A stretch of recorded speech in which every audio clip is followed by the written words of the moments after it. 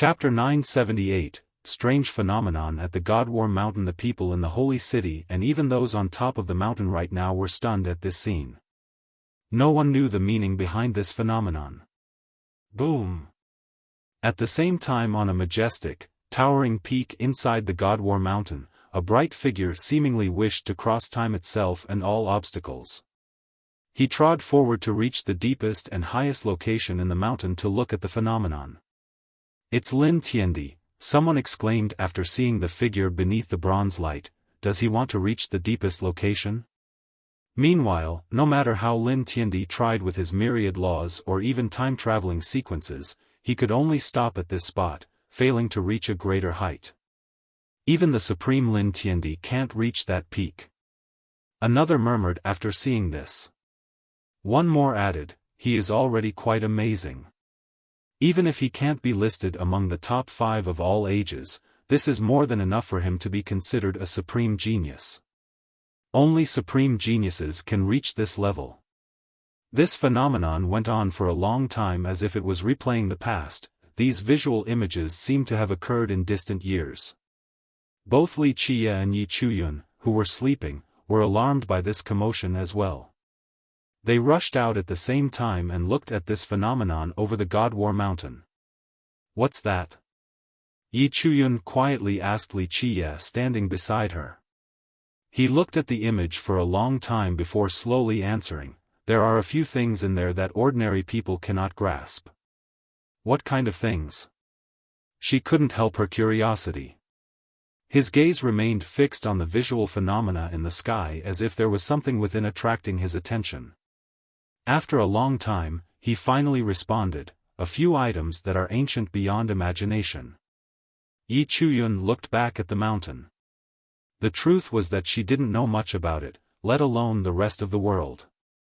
No one had heard of someone being able to reach the deepest crevice or the highest peak in the God War Mountain.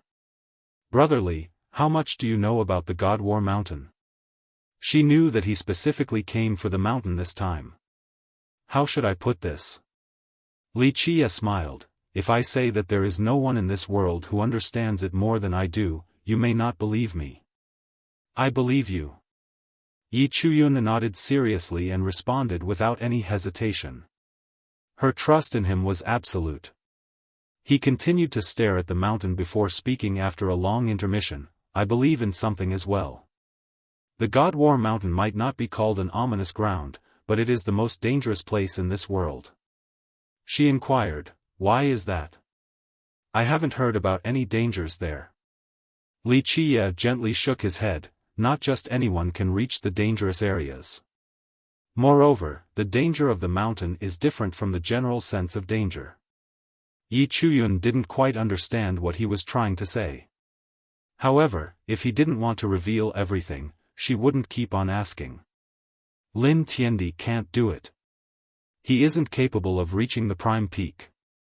Yi Chuyun looked at the mountain and noticed Lin Tiandi's repeated attempts at climbing.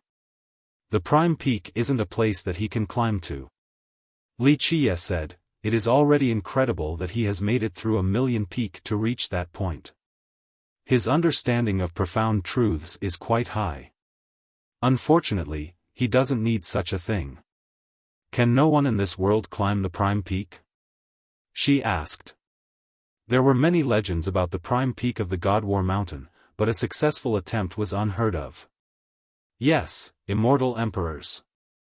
Li Qia answered, "However, immortal emperors won't want to go to that place." "How come?" she inquired as she mused over the idea. She didn't remember hearing about an emperor climbing the prime peak before. That place isn't a nice or auspicious location, especially for immortal emperors. Li Qia smiled. Yi Chuyun wanted to ask more but decided against it. The phenomenon continued until the middle of the night before it slowly disappeared. The God War Mountain finally reverted to its normal appearance. A large number of cultivators of many races rushed for the mountain. An immortal item is surely coming out of the mountain in this generation. Both young and old ran hysterically to the mountain. A youth freely laughed and said, "No one other than me will obtain the immortal scripture." I will definitely be able to soar to the heavens and ascend to godhood. Quiet down. I heard that there is more than just eternal existences from the previous generation coming. If an immortal scripture actually does come out, I'm afraid even god monarchs will come. A friend whispered him a reminder. There's nothing to be afraid of. Don't forget that this is the God War Mountain. The youth responded leisurely, no matter who they might be, eternal existences or god kings, everyone is equal inside the God War Mountain. Nobility is not preordained by the heavens. Maybe I will even take a god monarch down. He secretly visited several ancient and mysterious clans in the city. These clans maintained a very low profile even within the holy city. Some didn't even want others to know about their existence. Outsiders simply didn't know about them at all. After the visits, he finally left the city for the God War Mountain. Of course, he was not the only one. More cultivators poured towards the mountain from the other areas as well through the night. At this moment, Wuxia was famous. Each of his actions was noted even in the darkness, especially by those who were paying attention.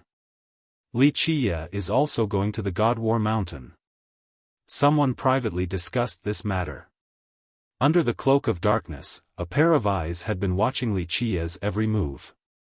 He noticed that Wuxia was heading for the mountain and became excited, prompting him to command someone next to him. He was the descendant of the Blood Devil tribe, the sky-bearing monarch. He instantly came up with a plan the moment he saw Wuxia on the road. Thus, he sent people to invite Bai Jian and Qi Tianyu. The 5 saints of the blood race were close friends. Moreover, since he was the leader, Bai Jian and Qi Tianyu should have no reason to decline. However, Bai Jian actually refused the invitation. He told his confidant, "Tell the sky-bearing monarch's messenger that I am in closed cultivation. When I come out, I will go apologize to him." Bai Jian's confidant sent the monarch's messenger away.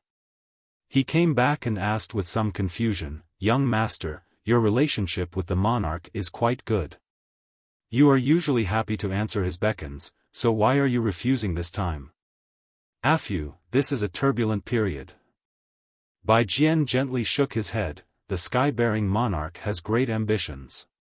Him inviting me at this key moment is probably not a good thing." With that, he glanced outside the window. "Fierce has arrived at the barren earth. This is not a good omen at all. I shouldn't be involving myself in these muddy waters. From today on, I will go train and won't ask about anything. If anyone comes, just send them away from me." His confidant acknowledged the command and would carry it out. The monarch was dissatisfied at Bai Jian's absence. As the Blood Devil descendant, he was quite influential within the blood race. He wanted to join forces with Bai Jian, so how could he be happy when Bai Jian didn't show up? He coldly grunted in response. Nevertheless, Qi Tianyu arrived. "Brother Tianyu is indeed my brother. You came to see me at a time like this." The monarch personally came out to greet him. Qi Tianyu smiled. "Brother Skybearing has helped me many times in the past, so how could I not come after you called?" Chapter 979, Nobility is not preordained by the heavens. Inside the room, both the monarch and Qi Tianyu walked side by side before seating themselves. The monarch looked at Qi Tianyu and smiled. "It seems like Brother Tianyu has something on your mind." Qi Tianyu smiled in response after looking up. "Please don't laugh at me. I am only being bothered by a trivial matter, it's not worth mentioning. If I'm not mistaken, you are troubled with love." The monarch said, "Is it schoolmaster Yi?" Qi Tianyu coughed after being exposed by the monarch. "Just a secular affair, please don't tease me." "No." The monarch solemnly shook his head. "Love between a man and a woman is part of the human experience. Plus, the Pure Blood School and Pure Lotus School have always been close. Brother Tianyu and Schoolmaster Yi can be described as childhood sweethearts. It is only natural that you have feelings for her." Qi Tianyu turned quiet after hearing this. Although they were not really childhood sweethearts, it was true that their schools had a great relationship. Prior to this, he was confident that as long as he tried, he would be able to win over the beauty. He didn't expect for a stranger like Wuxia to come out of nowhere. With Wuxia popping up in his mind, he couldn't help but grit his teeth in anger. The guy didn't only steal the lover of his dreams, he even killed his junior brother, the Swift Sword Marquis, as well. He wanted to mince Wuxia to pieces, but he didn't dare to act recklessly after Wuxia's showing at the Thunder Tower. The monarch smiled and said, "If Tianyu wants to win the beauty's heart, it is not impossible. Brother, don't tease me about this matter. If this is the purpose of this meeting, then I will have to take my leave." Tianyu quickly shook his head. The monarch shook his head and spoke in a serious manner. "Brother Tianyu, why do you think I am joking? Am I such a senseless person? We are brothers, so I only want to lend you a hand." Tianyu was glad to hear this and quickly inquired, "What advice do you have?" The monarch said, "Winning the beauty isn't difficult. The first thing brother needs to do is to kill Wuxia, to eliminate your rival. Then, as long as you keep trying, you'll win her over eventually." "Kill Wuxia?" Tianyu smiled wryly. "Brother, this is easier said than done." He was a proud person and had previously looked down on Wuxia. However, after Wuxia's performance at the tower, he understood the discrepancy between them. "Not necessarily." The monarch said, "I heard Wuxia is going to the God War Mountain. Brother, keep in mind that once you are at this mountain, nobility is not preordained by the heavens. Everyone will be equal, so brother won't lose to Wuxia." Such words did move Tianyu. He naturally wanted to kill Wuxia, perhaps even more than anyone else. "I'm afraid it still won't be easy." Even with the suppression of the mountain, his speed, Tianyu's eyes narrowed at this point. Wuxia was way too fast, so fast that he couldn't really see him back then. The monarch smiled, "We are brothers, so your problem is my problem. I can help you in this regard." Tianyu happily asked, "Really?" Their relationship had always been good, and the monarch had helped him before. The monarch replied, "If brother Tianyu is determined, I will lend you my tribe's imperial weapon for a bit. Even though Wuxia is extraordinary, it will no longer be up to him once he enters the God War Mountain. Even if he is very powerful, with an imperial weapon, brother Tianyu, won't it be easy to kill him?" Tianyu's heart became red hot after hearing this, he couldn't contain his excitement. The monarch went on, "Moreover, brother can rest assured, I will tell our tribe's disciples to help you as well so that you can become famous." Despite his boiling blood, Tianyu had to say, "I'm afraid it won't be okay for brother to assist me so much. Lending your tribe's imperial weapon to an outsider is not a trivial matter. We are brothers, so it is nothing. Don't worry, I can handle it even if the elders scold me." The monarch spoke with great heroism. Tianyu was very touched after hearing this. He bowed towards the monarch, "You're someone who truly values brotherhood, I am very appreciative of this." The monarch smilingly replied, "There's no need to be so polite, brother. We are all disciples of the blood race. I will need your help later on."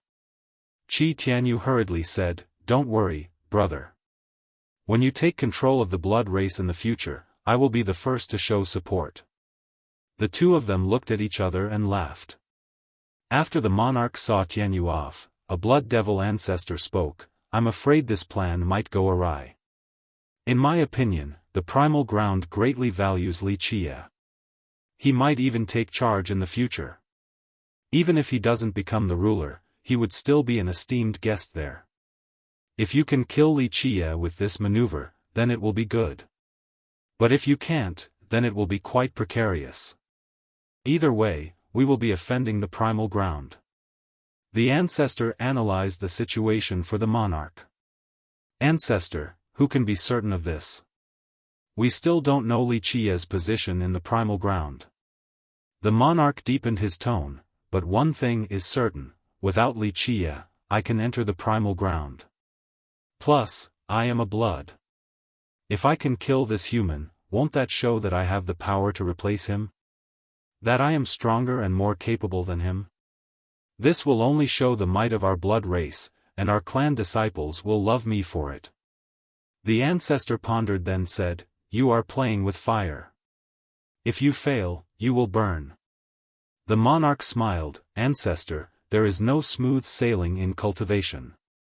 If one is afraid of a wolf and a tiger, then they might as well be an insignificant human. I shall seek prosperity in peril. If I can kill Wuxia, then I shall be successful." This is true. The ancestor gently sighed. "I need your help to take out an imperial weapon, ancestor. Also, help me get that crossbow as well. With the god-slaying crossbow, I will be able to deliver a fatal blow the moment Wuxia becomes distracted, to give him a death without a burial." With that, he revealed a frightening bloodlust. "Fine, I hope that you will be able to lead the blood race one day." The ancestor spoke gravely. Nobility is not preordained by the heavens. This is a widespread phrase in the mortal world, but one would often hear this the moment they arrived at the God War Mountain. This was especially true for the lively and ambitious youths. They loved repeating this phrase in this place. There was a reason for the phrase's pervasive presence. The mountain was a very special location. No matter how powerful one might be, they would be suppressed the moment they set foot inside. There seemed to be the hand of a god pressing down on one's body, instantly lowering their cultivation all the way down to the physique accumulation realm. It didn't matter if one was a virtuous paragon or a heavenly king or even a legendary god king, their cultivation would instantly drop down to the physique accumulation realm without exception. Legend states that only immortal emperors could escape the suppression in this place. However, for millions of years and one generation after another, no one had heard of an emperor trying to climb to the prime peak of the God War Mountain. From then on, after arriving at the mountain, both famous virtuous paragons and the unknown little cultivators would share the same starting line. Because they were all at the same realm, this place's defining phrase became very popular. Here, even a weak cultivator could have the chance to assassinate a god king. Of course, killing a god king was not such an easy matter, it was just that it was no longer an impossibility. For many years now, many brilliant geniuses had killed god kings on this mountain. Of course, this made it so that god kings wouldn't easily step inside this area. Not to mention the distant past, several years ago, a god king was killed here. At that time, rumor has it that the Space Trample Mountain's Jikong Wudi came to the barren earth and offended the Blood Devil tribe. Both sides immediately fought after this quarrel.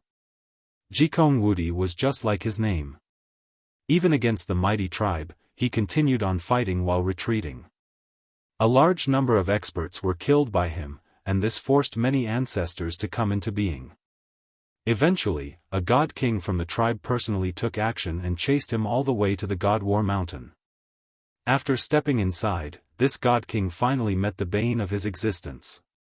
During this battle, Jikong Wudi tore him apart.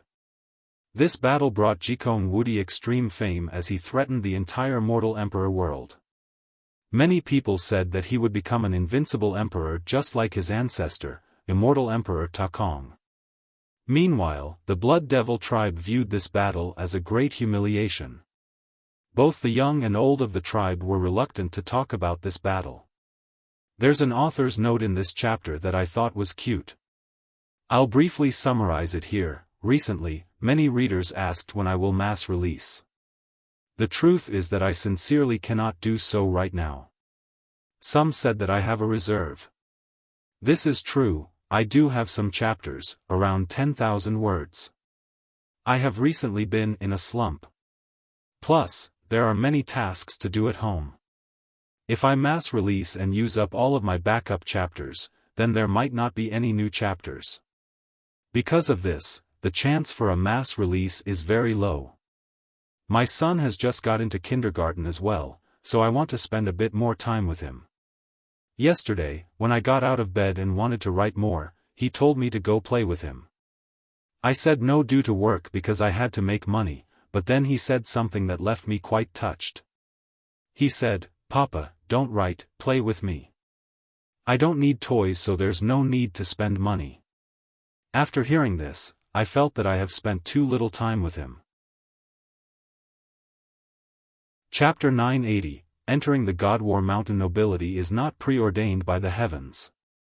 This phrase was truly not just for show at the God War Mountain. On the mountain was a youth carrying a bloody saber.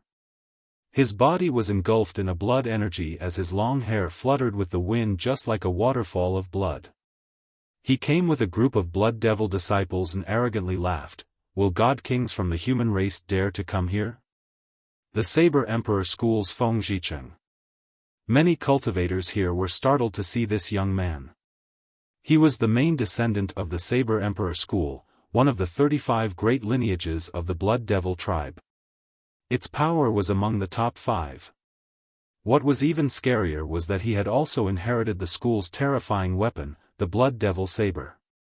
Thus, he was known to be quite vicious. Humans and bloods didn't always get along in the barren earth. The sky-bearing monarch, as one of the leaders of the Blood Devil tribe, was friendly compared to Feng Zhicheng. Since the Blood Devil tribe was the most powerful branch of the blood race, Feng Zhicheng considered humans to be invaders. Normally, he would argue with human experts right away, and the result would be fights to the death. "If a human god king comes here, I will definitely kill them." Feng Zhicheng laughed proudly while emitting a cold aura. The Blood Devil tribe viewed Jikong Wudi's dispatch of their god king as a great shame that they were unwilling to speak of. But today, Feng Zhicheng was quite aggressive to the point of provoking the humans. Despite his deliberate showing of disdain, the human experts here didn't want to say anything because nothing good would come out of debating with this brute. Feng Zhicheng laughed proudly and went deeper into the God War Mountain with a large group of Blood Devil disciples. At this time, wondrous lights emerged from the mountain alongside faint immortal hymns. Runes appeared on the hills with some intertwining universal laws as well. Even though this mountain suppressed people's cultivation, many cultivators still enjoyed coming here. This was because by successfully climbing these peaks, they would be able to obtain an extraordinary fortune. Each peak hid a different opportunity. Some had an ancient sage that gave Tao sermons. Others had natural immortal voices preaching the Tao, while others told different legends. Just by being able to climb these peaks, people would have different adventures and harvests. No one knew the reason for these fortunes at this place. Some said that there was an immortal buried in the deepest location of this place. Others stated that there was an immortal scripture underground. There were also those who claimed that this place was the dynasty of an immortal. These hidden fortunes were the reason why many people came here. However, not just anyone could climb these peaks after entering. The deeper one went, the taller the peaks became. And of course, the taller peaks were harder to climb. Thus, people used the height of the peaks as a standard. From then on, the majority of the mountains were named 100 Peak, 1000 Peak, Myriad Peak, Decmyriad Peak, and Million Peak. What made people even more surprised was that when he climbed to the top of these peaks, there was no visual phenomenon at all. No fortunes, no immortal preaching, or immortal hymns. Everyone should have some harvest after reaching the summit, but nothing happened after Li Qiye reached the top. The Tao runes didn't even move in the slightest. What is going on? Those who were watching felt that his lack of harvest or fortune was unbelievable. Ha! He must be cursed, even the fortunes of the God War Mountain won't recognize him. A blood expert sneered. That's right. I heard the cursed ones aren't tolerated by the high heavens. Not to mention this peak, even if he crawls to all the 100 peaks, he still won't be able to obtain any fortune. A young blood laughed gloatingly. Many people felt an indescribable joy in their hearts after seeing Li Qiye's failure, especially those of the blood race. Those with a little skill and determination wouldn't bother climbing 100 peaks due to the lowest grade fortunes, so very few cultivators climbed this level. Of course, there were also people willing to do so. After reaching the summit of some peaks, Wuxia found that there were cultivators present already. They all obtained something for their trouble. On a different one, there was a group sitting in front of a boulder and were observing the Dao runes on it. Some were quietly listening to the faint Dao noises underground. When they saw Wuxia burying an item in the mud, they became quite curious. A human asked, "Young noble Li, what are you burying?" Wuxia only smiled and said, "Everyone says that plant a seed in spring and harvest the fruits in autumn. So, I am planting a seed containing the Grand Tao. Maybe when autumn comes, I will be able to pick up many immortal scriptures." Such words left the group looking at each other. Such a belief was too ridiculous and quite frankly impossible. Only a fool would believe such a thing. Although they didn't believe him, after he left, someone immediately dug up the location that he had just buried the item. However, there was nothing there at all. "No way, I clearly saw him burying something down here, how could it have disappeared?" A cultivator dug a very deep pit, but he still couldn't find the item Wuxia put in there. "Maybe that guy is just trying to trick us. He knew that we would dig it up, so he cast an illusion." A friend shook his head and smiled. "This kid is sick. It's one thing that he didn't get any fortunes after going to so many hundred peaks, yet he still has the mood to tease other people. What a freak," the digger said with frustration. Chapter 981, Meeting Yichuan again. Wuxia, of course, didn't have so much free time to tease other people. The truth was that he truly buried items there, but these items were instantly dragged down to the deepest location of the mountain. This wasn't something that others could see. Moreover, these items were extremely frightening. After the last battle with the ancient Ming, he gave these items to the mysterious clans inside the city for safekeeping. This time, he visited them and took back all those items. For millions of years, people thought that a war between deities had taken place in this location. Of course, in a certain sense, that past battle was also a battle between gods. It ultimately resulted in a battle to kill an immortal emperor. In present times, few people knew that this place wasn't always called the God War Mountain. In the past, it was a divine land. After the ancient Ming took over the 9 worlds, the Dark Dragon dynasty built a supreme ancestral ground at this place. After the death of an immortal emperor, this land was transformed into its present state, the current God War Mountain. Countless ancient battlefields had shattered here. Towering mountains and peaks were rebuilt from the accumulation of flesh and blood. The world also didn't know that the thing suppressing everyone in here was not an immortal or any item, it was the most terrorizing formation in this world, the Immortal Emperor Slaughtering Formation. After the battle, Wuxia left the formation to reign over this place. Outside of the Immortal Emperor blood still flowing here, the more important reason was that this land was too mystical. Furthermore, the ancient Ming had fortified this land for many years and truly affected the terrain. Thus, Wuxia left the formation here as insurance to destroy everything the ancient Ming left behind with the erosion of time. The sight of the phenomena told Wuxia that the time was finally ripe after these millions of years. This day had finally come, the day of his harvest. Despite their great efforts, that highly coveted item was too profound, and in the end, the ancient Ming's efforts came to naught. They were unable to get the item inside as the time wasn't right. Wuxia finally waited until this day. He was not only going to take back the Immortal Emperor Slaughtering Formation, but also a few things buried underground. Virtually no one knows that the suppression was due to a great formation.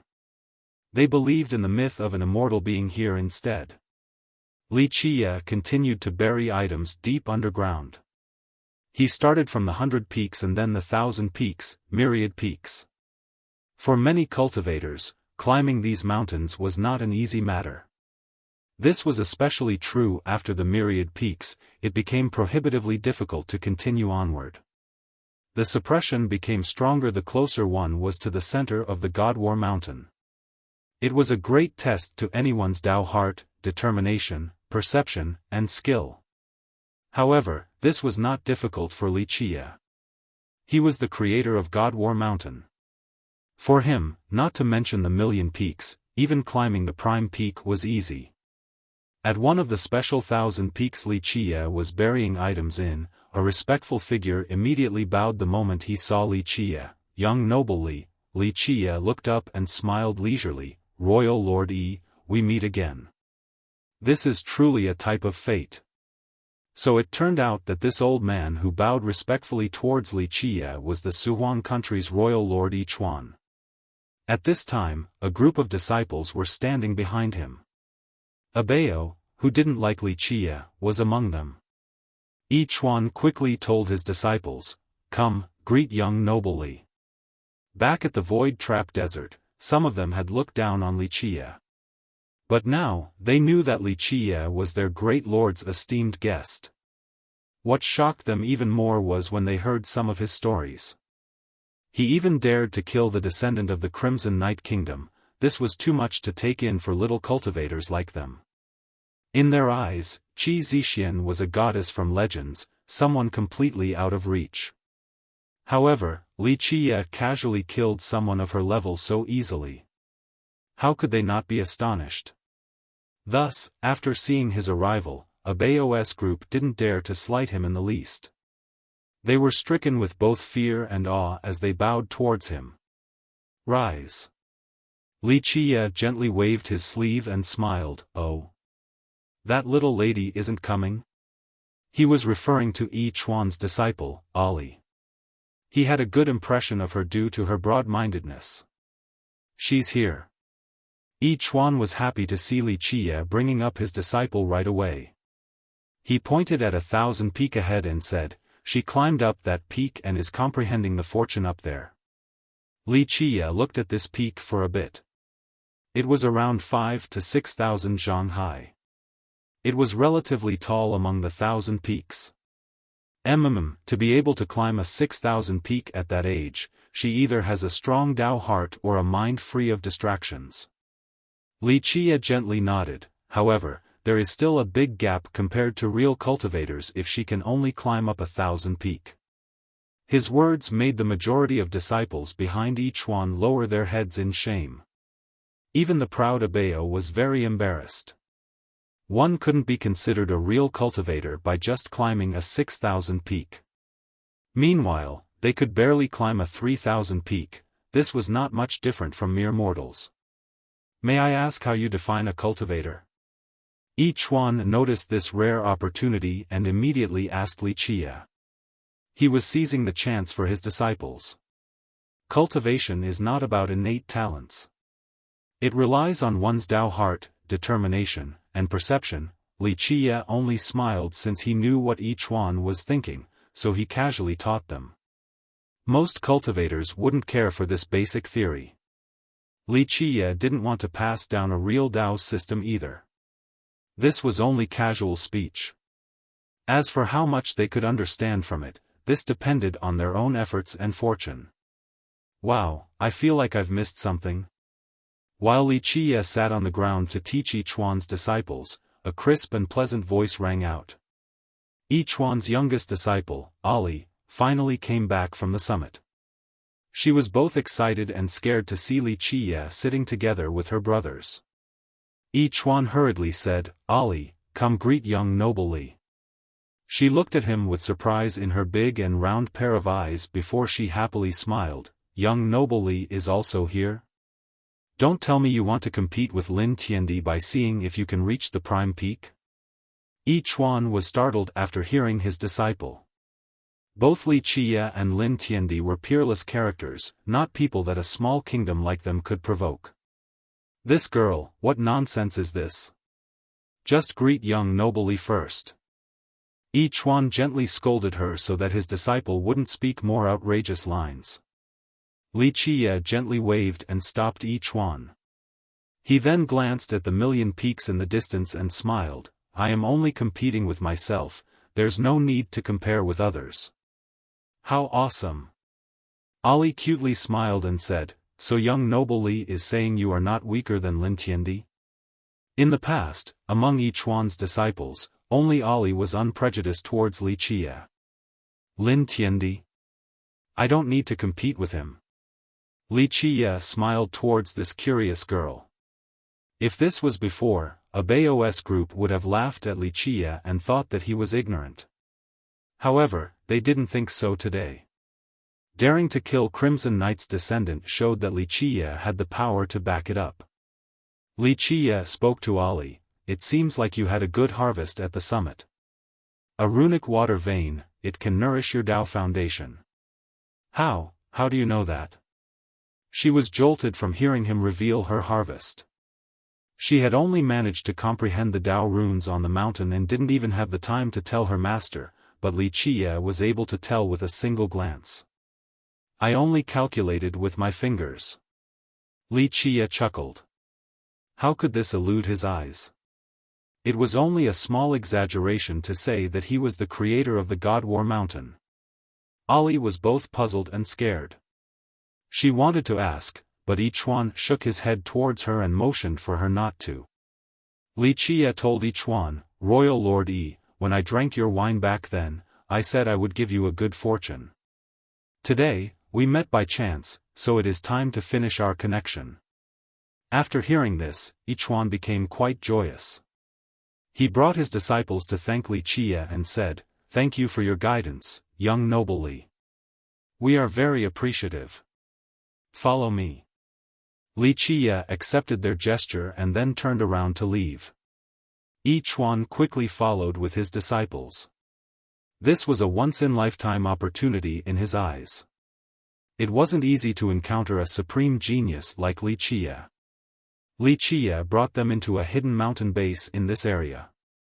After entering, they all disappeared right away.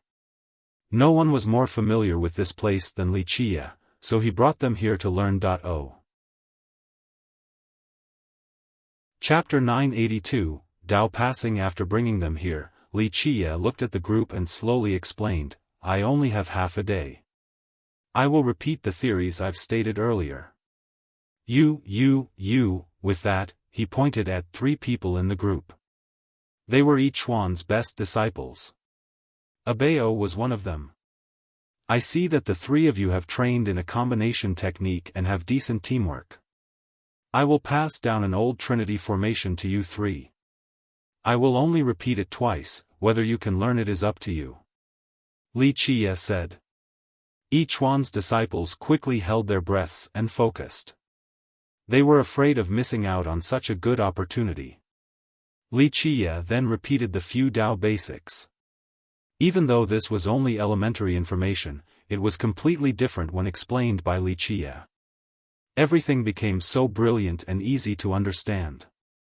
A Bao's group had read these basic Dao guidelines before and felt that they were too simple and boring. However, this tedious information became completely different when told by Li Qie. They never thought that such basic information hid such profundities.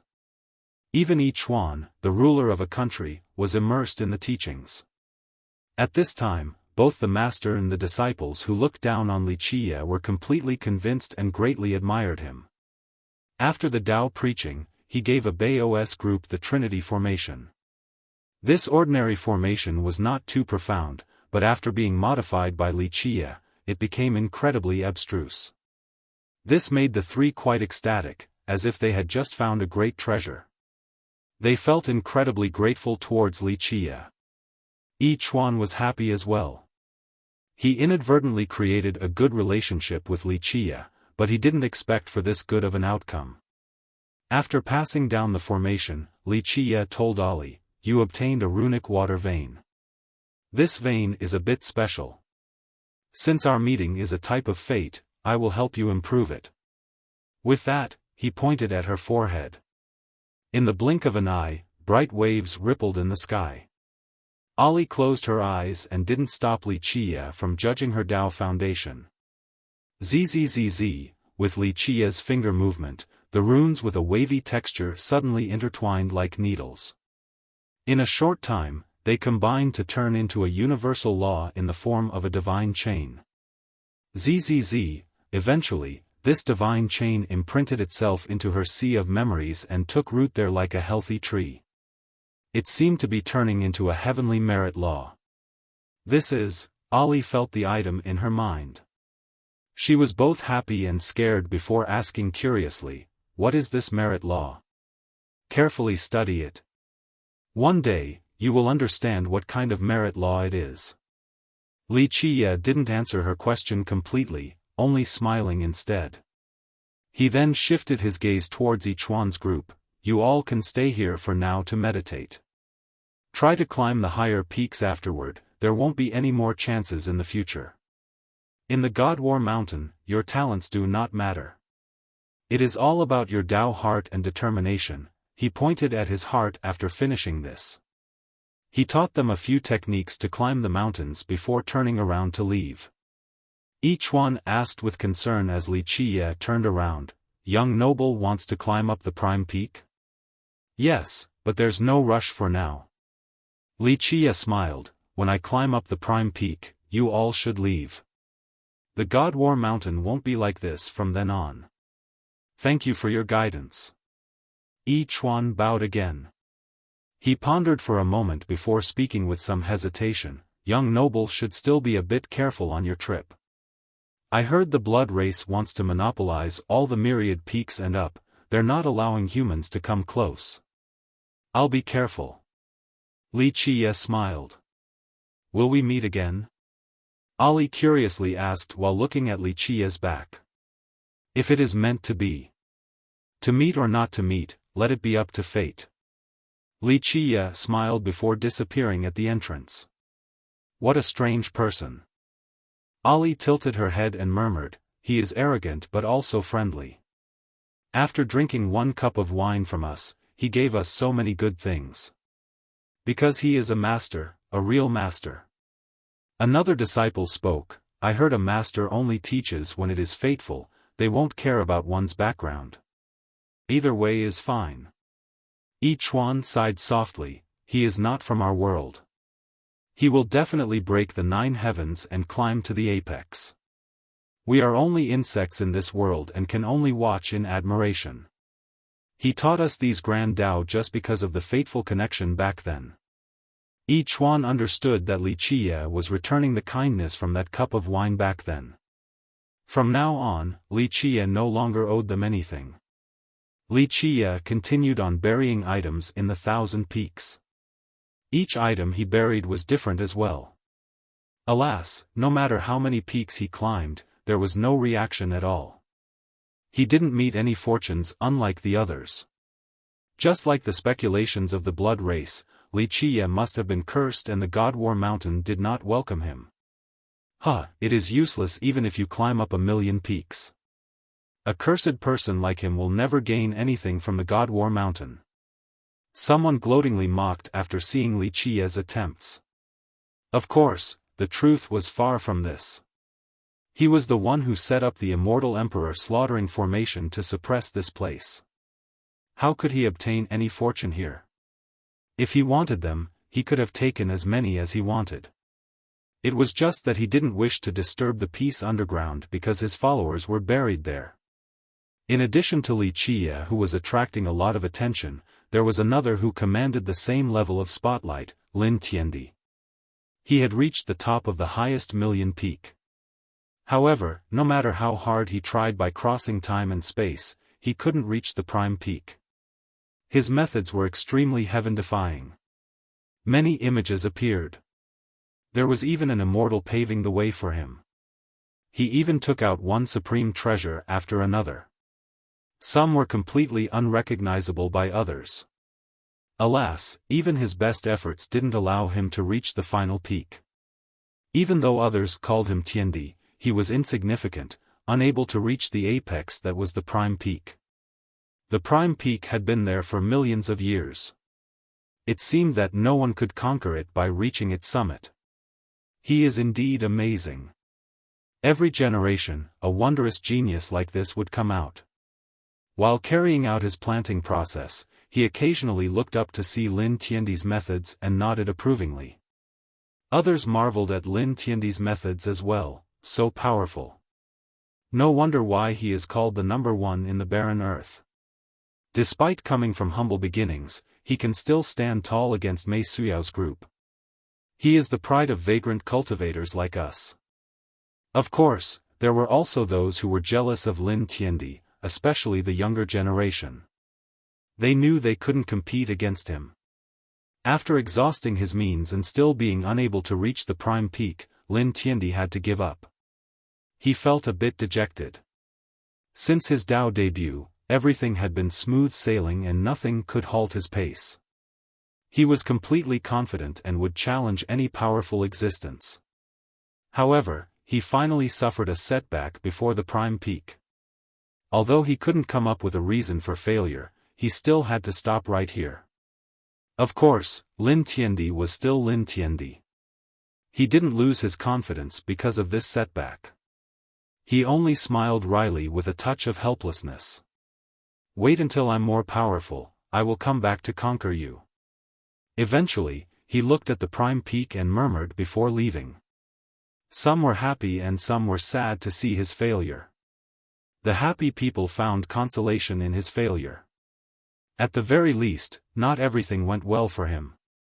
No matter how brilliant he might be, he was still met with failure this day.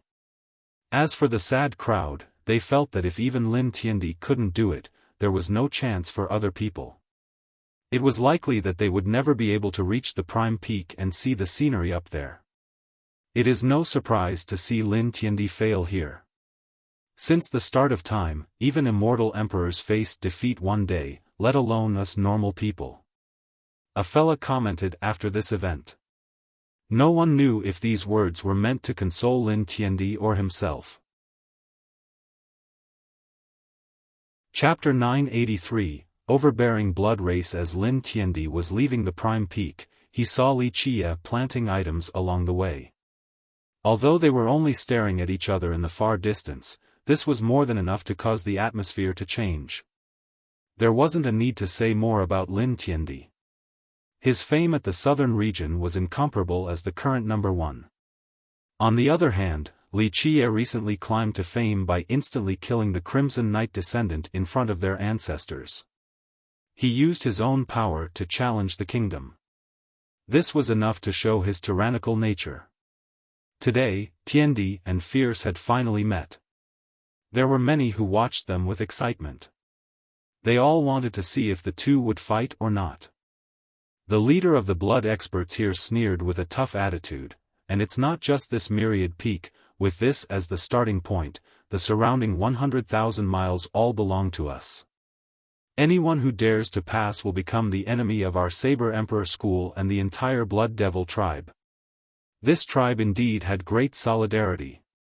Not just the 35 great lineages, even the majority of the sects in this tribe consistently united against outsiders, especially humans. Quite overbearing. Li Qia smiled. It's as if the world belongs to your Blood Devil tribe and you can divide it however you want. You are right. The leader snorted, this is our world. Be smart and scram or else your blood will stain this land. Such an aggressive tone. It is not others' turn to act so overbearingly in front of me. Li Qia smiled. Huh, you are Li Qia, right? A young expert among them recognized Li Qia. He revealed an unfriendly expression to the point of being murderous. Yes, I am Li Qia, and... Li Qia caught the murderous glare and couldn't help but smile. Someone was considering him a fat sheep in a slaughterhouse again. The moment he revealed his identity, the blood experts immediately surrounded him in the sky completely like an inescapable net. Fight! After seeing this scene, the spectators became excited before Li Qia himself reacted.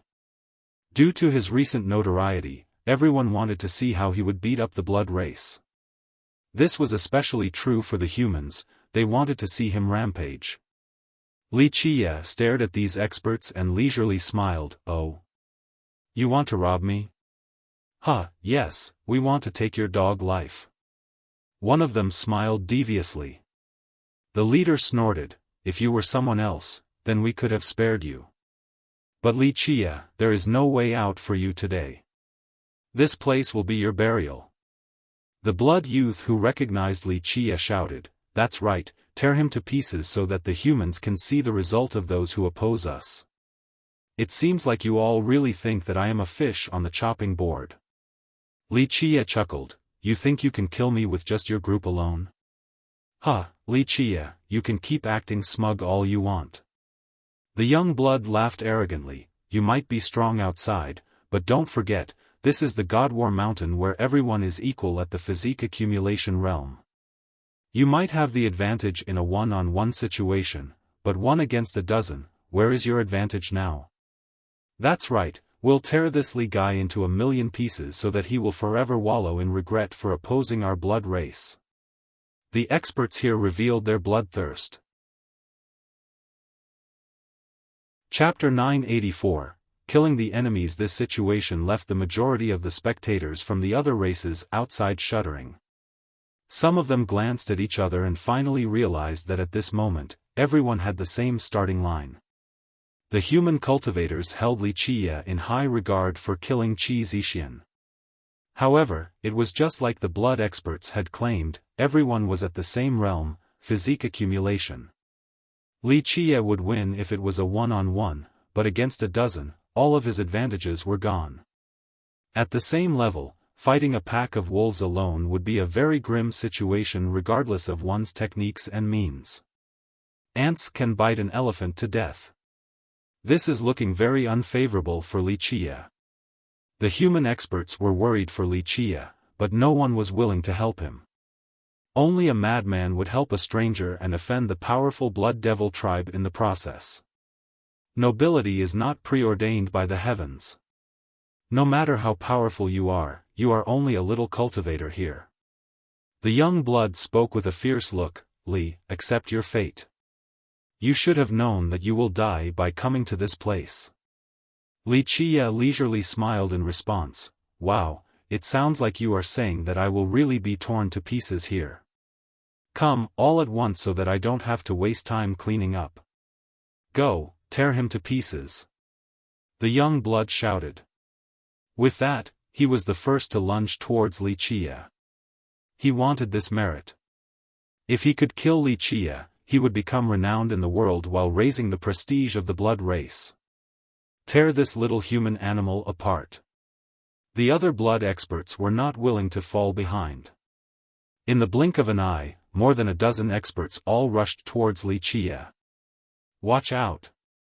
The human experts' hearts were hanging on a thread. They were nervous for Li Chia and quickly warned him. Li Chia didn't bat an eye in the face of this assault. He stood still in place, giving the feeling that he was too scared to move. Not good. The spectators outside wiped off their sweat and felt that it wasn't looking good after Li Chia's lack of reaction. As a blade was inches from slitting his neck, Li Chia suddenly lifted his hand. Buzz! An absolute domain seemed to have opened up. In this split second, time seemed to have stopped and space was frozen. All the murderous experts became motionless. But it didn't end there. While time was halted, one could hear sounds of metal being smashed and shattered. Both the experts and their weapons were decimated in the blink of an eye. Silence quickly ensued as everyone became stunned. No one saw how Li Chia did it. They only saw him raise his hand, then a dozen blood experts were slaughtered. Too weak, I thought you all could have struggled a bit more.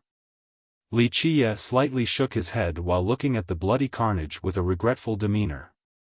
He was just testing his stagnation domain.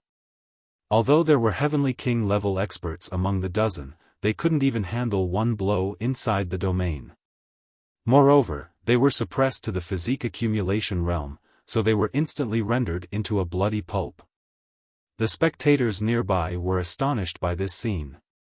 This was truly too shocking since they couldn't even see how Li Chia slaughtered these experts.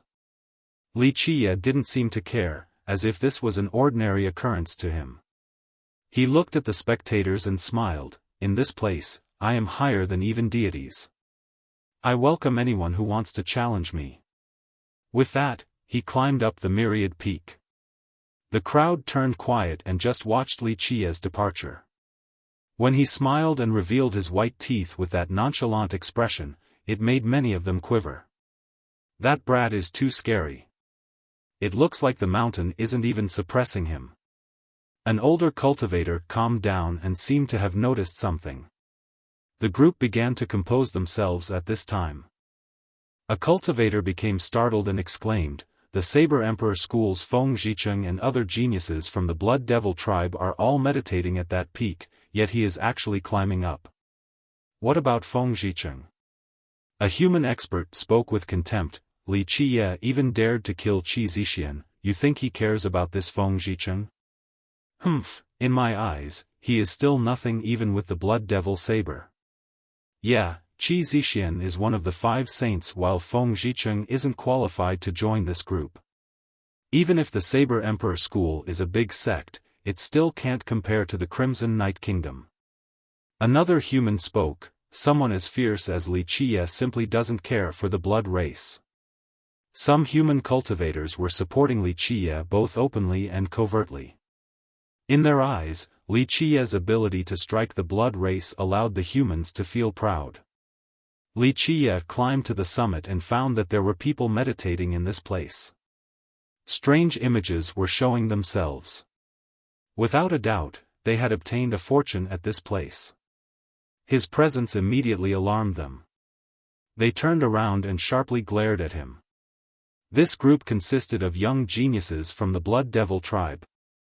Although they were weaker than the 5 saints, they were quite famous in the blood race and even the barren earth. "You're that Li Qiye." A young man with a pair of falcon-like eyes and a saber on his back stared at Li Qiye. He was Feng Zhicheng, the descendant of the Saber Emperor School. Li Qiye lazily stared at them and said, "Yes, I'm that Li Qiye. You killed a Hong S group." A different man had a murderous glint in his fierce eyes. They immediately knew what had happened after seeing Li Qiye reaching this summit. At the same time, experts from other summits watched from the distance. They wanted to see how this storm would end. "Are you referring to the ones at the base?" Li Qiye smiled, "My bad, good dogs do not block the way. They did attempt to stop me, so I just offhandedly made mincemeat out of them." Li Qiye's provocation made the group turn ugly. They were geniuses with high statuses, so Li Qiye killing their people in such a blatant manner was an affront to their authority and looking down on their sections. Ignorant fool. Feng Zhicheng unsheathed the Blood Devil saber and pointed the tip at Li Qiye. "Human ant, kneel and accept your death." The saber in his hand was crimson like flowing blood. It was especially demonic as if this was not a blade but a wave of devil blood. It became even more diabolic once he poured his blood energy into the saber. The blade emitted an evil aura as if it was the hand of a devil, capable of extinguishing the life of any creature instantly. Li Qiye slowly responded in a nonchalant manner, "Someone of your level can't even block a single move of mine. Don't waste time. All of you come together so that I can dispose of you all with one move. Of course, if you want to live, then scram right now and I might spare you." The group turned livid after hearing this. Such contemptuous words were beyond just putting them down. He was essentially challenging their entire race. So fierce, challenging the entire blood race by himself. How driven and determined is he? This is how a human man should be. A human cultivator saw this scene and felt his blood boiling. "Little animal, I'm going to hack you 1,000 times." Feng Zhicheng shouted. Li Qiye was looking down on him too much. Not capable of stopping one blow? Who did Li Qiye think he was? Even Lin Tiandi wouldn't be able to beat him with one move. The moment his saber came out, it would destroy all existences. He howled, "Die!" Clank! The saber slashed through the air, creating gusts wherever the blade passed. A devil blood engulfed the sky. As the blade continued on its trajectory, this blood surged upward as if it wanted to break the firmament. Inside this devil blood was seemingly the hand of a devil reaching out. It was completely undetectable yet vicious in its life-devouring endeavor. It went straight for Wuxia's throat. No one could escape this devil hand no matter where they tried to hide. Blood Devil Saber, it really is an evil blade. Someone saw the evil affinity of the blade soaring to the sky and felt a chill run down their spine. Chapter 985, Too Weak, Clang. The saber rang. In the blink of an eye, everyone thought that it had slashed Wuxia. However, after this sound came about, the sea of blood disappeared and the evil affinity moldered. Wuxia remained there in the same spot as if he didn't even lift a single finger. At this time, people finally had a clear view of them. Wuxia's hand was pushing down on the blade in a carefree manner. The Blood Devil Saber beneath his palm was completely immobilized, as if his palm weighed the same as countless divine mountains. Once stopped, even a god-fiend wouldn't be able to escape, let alone a mere saber. Feng Zhicheng's complexion was flushed because he couldn't pull back his saber from Wuxia's leisurely grasp. It felt as if his saber and Wuxia had fused together. He mustered all of his strength, yet he still failed to move the blade even a tiny bit. Like I said, someone of your level wouldn't even be able to withstand one blow. Wuxia smiled and shook his head. Under the hell suppression godly physique, Feng Zhicheng's puny cultivation couldn't reach the apex. Although the Blood Devil Saber was a supreme evil blade, it was still suppressed by Wuxia's hand. Junior, do not be so presumptuous, die. The other geniuses here saw Feng Zhicheng in trouble and all shouted at the same time. They summoned their treasures and attacked Wuxia with their most powerful moves. Things should have been like this from the beginning. Wuxia smiled and didn't bother looking at the oncoming barrage. He simply lifted his finger and unleashed a strike. Bang! Bang! Bang! Before the crowd could realize what was going on, many bodies fell down. These attacking blood geniuses lost their lives to just one finger strike. It was too swift. No one saw Wuxia's technique that killed all the blood devil geniuses instantly. There was a frightening, bloody hole in each of their foreheads. There was no doubt that his finger penetrated their skulls. They died with their eyes agape without even realizing how they died. Soaring immortal physique, the ultimate in speed. The swiftness of this finger attack surpassed the void. These geniuses were nothing in the face of this attack. So brutal.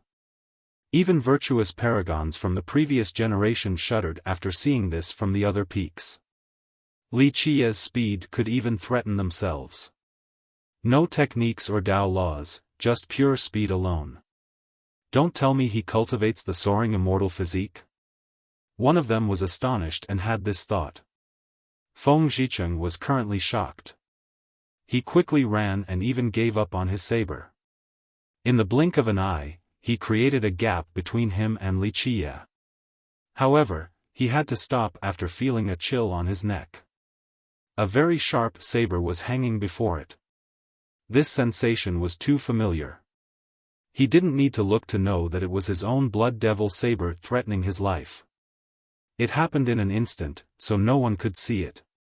The other cultivators felt suffocated after witnessing this scene.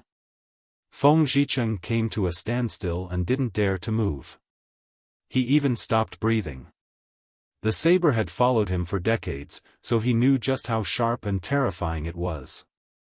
If he moved even a little bit right now, his head would be rolling on the floor. What a pity. What a nice blade, a shame that it wants to cut off its master's head. Wuxia gently shook his head and smiled with the saber in his grasp. Feng Zhicheng's expression was extremely ugly. Until now, he was the only one who decapitated people with the devil blade. He never expected that one day, his own blade would be hovering around his neck. The blade that had always followed him was now the cruel instrument on the verge of slaying him. If I just apply a little force, your dog head would fall to the ground. Wuxia leisurely smiled. Li, halt your impudence.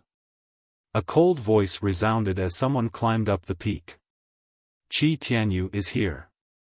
An attentive watcher quickly stated after seeing the fella.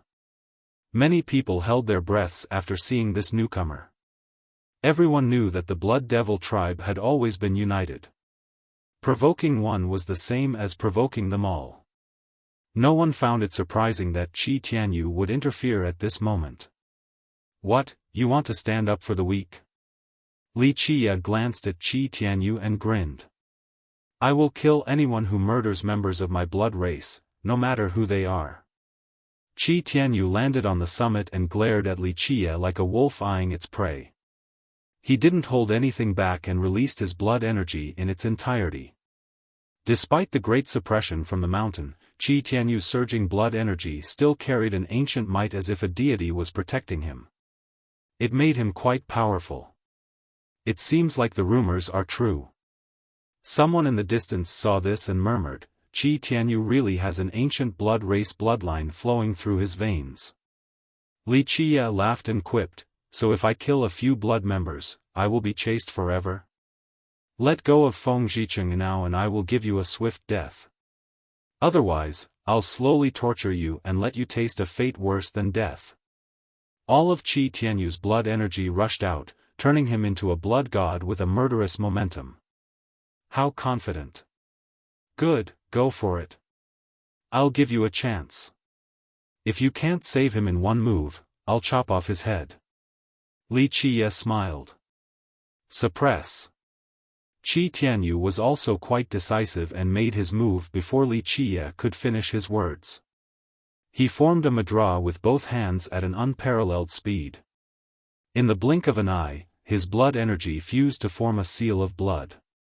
This technique immediately gave birth to a strange image of a deity controlling this blood seal that was then unleashed straight at Li Qia. The laws of the Tao were instantly overshadowed and repressed by this blood seal. Even the cultivators on the other peaks felt its ancient power that stemmed from the blood race. Sealing evil divine mark. The ultimate attack of the pure blood school. Many human experts gasped and were very worried for Li Qia after seeing this attack. However, Li Qia was unperturbed in the face of this sacred attack. He simply punched the air without using any special techniques. No universal laws emerged, and neither did the surging power from the Grand Tao appear. This fist only had absolute speed, absolute power, and absolute weight. Bang! The punch directly shattered the blood seal. Blood splattered everywhere along with the unpleasant sound of bones breaking. Boom! Boom! Boom! Despite using the ultimate attack of his school, Qi Tianyu still couldn't escape defeat. He had to stagger dozens of steps back while spewing out a mouthful of blood. And even then, he still couldn't stabilize himself. His injury didn't stop there. Li Qia's punch shattered his entire arm. His flesh was dangling from what was left of his bones. Such a scene forced everyone to take a deep breath. No one expected that Qi Tianyu, one of the 5 saints, wouldn't be able to handle a single punch from Li Qia. This is far too strange, too devilish. An older virtuous paragon from the blood race shuddered. How could there be such a big gap when they're both at the physique accumulation level? This is simply impossible. Can it be that this brat is not suppressed by the God War Mountain? After arriving at this conjecture, the paragon quickly shook his head and murmured, no way. Even God Kings would be suppressed, let alone a junior like him. You truly disappoint me. Li Qia smilingly shook his head while looking at the wounded Qi Tianyu, completely lacking in skill yet you still want to interfere. No matter what your intentions are, trying to save a fellow clan member is a good thing. Unfortunately, you don't know your own limits. The pale Qi Tianyu became furious after hearing this. He had witnessed Li Qia's terrifying speed, but in an actual fight, Li Qia's speed was even more frightening than he had previously anticipated. He would quiver whenever he thought about Li Qia's speed even when he was being suppressed by the mountain. This made him want to eliminate Li Qia even more. Qi Tianyu couldn't afford to let him live since the guy was too big of a threat. All I can say is, sorry, you have failed. I can only fulfill my promise.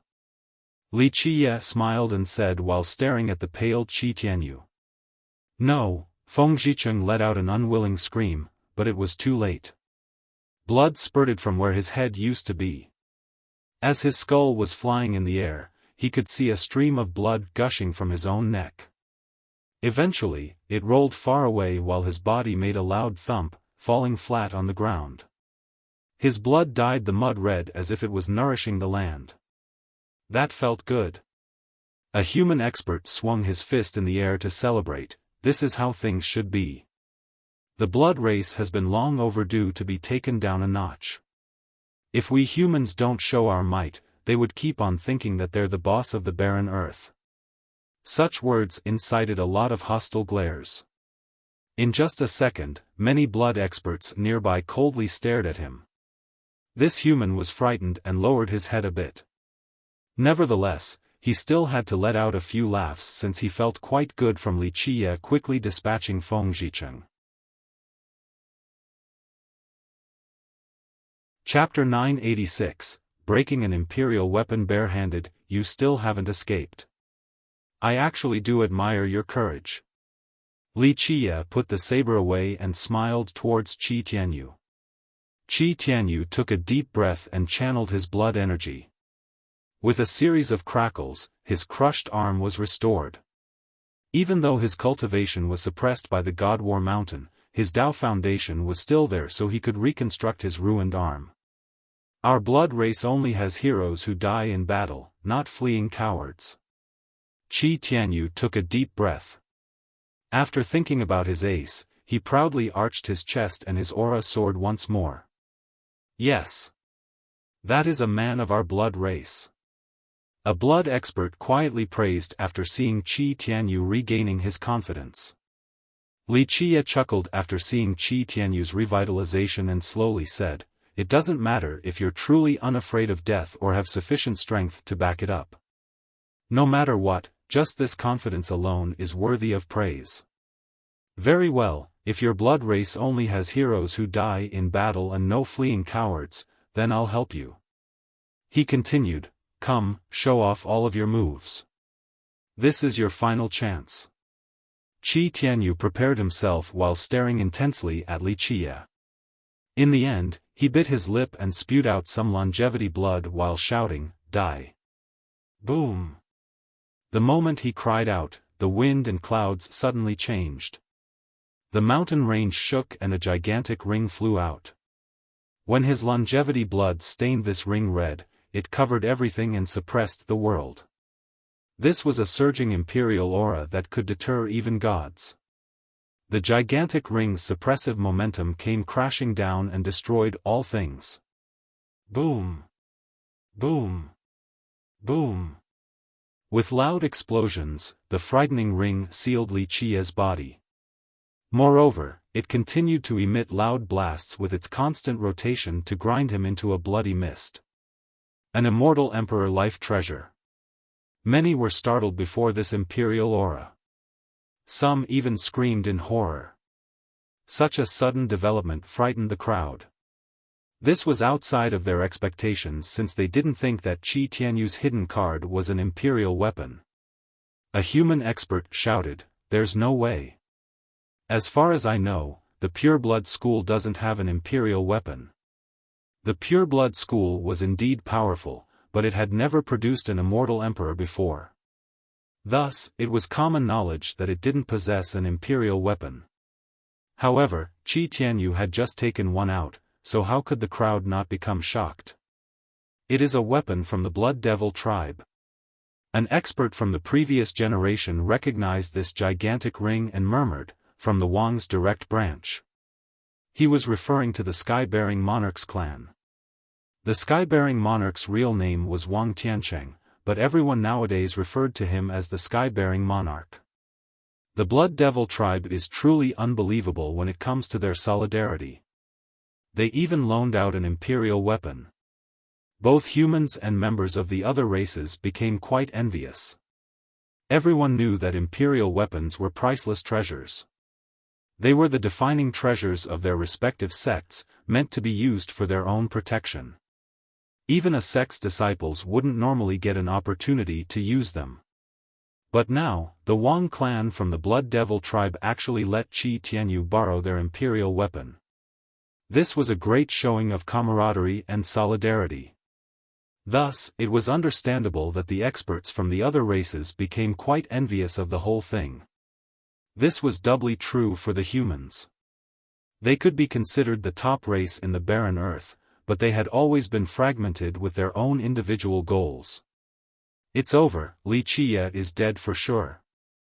A blood expert snorted after seeing the imperial weapon. A young blood was even more jubilant.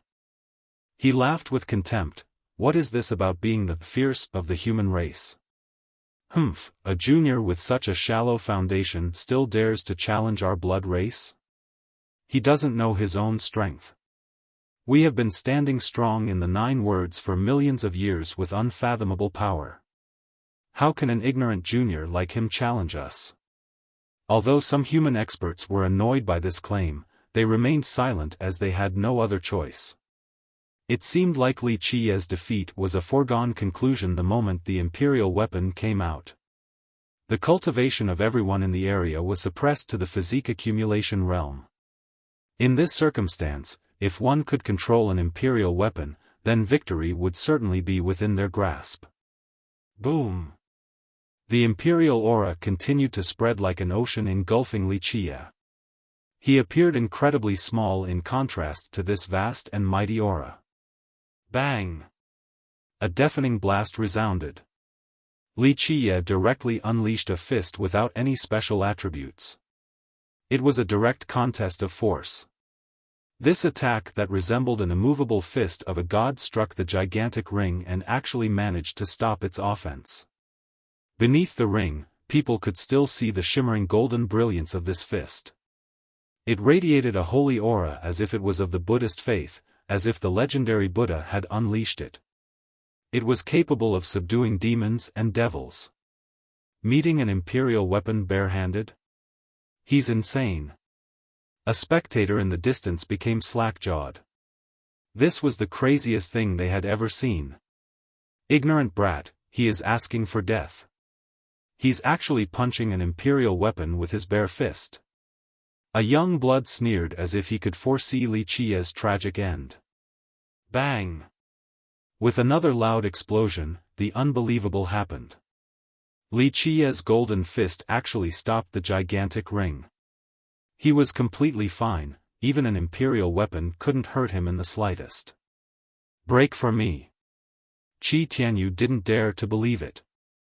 He had never seen such a domineering display before, actually halting an imperial weapon with one's bare hand.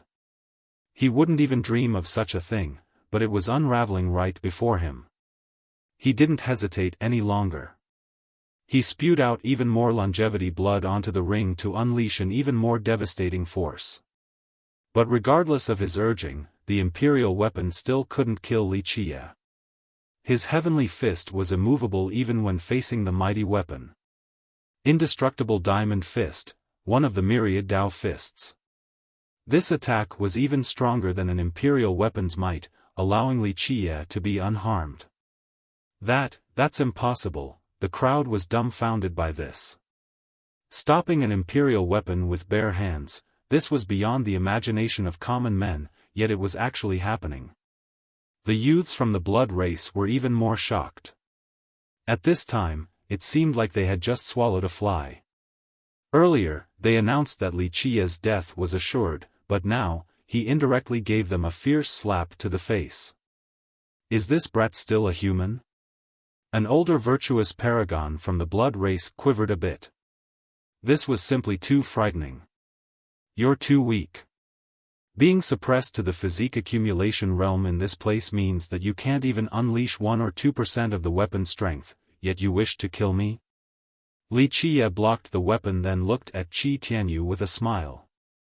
Qi Tianyu, on the other hand, was completely pale. It was as if he had just seen a ghost. Time to end this. Li Qiye was still smiling when he suddenly put more strength into his fist on the imperial weapon.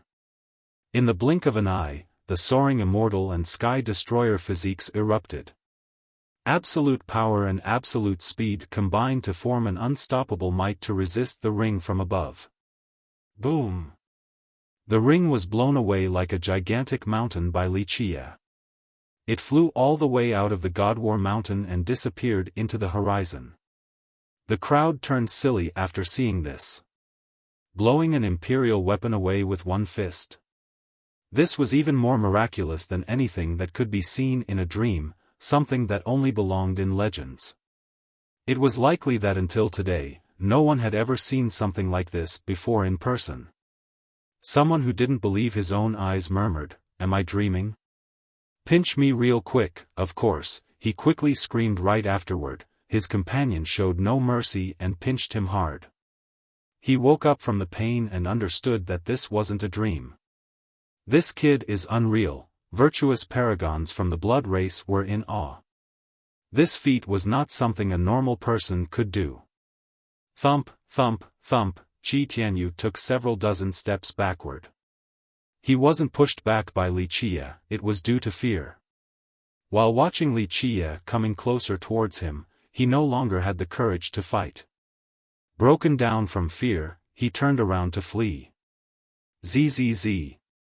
Li Qiye casually flipped his palm and a universal law appeared within his grasp. He launched it forward and it pierced Qi Tianyu's body, nailing him to the ground. Qi Tianyu's utter defeat left the majority of the blood spectators completely dejected. At this moment, no one was willing to jump out to save Qi Tianyu. Li Qiye could even knock an imperial weapon flying, what else couldn't he do? Against someone who was devilish to this level, even the unified Blood Devil tribe didn't want to come out and fight Li Qiye to the very end. Qi Tianyu continued to struggle in an attempt to escape, but the law had nailed him down to the ground. He couldn't even move, let alone escape as Li Qiye inched closer and closer. He looked at the struggling man on the ground and gently shook his head. To tell the truth, I'm a bit disappointed. Earlier, you were quite heroic, saying something about your race only having heroes and no cowards. Unfortunately, look at you now.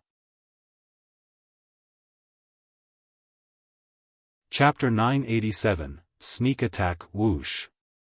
Before Li Qiye could finish his words, a powerful arrow pierced his body and pinned him to the ground as well.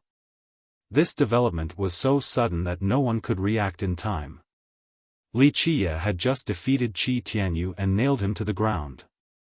Qi Tianyu had no way of fighting back, so Li Qiye was at his most vulnerable state. No one saw where the arrow came from. It was extremely fast, 100 times faster than lightning. Even Li Qiye couldn't avoid it in time. Someone eventually calmed down and asked in a daze, "What happened?" A human expert from the previous generation had a dark expression and spoke wryly, "Someone performed a sneak attack." At this time, anyone could guess that it was the blood race who performed this ambush. Lowly slime. A young human gritted his teeth after seeing this, but he couldn't do anything about it. The arrow struck Li Qiye with frightening speed. Finally dead. Countless blood experts felt great relief after seeing Li Qiye's death. In their eyes, this devilish guy was simply too much. He was even able to blow away an imperial weapon with his bare hands. He would be a big threat to the entire blood race if he continued to live. Even though it was not very honorable to kill him via ambush, this was still much better than leaving him as a future threat. Is he really dead? A few humans couldn't accept this sudden development. Everyone held Li Qiye in high regard, but he was ultimately assassinated. It was fine to die in the hands of enemies in a direct confrontation, but to die via assassination, this was the most frustrating way to go for a genius. A big shot took a careful look and murmured, "I'm afraid he is." This arrow was most likely shot out from an incredible crossbow. Even Qi Tianyu, who was lying there, awaiting his death, became stunned. He found this unbelievable as well. Finally, Someone dressed in black slowly climbed to the summit under the eyes of all the spectators. After seeing Wuxia pinned to the ground, he finally heaved a sigh of relief and took off his black hat. "Brother Sky." Qi Tianyu was ecstatic after seeing this person clearly and cried out, "Thanks for saving me." Returning from the verge of death couldn't have made him happier. Sky-bearing monarch. When people finally saw this person's face, they took deep breaths and felt a chill inside. So shameless. Another young human felt indignant. The leading successor of the Blood Devil tribe is only an ambushing slime. The victor becomes the king while the losers are vilified as bandits. For so many years, countless brilliant geniuses had been assassinated. A young blood immediately mocked him. If Wuxia was truly strong, he would have been able to dodge that arrow. The sky-bearing monarch is worthy of his title and being the future leader of our tribe. The moment he took action, he was able to get revenge for our fallen disciples. Another blood applauded. One more blood quickly joined the fun. That's right, this Li guy's hands are stained with our blood disciples' blood. The sky-bearing monarch dispatching him today is still not enough to atone for all of his sins. The victor becomes the king while the losers are vilified as bandits. This phrase was not wrong at all. After killing Wuxia, the monarch became the hero of the Blood Devil tribe. It was no longer important which method he used to kill Wuxia. Although many human cultivators were unwilling to accept this, there was nothing they could do. They glanced at each other and felt a cold chill. The blood race was too unified, especially the Blood Devil tribe. They always stood on the same side to fend off outsiders no matter the circumstances. The monarch stared at Wuxia's corpse and boldly uttered, "I will kill anyone who murders members of my blood race no matter what." His voice echoed across the entire God War Mountain. In fact, he felt very relieved at this moment. Finally, he was able to kill Wuxia. If he didn't, the guy would have always been a thorn in his side. Many blood disciples chanted in unison, "We will kill anyone who murders members of our blood race no matter what." Some were even shouting the sky-bearing monarch's title in jubilation. His feat today immediately propelled his position in the tribe like a ship on water. Many people now supported him, and this would pave the way for him to eventually lead the entire tribe. The monarch sonorously declared, "Today, I will take Wuxia's head and hang it outside of the holy city so that people will know the fate of those who kill our race's disciples." His declaration was heard by a lot of people. Many blood disciples cheered in response. Earlier, the blood race felt very repressed due to Wuxia's actions, but now, they could hold their heads high again. The monarch smiled after seeing the positive response from the blood disciples. This event was enough for him to become famous in this world. His position in the blood race would soon be unparalleled. The monarch came closer to Wuxia's body to chop off his head so that he could hang it outside the city. Only by doing so would his fame spread even more. This way, others would know that it was him who killed Wuxia. Pluff! Blood spurted everywhere. When everyone thought that the monarch had chopped off Wuxia's head, they were completely stunned by the actual unbelievable development. The monarch took several steps back. His chest cavity now had a terrifying bloody hole. His heart was ripped out from his body. What is going on? Many people jumped from seeing this with widened eyes. At this time, they saw Wuxia, who should have been dead, stand up. There was a heart still beating in his hand, the monarch's heart. The crowd gasped from seeing this. Who would have thought that the supposedly dead Wuxia would actually manage to claw out the monarch's heart? Yes, well done. The human cultivators became relieved after seeing this. Some of them even cheered in response. No, this can't be. The monarch could no longer stand straight. He stared at Wuxia in disbelief while mumbling, "No, no one has ever survived the god-slaying crossbow." Wuxia tightened his grip and the heart in his hand turned into a bloody mush. He smiled and slowly pulled out the arrow from his body. Not a bad arrow. Unfortunately, it is still far from being able to kill me." Having said that, he looked at the monarch and said, "I have been waiting for this for quite some time." He casually threw the arrow. Whoosh! The monarch couldn't dodge it and was pinned to the ground by the arrow. The truth was that Wuxia knew people were watching him even before he entered the God War Mountain. He was only playing dead to lead the snakes out of their nest. He wanted to see how many people from the blood race actually came for him. The leader of the Blood Devil tribe is only a wretch. He's not worth mentioning before our human races, fierce. A human cultivator excitedly shouted after seeing the reversal. The majority of the blood disciples had ugly demeanors. They couldn't help but become speechless. They were very excited about the monarch's success earlier, but now, it was just another slap to their faces. Even a sneak attack couldn't kill Wuxia. "All of you, come out now or else I'll slowly flay his flesh. I want to see the people in this world hear the pitiful screams of the Blood Devil tribe's future leader." Wuxia held a saber in his hand and gently slapped the monarch's face with it while leisurely smiling. His voice was not loud, but many people could hear it easily. Not long after, a group eventually reached the summit. Although their cultivations were suppressed on this mountain, they still emitted an aura that would cause others to tremble. The spectators were startled after seeing this. Someone murmured after seeing this group dressed in black, "The Blood Devil tribe came prepared, they didn't try to kill Wuxia on the spur of the moment." Wuxia looked at them and leisurely said, "Since you are here, take off your masks and be direct.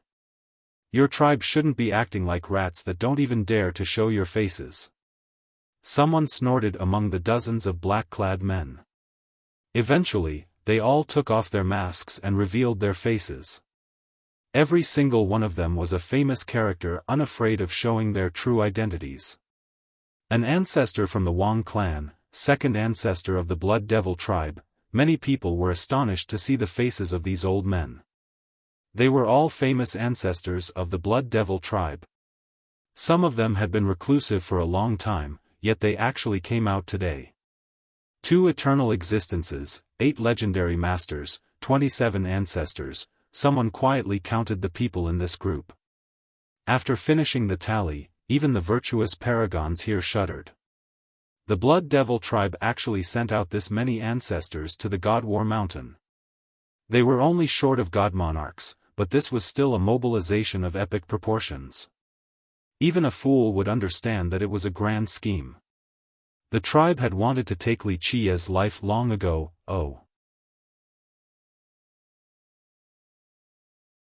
Chapter 988, Suppression. It seems like I have kept you all waiting. Wuxia glanced at the dozens of gray-haired ancestors and smirked with a relaxed attitude. These ancestors all harshly stared at him. Without a doubt, they all came from the Blood Devil tribe, with the majority being from the Wang clan. It's better to get rid of the enmity rather than keeping it alive. The leader among the ancestors stared at Wuxia and gravely spoke, "If Daoist Li is willing to let them go, we'll pretend as if nothing had happened." Wuxia stared at Qi Tianyu and the sky-bearing monarch, who were pinned to the ground, and grinned again. The monarch was both angry and afraid at this moment. Not even in his wildest dreams would he expect his plan to fail like this. He thought that his assassination would be a definite success. Who knew that Wuxia would still be alive and well, completely unscathed, even after being pierced by the god-slaying crossbow? The monarch simply couldn't grasp this reality.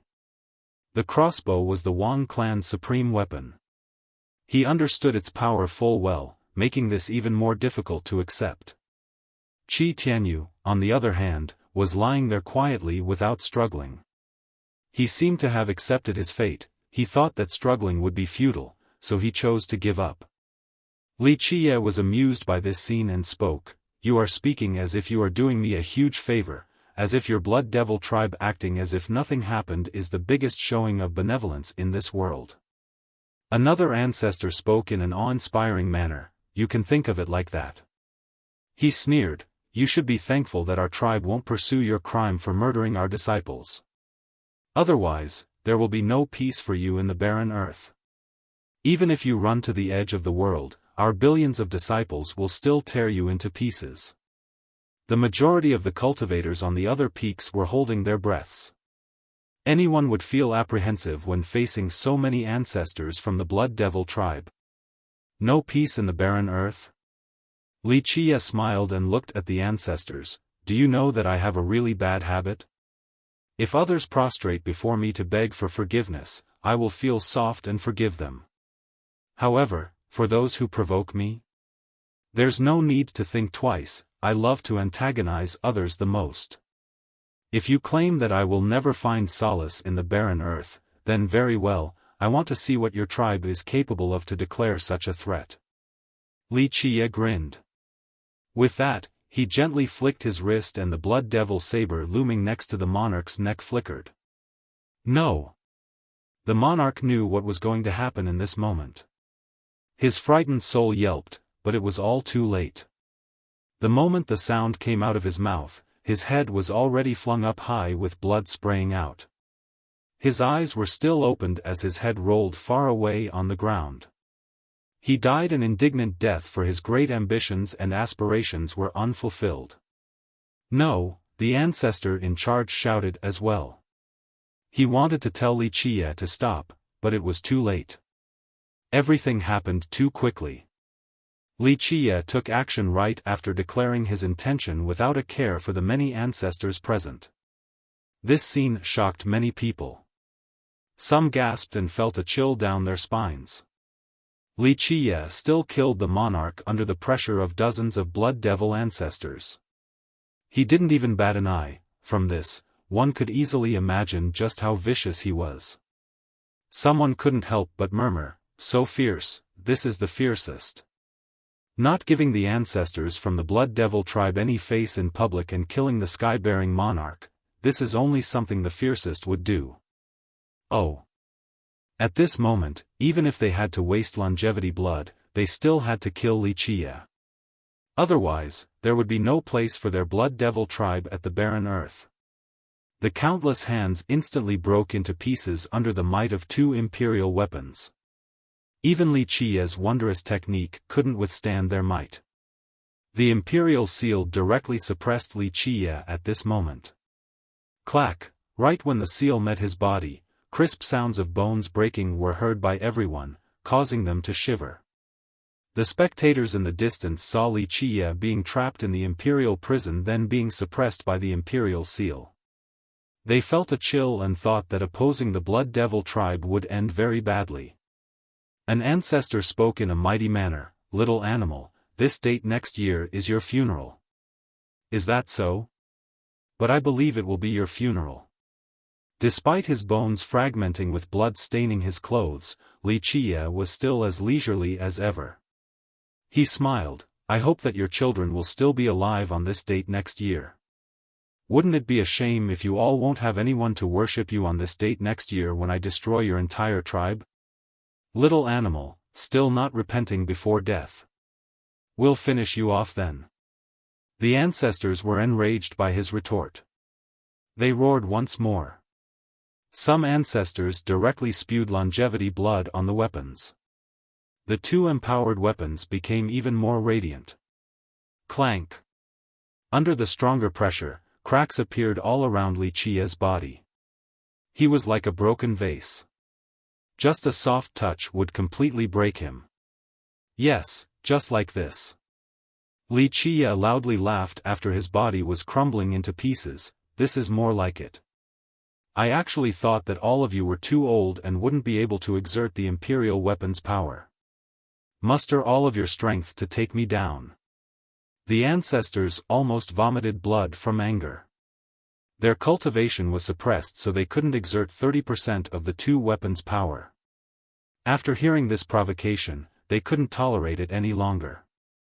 A few more ancestors spewed their longevity blood onto the weapons. They swore in their minds that they would smash Wuxia into a meaty paste. Clack! More cracks appeared on Wuxia's body. His chest was opened and his beating heart was visible. "Yes, this is the sensation that I like. He appeared to be enjoying this very much despite the damage. What a man, he's still able to laugh on the verge of death. All the races here were admiring his courage and perseverance under the attack of the two weapons.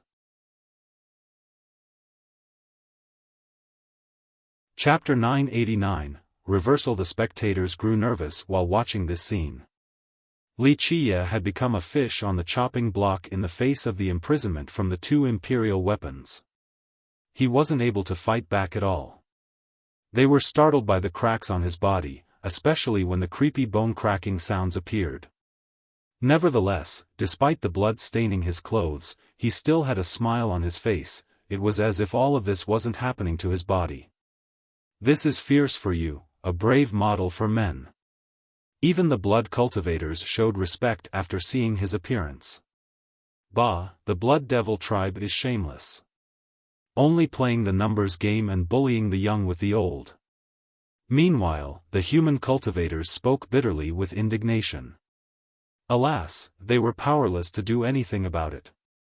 Clack, at this time, even Wuxia's forehead had cracked. This was the toughest area of a cultivator. Once this area became exposed, their sea of memories would be destroyed, signaling one's true death. A human helplessly murmured, "It's over, this is the result of those who oppose our tribe." A blood devil cultivator revealed a cold smirk after seeing the inevitable conclusion. Many were full of regret while watching this scene, especially the humans. Everyone wanted a monster like Wuxia to come out to deter the blood race. However, before he could accomplish anything big, he had to die an early death here. At the same time, the other races realized that it was unwise to oppose the Blood Devil tribe in the southern region. Unless one had a strong enough backing, death would be certain. Pa! When everyone thought that it was time for Wuxia to die, a clear noise suddenly could be heard. Something seemed to have been shattered, as if a lock had been forcefully opened. This is it. Wuxia smiled. His entire body suddenly shifted like a tiger lunging forward. Boom! His blood energy soared to the sky without holding anything back. Its endlessness engulfed everything. Boom! The sweeping blast stopped the suppression from the two imperial weapons. The dozens of ancestors were blown away while vomiting blood. Such a sudden reversal was unbelievable. No one could believe this blood energy, that was as vast as an ocean, looming over the sky. Everyone knew people would be suppressed at the God War Mountain. However, Wuxia seemed to be perfectly fine, as if he was unaffected. I should be thanking all of you, this saved me a lot of effort. Wuxia stood straight up. Despite being completely bathed in blood, his smile was particularly bright. The seal on his Dao foundation left behind by Zhang Xian had been completely unlocked. He no longer needed to train to remove this seal. Run! The shocked ancestors were horrified. They knew that it wasn't looking good, so all of them turned to run. Since you're already here, just stay. Wuxia smiled. With that, his blood energy quaked. Boom! The two imperial weapons were blown flying to the outside. No! The ancestors were astonished and screamed. The two weapons were flying towards them, but they couldn't prevent the collision. Poof! Poof! Poof! The two weapons instantly struck the dozens of ancestors and the destructive impact turned them into blood. They didn't even have the chance to scream. The weapons had their own sentience. After killing these ancestors, they flew out of the God War Mountain without hesitation. Nice! Many human cultivators couldn't help but burst out in celebration from excitement after Wuxia's reversal. As for the Blood Devil cultivators, they were alarmed to say the least. Some even left right away as they no longer dared to stay at the God War Mountain. The place became silent in just a second. The majority of the people here were still in a daze while the blood race had very unsightly expressions. Is this a second Lin Tiandi? Someone wondered. No, stopping imperial weapons with bare hands, this is even more heaven-defying than Lin Tiandi. Feels good to be back. Li Qie grinned. His death energy emerged at this time and his wounds instantly closed as if time was reversed. Li Qie purposely let the ancestors trap him in order to borrow their power to unlock his sealed Dao foundation. After his previous training, the seal showed signs of weakening. And now, with the help of external forces, it expedited the process and completed the recovery. He smiled and withdrew his vast blood energy, then stared at Qi Tianyu, who was pinned to the ground. Now how should I deal with you? Qi Tianyu took a deep breath. He took in the current situation and made up his mind, every man will meet his end eventually. I have fallen into your hands, so do as you please. If I beg for mercy, then my name isn't Qi Tianyu. He was in despair and no longer cared. The sky-bearing monarch was dead along with the dozens of ancestors. He knew that no one could save him from death right now. Thus, he could freely face his end and was no longer afraid of his own demise. If you want to die, so be it, I'll lend you a hand. Li Qie smiled and came closer to Qi Tianyu. Qi Tianyu was simply lying there without moving or struggling. He was prepared to let Li Qie do as he pleased. The blood experts could only watch in silence after seeing this. Even the Blood Devil tribe was quiet at this moment. Despite their solidarity, no one took action. They knew that the group that could put up a real fight was dead. Anyone who would try to save Qi Tianyu would only be wasting their effort in addition to adding one more to the death counter. No! A scream came out. Another person climbed to the summit and stood before Qi Tianyu, refusing to let Li Qie any closer.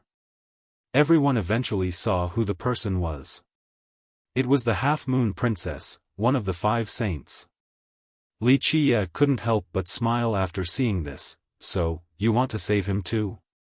How do you compare to the sky-bearing monarch's group? Half-Moon, forget it. You are not his match. Despite the princess wanting to save him, Qi Tianyu didn't find any hope. Instead, he advised her to leave. No, if you want to die, then I'm willing to die together with you. The princess looked at Qi Tianyu, who was nailed to the ground, with a pair of eyes full of love and determination. Qi Tianyu was quiet and couldn't respond. He knew that the princess liked him, but the target of his love was not the princess. A bit interesting. Li Qie glanced at the princess and smiled, but even if you want to die, I might not kill you. Even though I'm a mass murderer, I won't kill someone for no reason. Trade my life for his. The princess stared at Li Qie and spoke, let him go and I'll stay. You can do as you please then. No, Qi Tianyu was bewildered, Half-Moon, leave. You don't owe me anything. This is my own feud, there's no need for you to interfere. The princess ignored Qi Tianyu and continued to speak to Li Qie, you have said before, those who beg might earn your forgiveness. I beg you, let him go. Trade my life for his. Having said that, she slowly kneeled down before Li Qie. Go, leave now. I don't need you barging into my business. Qi Tianyu shouted, but the princess ignored him and continued to prostrate. The entire mountain was quiet with many eyes watching this scene. Some were moved, some indifferent, and some felt a sense of regret. Someone murmured, such a devoted girl. Li Qie had a smile on his face while he looked at the kneeling princess. Since you are pleading like this, I would appear to be too heartless if I don't agree to your request. With that, he slowly walked towards the princess. No. Li Qie, kill me if you dare. Qi Tianyu was shocked to see Li Qie walking towards the princess and shouted, Li, come over here and kill me, don't be a coward. A man must bear the consequences of his own actions. My life is right here, come and get it. Li Qie ignored the fella and leisurely smiled after standing in front of the princess, a life for a life. Very well, I'll be a good guy for once and help you out. I'll kill you and let him go. Are you ready? If you aren't, it isn't too late to change your mind.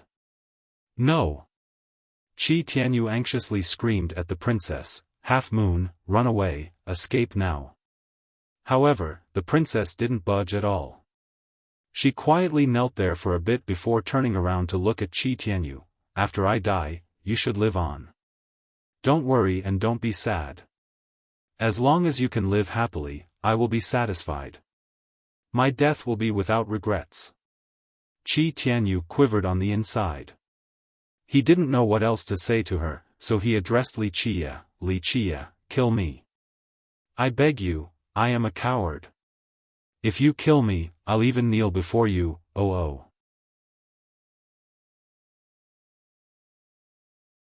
Chapter 990, Risking It All for Love. Many people sighed while watching this scene play out.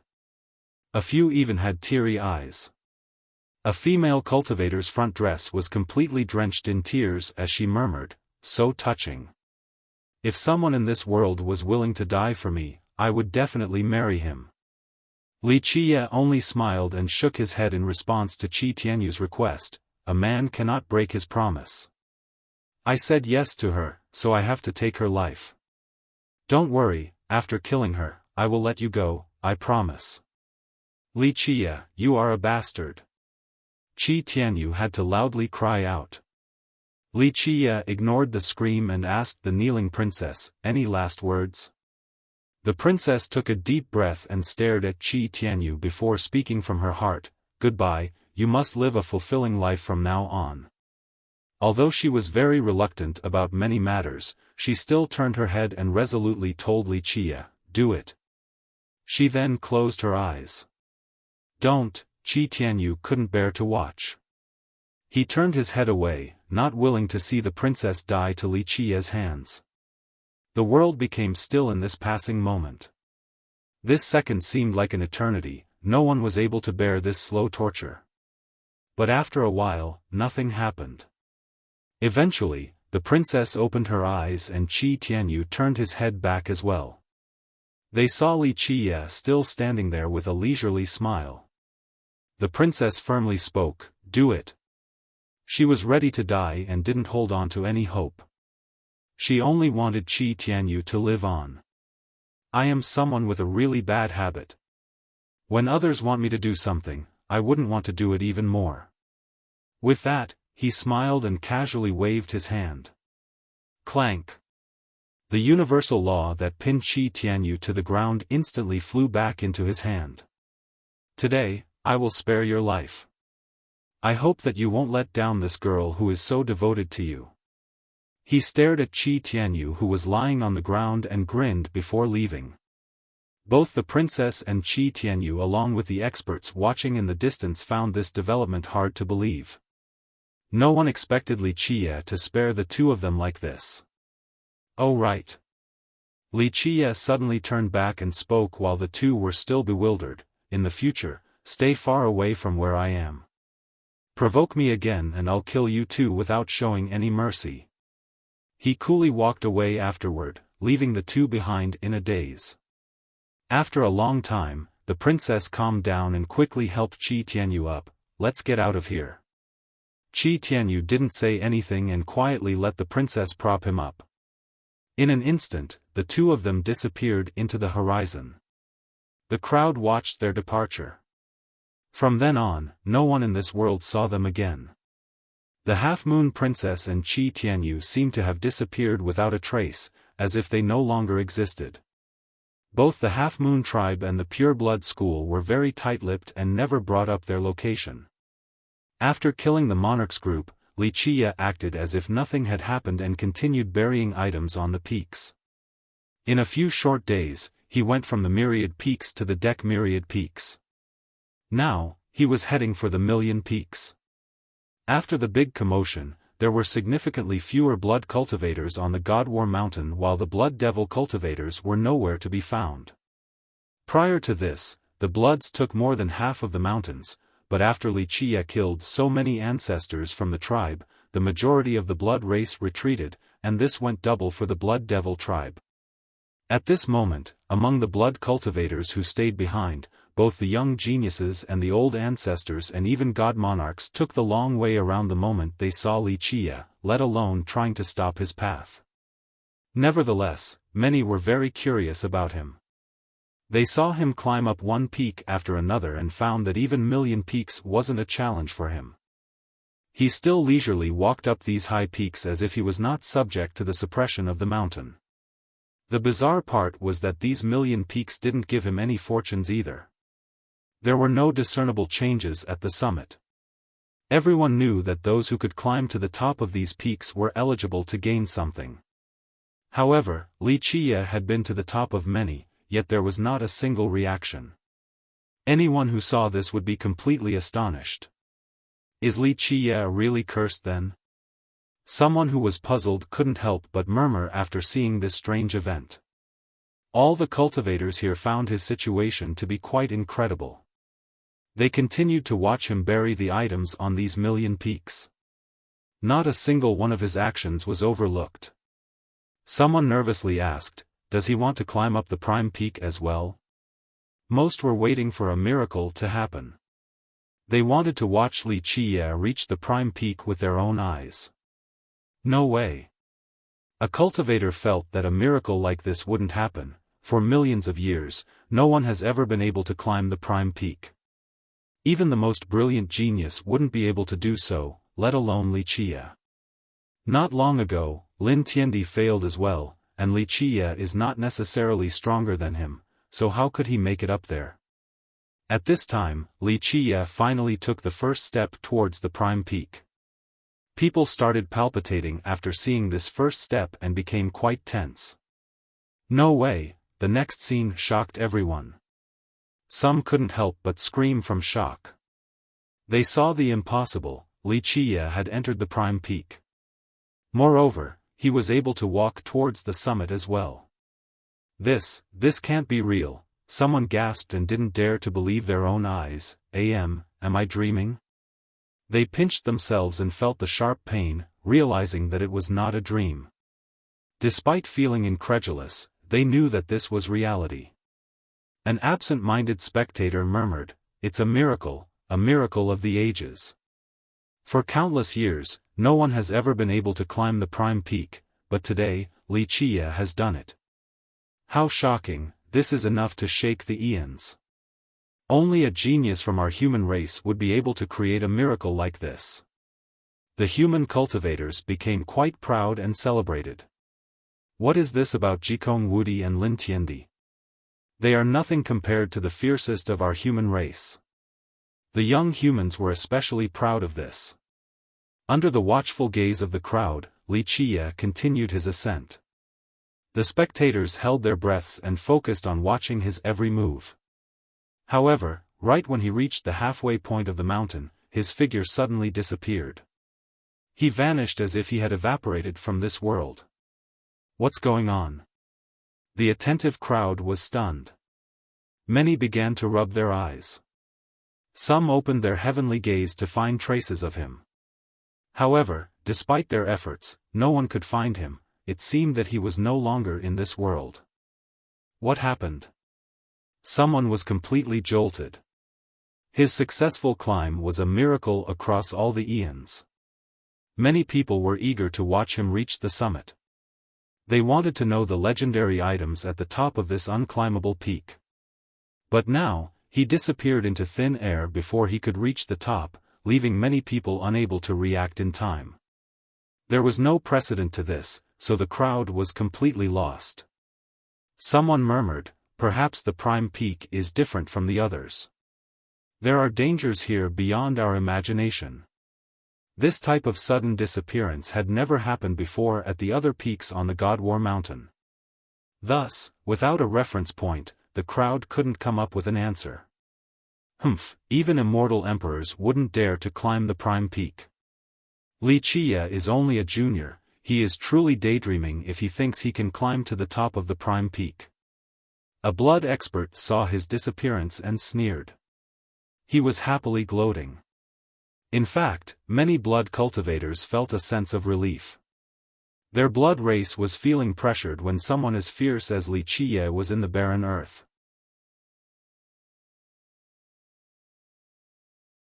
Chapter 991, Mysterious Underground World. Wuxia disappeared in the blink of an eye and no one knew where he went. He was the only one privy to his current location.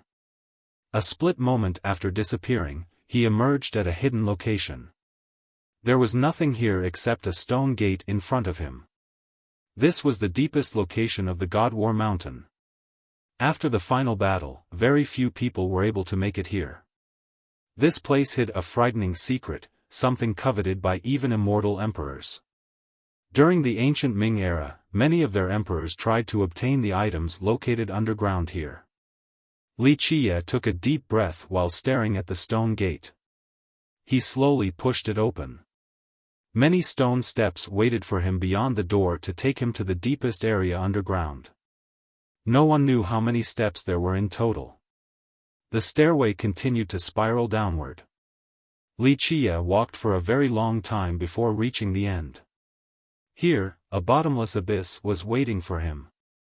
Looking out from the last step of the stairs, one could only see a vast darkness. When one stood here quietly, they could hear loud roars accompanied by the auras of primal beasts coming from the abyss. Even the most powerful cultivator would feel chills and quiver in the face of their auras. Wuxia took one step forward into the abyss. Clanking sounds instantly appeared. Intertwining laws appeared below his foot, forming something that resembled a long arrow. These laws were very simple yet ancient with a faint sheen. Nevertheless, this light still had a soul-crushing power.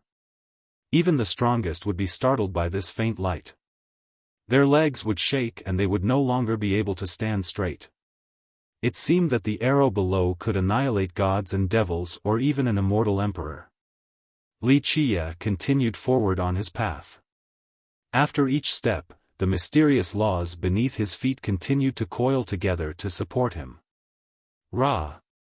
During his journey, a shadow that carried a frightening evil aura came out of nowhere and rushed forward.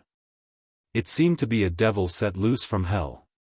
It raised its fangs and claws to come cutting towards Wuxia, aiming to tear him into pieces. Even a virtuous paragon would tremble before this devil's aura, yet Wuxia didn't bother looking at it. Pluff! Before this thing that came out from below could come close, the universal law arrow beneath Wuxia's feet instantly shot it to death. When the arrow penetrated the devil's huge body, it disappeared like mist without leaving any flesh or blood behind. Rar! He didn't make it much further before another huge shadow rushed out. It had a ferocious visage that would instill fear into any spectator. Just an evil sentiment of the dead, yet you still dare to act so audaciously in front of my immortal emperor. Slaughtering formation? Truly does not know life from death. More shadows rushed out to kill Wuxia, but all were put down by the arrow beneath his feet. From start to finish, he didn't give these shadows a second glance. In his eyes, he was the ruler of this area. No matter how powerful these evil sentiments trapped in the abyss might be, they couldn't reach the apex before Wuxia at this moment. Eventually, he reached the end. Rotating waves of that buzzed caused this space to tremble. Gigantic wheels emerged and began to slowly rotate while buzzing. There were too many to count. Each of them radiated light as they rotated. If one gazed at this scene for too long, they would become dazzled with dizziness. These rotating wheels continuously changed locations. Moreover, they all looked exactly the same. Under such circumstances, no one would be able to distinguish them in a short amount of time. Chaotic wheel of time, just how many time continuums have been shattered to create this mess? Wuxia emotionally commented while staring at these wheels. These chaotic wheels were not part of the natural order. This was because, in an ancient era, many heaven-defying existences such as immortal emperors had unleashed attacks that pierced through time and shattered its fabric. This eventually gave birth to these chaotic wheels. Wuxia stared intensely at these wheels. Because there were so many chaotic temporal distortions here, only one wheel would lead to the right temporal space. If one took the wrong wheel, they would never be able to return. Even an immortal emperor would have a hard time returning. Buzz. Finally, Wuxia picked a particular wheel. He took action to freeze it before jumping towards it. Zzz, this chaotic wheel of time instantly sucked Wuxia inside. In the blink of an eye, he was taken into a long pathway with a disturbed timeline. It gave off quite a disorderly feeling. The entire pathway was as clear as jade. However, there were many broken locations with terrifying temporal storms. Even a tiny storm of this nature could easily mutilate a virtuous paragon. There were rough cut marks along the way. Moreover, they still emitted an eternal aura. This was the divine might of immortal emperors. No matter how much time passes, they still wouldn't dissipate. Just how much effort is required to open such a pathway? Even an immortal emperor would find this task extremely challenging.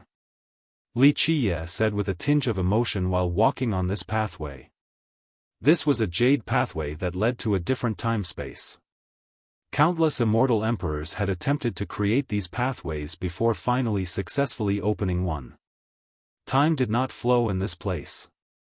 Even if one kept on walking, the time spent would be no more than the blink of an eye. Eventually, Wuxia came out of the pathway. A bronze radiance flooded his vision. To be more exact, it was a sea of bronze. Gazing ahead, nothing but a huge ocean could be found in this place. However, it was not made of flowing water but bronze liquid. One would never be able to imagine this scene. Just how much divine bronze was melted to create this vast sea. One would feel that the world was still while standing before this ocean. This place was void of life and even time. Everything here had stopped. It was as if this bronze ocean was the end of the world. No matter what kind of existence one might be, there was no way of crossing this ocean. This was the final stop of all passengers. Bronze Ocean. Wuxia was dazed by this spectacle. He had many thoughts running through his head at this moment, secrets unknown to the world. How many wars and how much blood was spilled to create this ocean? He eventually calmed down and gently sighed. He took out a mirror.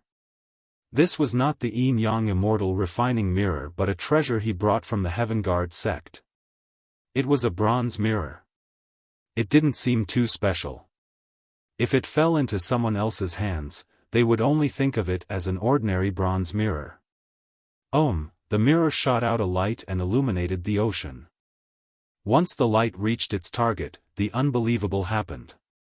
Wherever the light touched, the water would gradually become clear and eventually turn into clean water.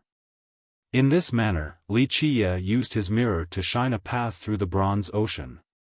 He slowly walked down this path into the ocean and sank to the bottom. This bronze ocean was an incredible location. If one entered recklessly, there would be no return. They would forever disappear in this place. Without Wuxia's bronze mirror, even an immortal emperor would never be able to make it to the place they wished to go, to the end of this ocean. The powerful emperors could come back alive, but the secrets they coveted on the other side would continue to elude them.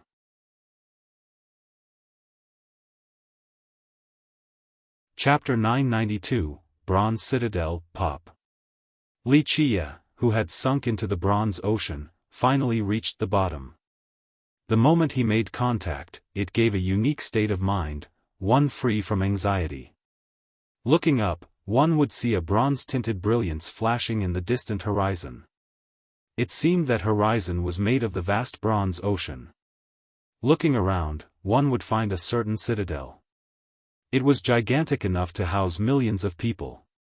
Pavilions were packed together with floating temples. The roads were wide, capable of holding 10 carriages side by side. But on careful observation, one would find that many of the buildings inside this city had collapsed. This was not due to the erosion of time but an external force.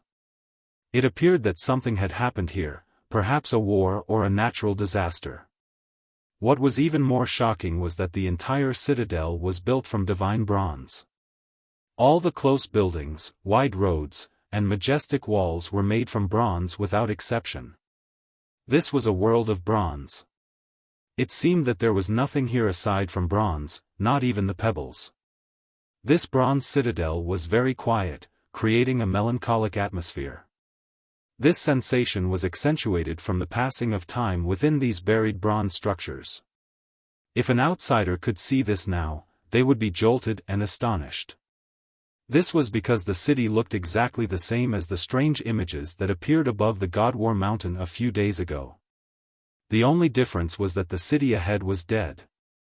There were no signs of busy pedestrians or the prosperity accompanied by the hustle and bustle of the main streets. None of the bronze inhabitants seen inside the strange images could be found here. Wuxia slowly walked inside this vast citadel. This was not his first time here, so he knew all the ins and outs. Outside of Wuxia, there was no other living creature here, making it seem like a city of the dead. This place was full of mysteries. No one knew where it came from or what it was. Even the creator of this bronze city was unknown. An incredible piece of work. Even gods and emperors wouldn't be able to create this masterpiece. Wuxia said with emotion while walking along the silent paths. In this world, it would be difficult to find someone who knew about the existence of this city. However, in the distant past, many immortal emperors had searched for this city, especially during the ancient Ming era. Numerous ancient Ming emperors had spent tremendous efforts trying to trace back to this city. This was because of the secret hidden in this city, a secret everyone wanted to know. Even Wuxia, as the Dark Crow, thirsted for this ultimate secret. Eventually, he made it to the highest point. There was a bronze palace in this place, grand and towering. It seemed to be the dwelling of gods or the rulers of this place. A sacred aura permeated this palace. Although millions of years had passed and many parts in this palace had been tarnished with rust, it still gave off a holy and untouchable air. Clank, Wuxia slowly pushed the heavy bronze gate open to enter. It was enormous and had many supporting pillars. Each of them had a different engraving, including flying dragons and dancing phoenixes, a war between deities, and a scene of millions of worshippers. There was no divine throne at the end of the palace as one would expect. There was only a big bronze tablet. It had stood strong for countless years, the vicissitudes of time unable to touch it. Wuxia walked up to this tablet. It shimmered with a faint bronze light, but this light was not what attracted his attention. All of his focus was on the text carved on the tablet. There were more than 10,000 words. Each word seemed to have its own sentience as they floated on the tablet like swimming fish. The words were ancient to the point that no one could recognize which era they belonged to. Finally coming back to life. Wuxia murmured while staring at these ancient words, "This day is long overdue." How many people and emperors waited for such a day? The words continued to move without any pattern. Their chaotic nature would leave readers completely confused. Wuxia gently rubbed it and smiled. "The legendary bronze runes, how many in this world know of your existence? Not to mention the 9 worlds, perhaps there are only a few in that place that can recognize you, let alone have the mastery to read." These archaic words dated back to a time before the Desolate Era. They were prevalent during the mythical legendary era. Not to mention the current 9 worlds, few people could read this text even back in those ancient times. Coincidentally, Wuxia was one of the people who knew this language. He had spent many years and great effort to learn these words. He traveled to many places along his journey of learning, the blue sky above and the underworld below. Space suddenly trembled. As Wuxia moved the words, the tablet exuded an even more dazzling bronze light. At the same time, the other's words became more lively, just like carps in a pond that were being fed. Eventually, he finished arranging all of these words into a complete inscription. This caused the palace to light up and emit waves of sad hymns. These hymns would drown listeners in grief. It seemed to paint a tale from long ago, the fall of a supreme existence. His billions of citizens attended his funeral. This funeral music would put one's heart at ease and seem to retell the majestic feats of this supreme existence. The firm tablet turned into a bronze door. It was simple, without any decoration, but this did not take away from its stately appearance. Others couldn't help but revere it. Clank, Wuxia opened the door and entered without any hesitation. A boundless starry sky appeared before him. He could only see the vast space above that contained rivers of stars. It was a beautiful celestial scene in the middle of the night. However, what stupefied others was that there was a gigantic bronze statue of a man lying among the stars. Anyone would be shocked to see this bronze man. It was difficult to describe its enormity with mere words. If this statue was lying down on the southern barren earth, then it would occupy more than half of that land. It quietly lied in this space with eyes closed as if in an eternal slumber. Or perhaps it could have been buried here after death. No one knew how it was created or if it was once a live bronze man. Endless life, yet it still disappeared within the river of time. Wuxia murmured while looking at the statue among the stars. After analyzing the statue, he finally climbed on top of it. He felt as if he was walking on top of a vast land of bronze. It was hard to visually discern this place since the bronze shimmer was quite distracting. People would find themselves insignificant while traveling on this vast land. The statue had both of his hands placed on his stomach. It was a very peaceful sleeping pose. After walking for a very long time, Wuxia finally reached the stomach, where the two hands met. At this place, he found that the hands held a bronze box. The chest was already quite large, but compared to the bronze statue embracing it, it appeared to be incredibly tiny, like a speck of dust. This bronze box was playing music. One could even feel that it was jumping around, as if it was not a box but a living being. Tens of millions of years of waiting, the time is finally right. Wuxia felt the rhythm of the box and smiled. This box was the item coveted by the ancient Ming and their emperors. However, because time was not on their side, they couldn't retrieve it successfully, not even the peerless immortal Emperor Tian II.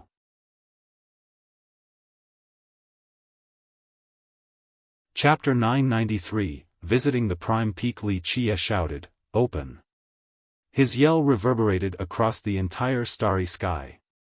He didn't hold anything back and unleashed all of his blood energy. His life will emerged and poured out a crazy amount of longevity blood. The yin-yang sea of blood erupted in the most tyrannical fashion to deliver an endless torrent of blood. This amount of blood energy was even more terrifying than an ocean. It whirled around and became tornadoes that swept through the sky. However, his blood energy alone couldn't open this bronze box. He activated all of his laws and his 13 palaces soared to the sky.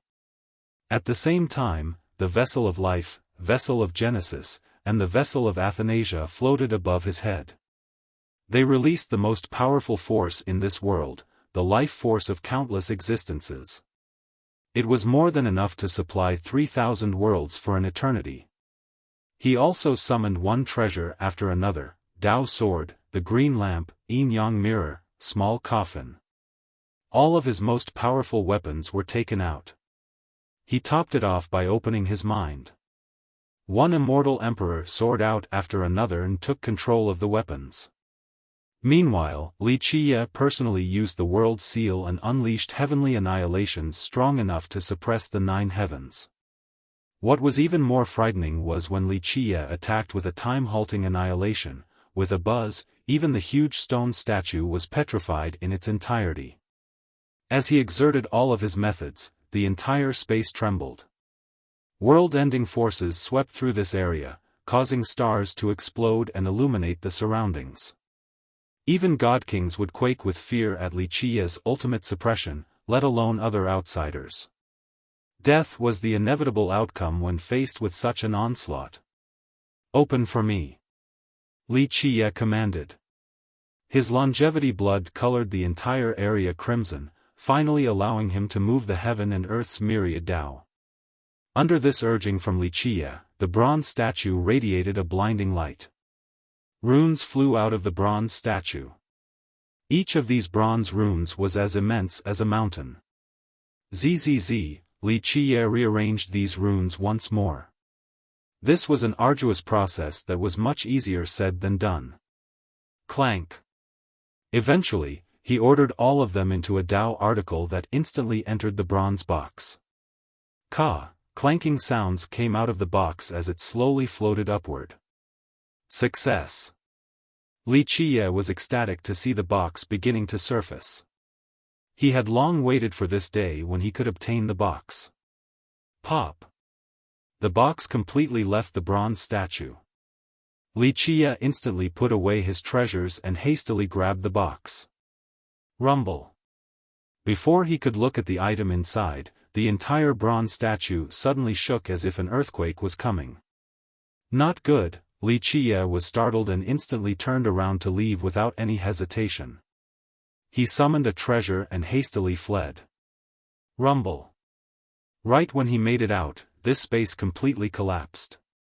In the sky, one star after another collapsed like dumplings falling into a pot. Galaxies and their myriad stars were instantly destroyed.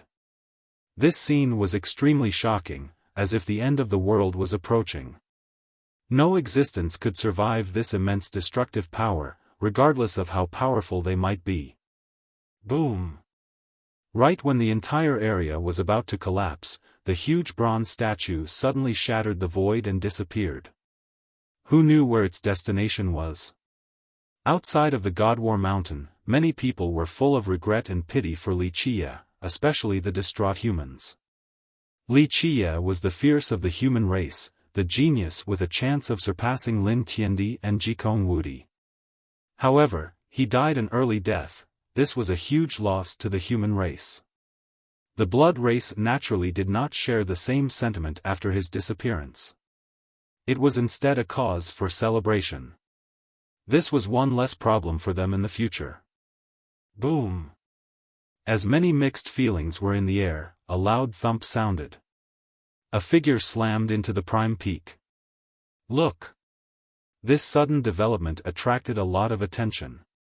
Many people took a look and saw someone slamming into the mountain. A keen-eyed fella clearly saw it and exclaimed with surprise, "It's Li Qiye." Li Qiye looked very downtrodden after slamming into the prime peak. Blood stained his robes and his entire body seemed to have been torn apart. He's still alive. The humans were especially happy to see him. A great character from the previous generation of the human race excitedly shouted, "Incredible, he managed to come back alive despite the dangers of the prime peak. Fierce is indeed fierce, tough to the point where even the old heavens can't take his life." The blood race was unhappy to see his return. The majority of their experts didn't look good anymore, all of them sporting cold expressions. Li Qiye got up.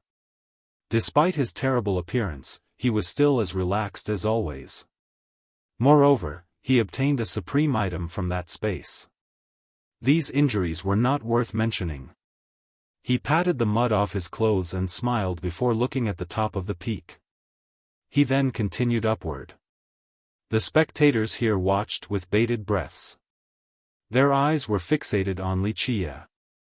For ages, no one had heard of someone who successfully climbed the prime peak. Everyone hoped that a miracle would happen. If Li Qiye could reach the top, then he would be breaking the impossible taboo from the old ages. He was still a distance from the summit, but Li Qiye had a dignified expression. He was cautious. This would come as a shock to those who knew him because very few things warranted such prudence from him. He suddenly felt a small strand of killing intent. He shuddered and immediately took action but was half a beat too late. Excess. A red shade appeared in the air. This very weak killing intent instantly shot through his chest, causing his blood to spurt like a rainbow in the sky. It was quite beautiful and shocking. Pardon.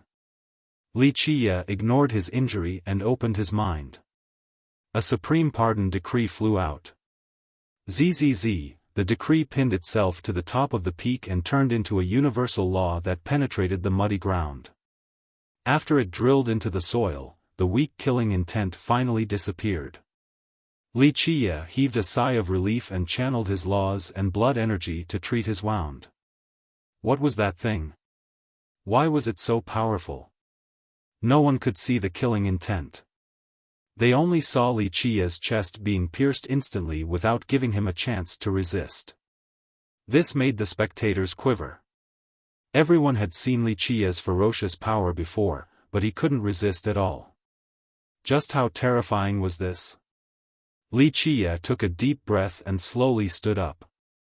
Finally, he reached the summit and disappeared from the public once more. They could only watch him vanish. No one else could see the situation at the top or what was there. Even if they flew up all the way to the 9 heavens and opened a heavenly gaze capable of illuminating myriad realms, they still wouldn't be able to see the summit. This was because time and space were sealed there, not allowing anyone to spy on it. The soil at the top was as red as blood. A terrifying sealing power assaulted him in a blatant manner that would cause anyone to quiver.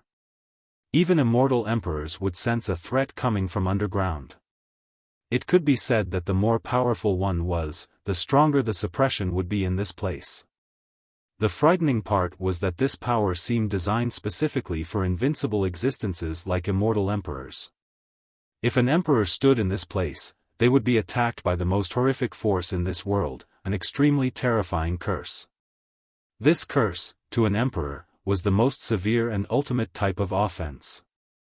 Immortal Emperor Slaughtering Formation, after so many years, it was still hidden in this place deep underground. It aimed to destroy all things that belonged to the ancient Ming in this location. Back then, Immortal Emperor Long Ming and the strongest forces of the Dark Dragon Dynasty were killed here. After that final battle, the formation had always presided over this location. It wanted to slowly grind out everything the ancient Ming left here so that they would never be able to recover from the remnants. After millions of years passed, everything had dissipated. This generation was the time for Wuxia to take back the Immortal Emperor Slaughtering Formation because he still had use for it elsewhere.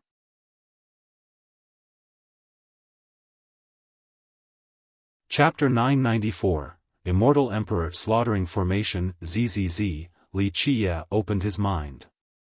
The most mysterious and frightening universal law in this world came together. Clank. An arrow made from intertwining laws appeared in his hand. Pop. He threw the arrow down into the red soil without any hesitation. Buzz. The arrow was the center and the mystical Tao runes were like rippling waves engulfing the entire God War Mountain. Bum, an overwhelming wave of sound emerged. When these mysterious Tao runes covered the God War Mountain, endless light rushed out of many of the peaks. Just what is going on? The majority of the experts were shocked by the blinding light in the sky. At this point, war banners soared in the divine lights with rumbling war drums. A majestic army trampled across the world with an all-engulfing heroic aura. It was a force capable of destroying gods and devils as well as myriad worlds. The sudden visual phenomenon in the sky caused everyone to tremble. They dropped straight to the ground with weakened knees. Those who were watching carefully would find that the peaks that were emitting these lights were all places that Wuxia had buried items at before. The images in the divine lights disappeared very quickly. After a pop, the endless light instantly exploded and illuminated the world with a dazzling fireworks show. The majority of the spectators here didn't know the significance behind this, but the ancient clans in the Holy City were completely immersed in this scene. These reclusive clans understood the meaning behind it. The supreme glory of the eons. How many people in this world right now know that in that place, even an immortal emperor was crucified to death? An ancestor in one of the mysterious clans was excited and passionately murmured, "Without His Excellency's protection, there would be no light in the 9 worlds." All of the races back then were only the ancient Ming slaves. As the crowd was still astonished by the sudden change, a humming came from the summit of the prime peak. A silver light rushed out from the ground. It looked like mercury and slowly came together to take form. In a short period of time, a silver arrow emerged, stuck in the ground. Meanwhile, the supreme law in the form of an arrow instantly fused together with this silver arrow. It emitted a flashing silver brilliance. Each wisp of light instilled a primal fear in all the spectators, since these lights were capable of piercing through all things in this world. Numerous Tao runes were carved on this silver arrow. They were highly complicated and profound runes. Even the most brilliant of geniuses wouldn't be able to understand them. With a closer look, one would find that these Tao runes were not actually carved on the arrow and instead were formed via a natural process. Or rather, these runes comprised the silver arrow itself. Li Qiye emotionally commented, "Immortal Emperor slaughtering formation." The effort it took to cast this thing, this silver arrow, required an unrealistic amount of effort from him and the wisdom of many sages. From one generation to the next, he continuously worked on this arrow by using an immense amount of natural treasures from this world. It was not just a silver arrow. The things inside were priceless, making it much more valuable than Immortal Emperor true treasures. Who knew that the supreme formation capable of killing immortal emperors was just a silver arrow? Li Qiye took it out. In this world, he was the only one capable of pulling it out from the ground. He carefully looked at it before finally being at ease. He heaved a long sigh and murmured, "Very good, the tremendous amount of effort I spent in casting you was not in vain." He solemnly put it away. In his eyes, it was incomparably valuable. Imperial weapons were nowhere close to it. After putting it away, he noticed something in the red mud and decided to dig it out. After the soil was dug out, an item showed itself. Li Qiye's eyes turned serious as he looked at it. After a careful observation, he murmured, "Incredible, their ultimate resources are too frightening. No wonder why the ancient Ming were so heaven-defying. They truly are the favored children of the heavens, they have too many great items." With that, he put this item away as well. He turned back to look at this location again before gently sighing with an indescribable emotion. Too many unbearable memories were created in this place. In the end, he softly spoke with an untold sadness, "Goodbye." He decisively walked away without turning back again. Inside the mountain, many glares were on him. When he appeared before the crowd, someone couldn't help but shout, he's coming down now."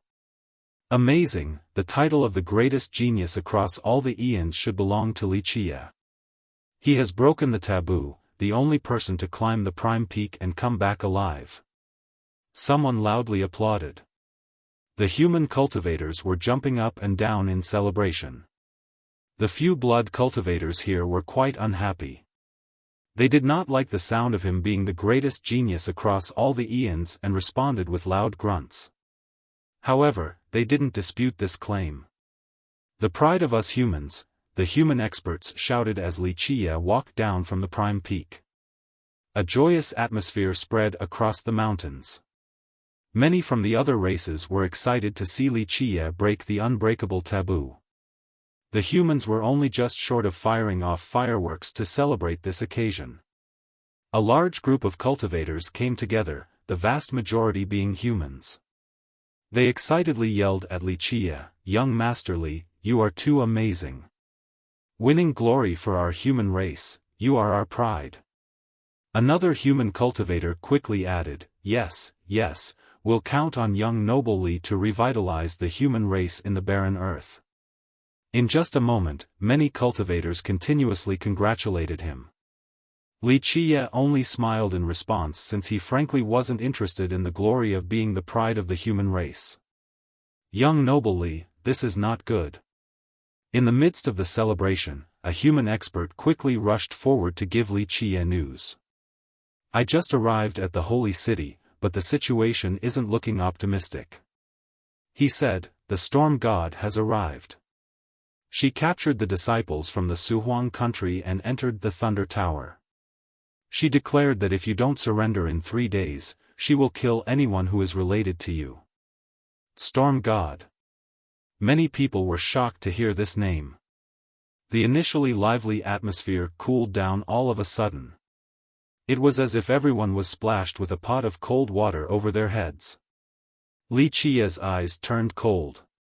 He didn't say anything but turned around towards the holy city. This is not good, a bloody battle is about to start. Many people quickly followed him. Of course, the majority of them only wanted to watch the fun. The storm god is finally here. A blood expert saw Li Qia's departure and sneered coldly, killing Qi Zixian and opposing Crimson Knight will not end well for him. Who in the barren earth wouldn't give the storm god some respect? Even a god king would have to back down, let alone a junior. The atmosphere of the holy city was incredibly solemn. The news of the storm god's arrival quickly spread, and the cultivators in the city didn't dare to make a single sound. Many of them even left the city to avoid being caught in the storm. The storm god was an embellished title in the eyes of many people. It was more accurate to call her a tyrant. Some even secretly called her a witch. She had control over the Crimson Knight Kingdom, so everyone was quite fearful of her. This was not only due to her authority, what was more important was that her father was immortal Emperor Chen Shui. Even though it had been quite some time since the emperor was in this world, many ancestors and ancient lineages in the barren earth and even the entire mortal emperor world had received his favor and kindness before.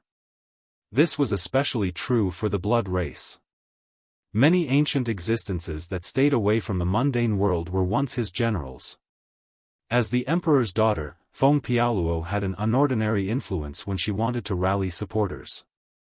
Not even god kings could compare to her in this regard. According to the legends, when the emperor was still in this world, he entrusted his generals to take care of the storm god in the future. Although many of his generals were buried underground and slumbering, their descendants and sects still supported her. Who was to blame for her being the emperor's daughter, an imperial princess that was still alive to this day? Despite being known as a god king, she was definitely not the most powerful existence in the southern region. Nevertheless, other god kings were unwilling to provoke her because it was the same as poking a hornet's nest. To be frank, offending the storm god was the same as offending the entire blood race in the barren earth.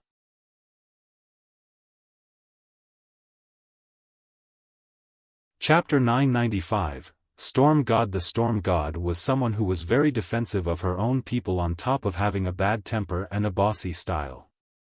Many people stayed far away from her, including even some of the ancestors of Crimson Knight itself. Those who dealt with her all had a negative impression of her. Some of these ancestors referred to her privately as a witch as well. But ultimately, she was still the emperor's daughter. Even those who were annoyed with her couldn't do anything about it. After entering the holy city, the first thing the storm god did was capture Si Yuanyuan. However, the Thunder Tower Lord did not agree. He had made a promise to Li Qia and the Blood Bull God Fiend. Thus, due to the conflicting views, they immediately fought. The Tower Lord naturally had a great advantage inside the Thunder Tower. The furious storm god took out an imperial weapon and trapped the Tower Lord's group inside the tower. However, Yichuan's group was not so fortunate. They had just left the God War Mountain to return to the holy city but were immediately captured by the storm god's underlings. The reason was very simple, they were acquaintances of Li Qia. Li Brat, listen up. You have 3 days to come and admit your crimes at the Thunder Tower or my Crimson Knight Kingdom will kill all of your friends and acquaintances. After capturing Yichuan's group, she immediately sent out this message. The whole city was silent after hearing this. Many people glanced at each other, and one ancestor commented, "The witch is here. Tough luck for anyone who makes her angry." No one wanted to mess with her. Provoking such an unreasonable person was the same as poking a hornet's nest. Even if you were in the right, it would still be meaningless in the end. Of course, the blood race was the most excited. Many blood experts secretly rejoiced. A blood disciple sneered, "The storm god is finally here to take care of business. That Li guy dared to kill our disciples, so he must be crushed to dust. Li Chia is here." Not long after her message was sent out, Li Chia was spotted in the holy city. He definitely can become the #1 genius after climbing the prime peak. What a shame that he offended the storm god. An ancestor of a different race saw him walking into the city alone and lamented with a sigh. The storm god might not kill him. A human expert said, "Even if she is strong, there is still a limit. Li Chia is so heaven-defying and devilish that I feel he has a chance to reverse the tides." The humans didn't wish for Li Chia to die in the storm god's hands. Plus, they wanted to see him reach the peak and bring glory to the human race in the southern region. The storm god is definitely unkillable. Don't forget, she is immortal Emperor Chen Shui's daughter. Although she was sealed for countless ages, people do say that she has her father's protection. Outside of emperors, no one in this world can kill her. An ancestor who knew more about the storm god spoke with frustration. The storm god didn't come alone either, a few blood ancestors followed her. A knowledgeable person spoke, "Li Chia is not only facing the storm god, he is facing the entire blood devil tribe and perhaps even all of the blood race. Maybe we can go find the ancient clans in the holy city." Many humans didn't want a direct confrontation between Li Chia and the storm god to take place. If the ancient clans here come out, maybe they will be able to resolve this conflict. Many people were skeptical of this proposal. The ancient clans were not so accessible. Those who had the ability to meet them were not necessarily willing to talk to them for Li Chia's sake. Under the watchful eyes of many people, Li Chia entered Crimson Knight's branch in the city. His last visit ended with a bloodbath. Today, he came again, so everyone wanted to see how this storm would end. The excitement had reached its peak. No one dared to even breathe out loud while watching Li Chia make his entrance. The first thing one would see after entering Crimson Knight's branch was the Thunder Tower. At this moment it was sealed by an imperial decree.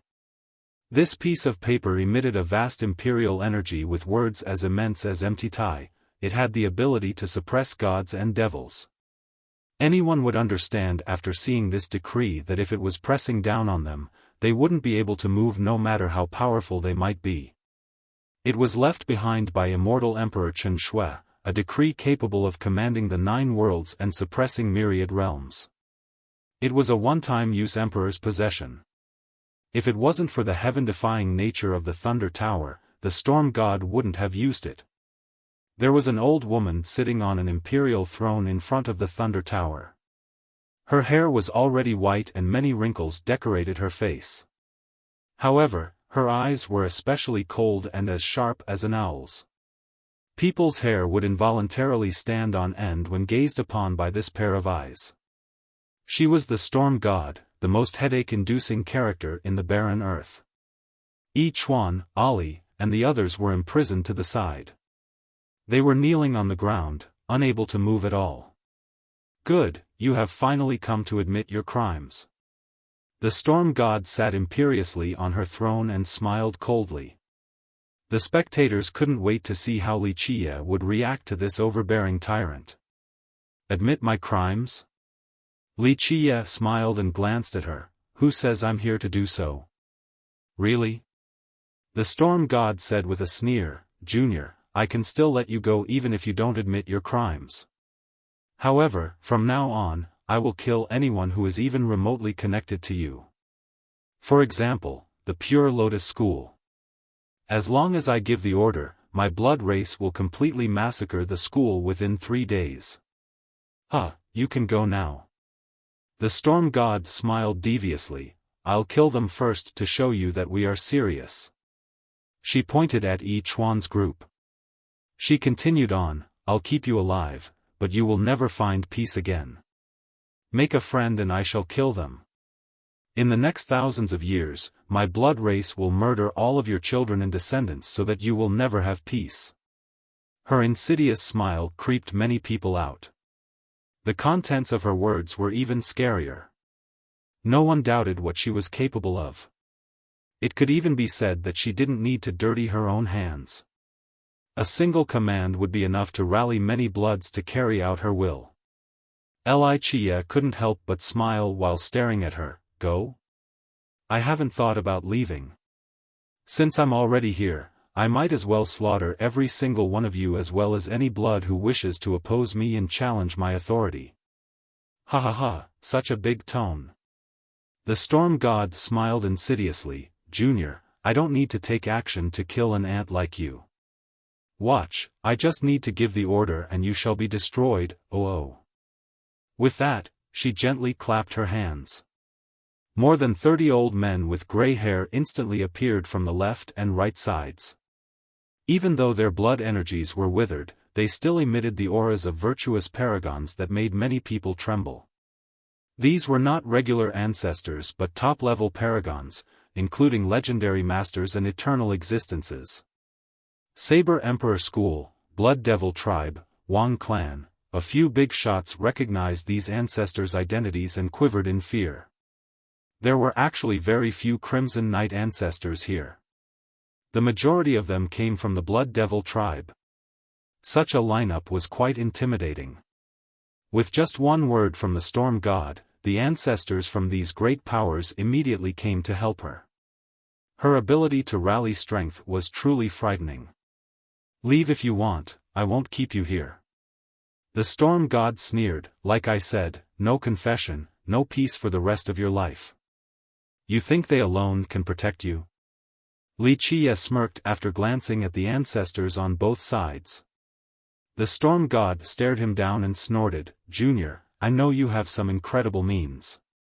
However, without the Thunder Tower, you would still die even if you were a God King. Wuxia smiled in response. Feng Piaoluo, after so many years, you still haven't changed at all. You're still a vixen, ignorant and stupid. You didn't inherit even 1% of your father's wisdom. People say a dragon will give birth to a dragon and a phoenix begets a phoenix. I can only say that it is such a shame for immortal Emperor Chen Shui. He was a wise emperor of a generation, yet he gave birth to you, a daughter stupid beyond remedy. He used heaven-defying means to rebuild your constitution, but you are so stupid that you could only barely reach the God Monarch level. What's even more laughable is that you run around claiming to be a God King. Wow, if a pig can eat the wondrous natural supplements of this world for daily meals, then it can become a God Monarch too. He shook his head at this moment. Fine, a congenital case of stupidity is still forgivable. After all, not everyone is born a genius, it's just that there is no cure for you. You still think that this is the generation when your father ruled the world and so you keep on acting like a princess. Look around you, who is still following you now? Only a bunch of worthless nobodies. If you weren't so helplessly stupid, then all of the generals left behind by your father would be willing to stay and pledge loyalty to you. But alas, all of them made excuses to live reclusively, not one was willing to follow you. What a failure of an imperial princess you must be to make even the loyal generals of your father stay far away from you despite the kindness shown to them. There is no saving you.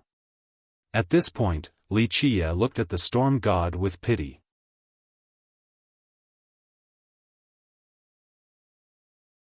Chapter 996, Blood-Devouring Curse. Wuxia's mockery left the Storm God with an extremely ugly expression. She was shaking with anger and could only point at Wuxia. The cultivators standing far away all glanced at each other as well. For these millions of years, no one had ever dared to say something like this to her, but now, Wuxia publicly mocked her. This was truly astonishing. That felt good. A few ancestors secretly cheered. Those who had talked to her before were applauding. They couldn't stand her either, but out of fear of her power, they didn't dare to complain. But now, Wuxia's unrestrained derision left them feeling great. It was truly too fun. Little animal.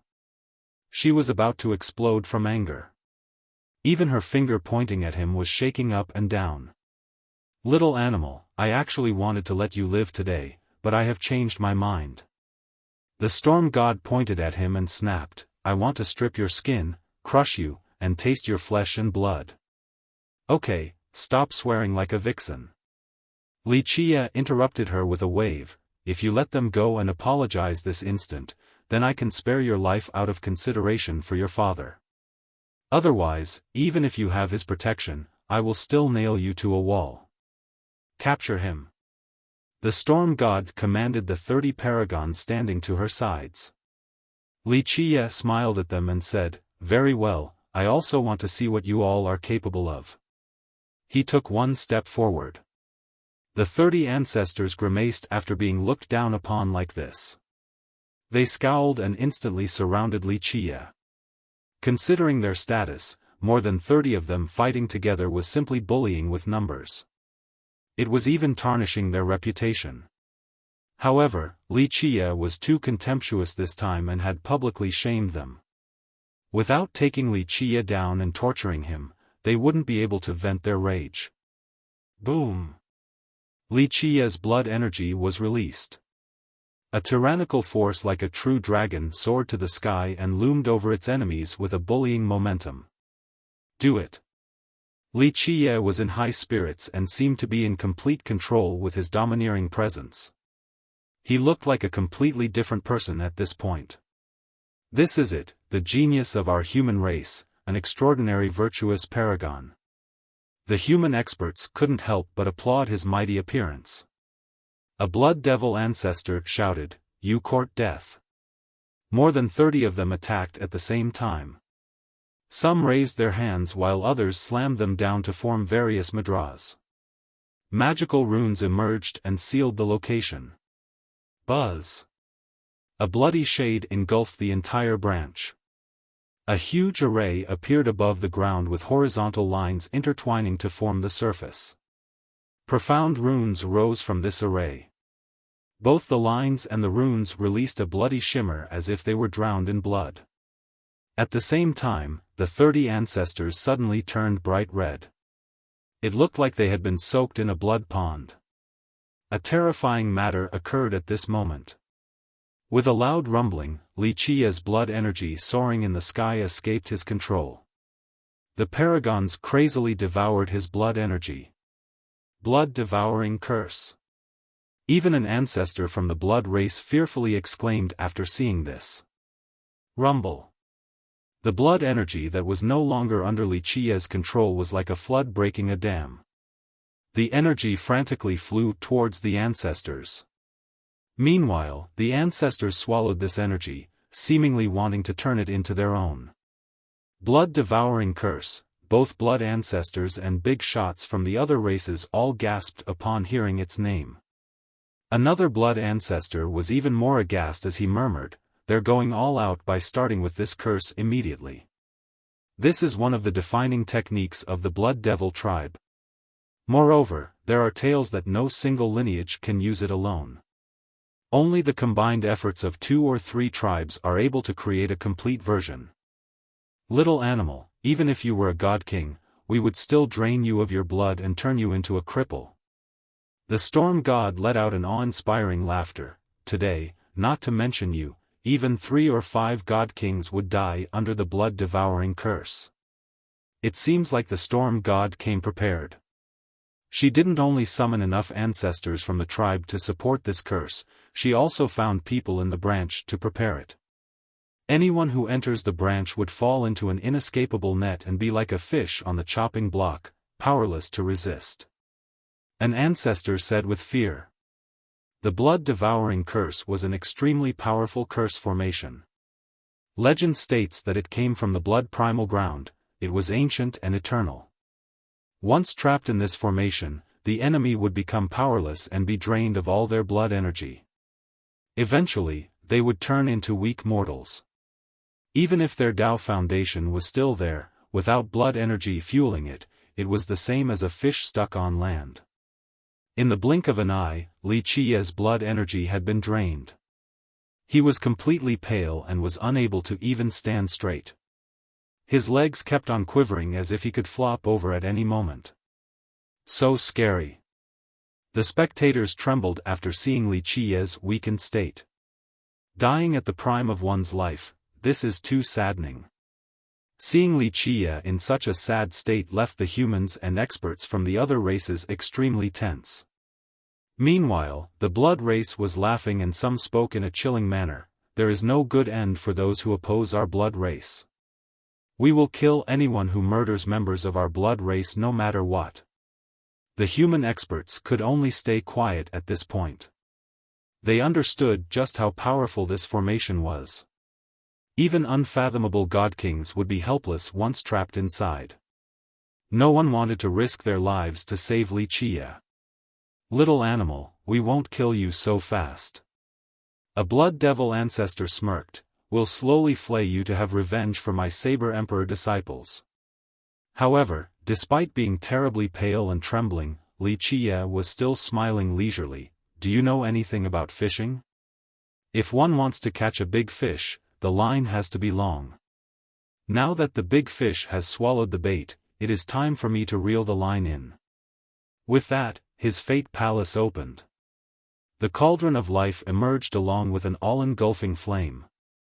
The heavenly Tao's primal chapter carved onto his cauldron began to light up in a blinding fashion. Buzz! At this second, Li Qiye's body was also immersed in a bloody light. The entire blood-devouring curse was under his control. Impossible! The more than 30 ancestors here felt that they were losing control of the formation and shouted in dismay. Clank! A crimson light soared from his body with the sound of something being unlocked. A huge lock appeared on his chest with refined flames floating around it. Zzz, the sound of searing sizzled along with a pungent smell that permeated the air. No, the ancestors all screamed in despair because their bodies had caught on fire. A terrifying, extremely refined sunfire incinerated them from the inside out, rendering them to ashes. This all happened too quickly. It didn't matter that they were eternal existences, they still couldn't stop the refined sunfire from burning their flesh. Next, one could hear clanking noises. From their ashes rose strands of refined sunfire as red as blood. These fire strands quickly entered Li Qiye's body, allowing his blood energy to recover and his complexion to return to normal. It all happened too fast. No one could react in time. He instantly took control of the blood-devouring curse and incinerated more than 30 ancestors while reclaiming his lost blood energy. At this very second, many people were stunned and couldn't regain their wits. Heavenly Tao's primal chapter and the 9 sun-locking heaven law, these two supreme techniques immediately defeated the curse. The curse came from the primal ground, but the primal chapter was the source of all blood merit laws. It was simple to imagine that all laws from the race would be under its control, thus his takeover of the curse was all too easy. The blood devil ancestors that swallowed Li Qiye's blood energy were courting death as well. The 9 sun-locking heaven law was the founding art in this regard. His blood energy was only the bait. It immediately turned into a fire law once it entered their bodies and refined their own blood energy while stealing all of their essences. Although their blood energy is weak, they are still paragons. I suppose it is still a bit nutritious. Li Qiye clicked his tongue as if he was tasting a meal before revealing a smile. This scene made everyone shiver. "What evil art did you use?" The shocked storm god recovered from her daze and stared intensely at Li Qiye.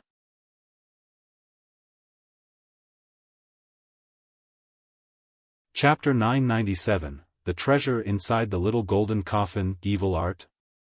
Li Qiye stared at her and shook his head while laughing. "Feng Piaoluo, you are just throwing away all of your father's prestige.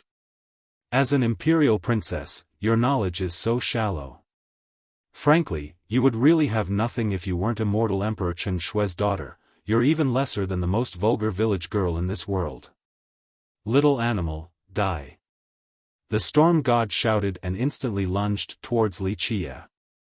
Her speed was unbelievable.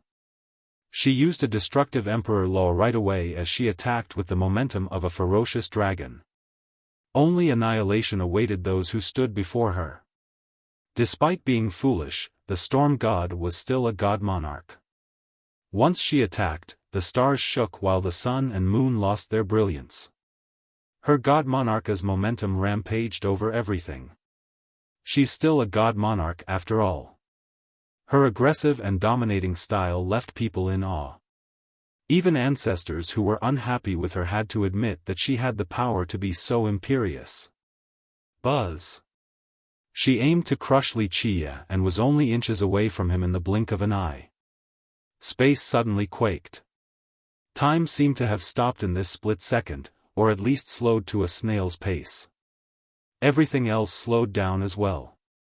Stagnation domain. Wuxia had activated this domain without any delay.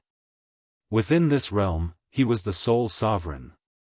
Anyone would enter its suppression. Even the fastest speed would become extremely slow, applying even to time itself. At the same time, an immense weight would press down on them. Thus, everything moved at a snail's pace after entering the stagnation domain, as if 3,000 worlds were pressing down on whatever had entered the perimeter. The passing of 1 second would feel like a year. Pop. Even the storm god couldn't break through this domain. Under this absolute suppression, Wuxia punched her down to the ground and then some until her blood sprayed. He grabbed her hair and the banging of her body crashing as he ruthlessly slammed her up and down without any mercy continued to ring out. Her blood began to paint the ground red. This scene shocked countless people. In just a second, the spectators' eyes fell to the ground while watching this impossible spectacle play out. Just how high was the storm god's status in the barren earth? People and ghosts alike feared her. But now, Wuxia was grabbing her by the hair and repeatedly slamming her onto the ground as if she was an insect. Isn't this too domineering?" a person murmured absent-mindedly. Others were without words, completely unable to speak at all. Domineering was no longer enough to describe Wuxia. Fiercest, this was the only title suitable for him. XSH. Blood spurted everywhere. Eventually, she managed to escape from his hands. Being a monarch, she knew many different emperor laws. She activated a heaven-defying escape technique and ran to the side. Alas, the price she paid was her scalp being ripped off. At this moment, she was drenched in blood. The blood dripping down her face was hideously scary. Boom! Imperial auras surged. One weapon flew out after another. In the blink of an eye, 5 Imperial weapons emerged to protect her, creating a supreme atmosphere. Earlier, she had underestimated her enemy too much. She thought that as a god monarch, she wouldn't lose after a single exchange, but it actually happened. Thus, she now summoned 5 weapons for defensive measures. As the daughter of an emperor, she most likely had more imperial weapons than anyone else. No one besides her was more qualified to inherit immortal Emperor Chen Shui's imperial weapons in Crimson Night. The majority of the cultivators and even some ancestors became quite jealous and filled with greed. Her tyrannical nature was not without reason. She had more treasures than anyone else, an absolute advantage in terms of resources. Feng Piaoluo, I thought too highly of you. Wuxia casually threw away her scalp and shook his head. I was flattering you too much when I said that you had barely reached God Monarch. From the looks of it right now, your limit is at the door of the God Monarch realm. As an imperial princess, if you were virtuous, then the people of this world would have respected you. Unfortunately, you lack even this characteristic and are instead dictatorial and unreasonable. You are simply courting death. Even the blood ancestors didn't dare to let out a fart at this moment due to the tense atmosphere. Wuxia's victory in his exchange with the storm god was truly too overbearing.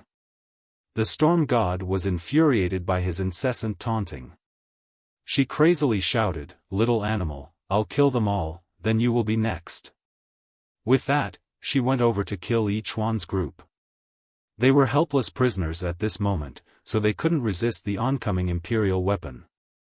They could only sit there and watch their doom come. Boom! However, the weapon was stopped before it could slash Yichuan's group. An old man stopped the storm god's attack. He had a friendly face and wore a paper hat. At a first glance, there didn't seem to be anything special about him. It could even be said that no one here recognized the old man's identity. It was Arcane Guru. After stopping the storm god, he still seemed quite at ease as if nothing had happened. The storm god immediately shouted after seeing the old man that stopped her, "Who are you?" The guru took off his hat and saluted before slowly speaking, "Storm god, I'm just someone who can't reach the apex, but you, as an imperial princess, you ought to be aware of your conduct and not shame immortal Emperor Chen Shui's prestige." Scram! The storm god attacked with her weapon. The strike swept through the sky, but the guru leaped up as well.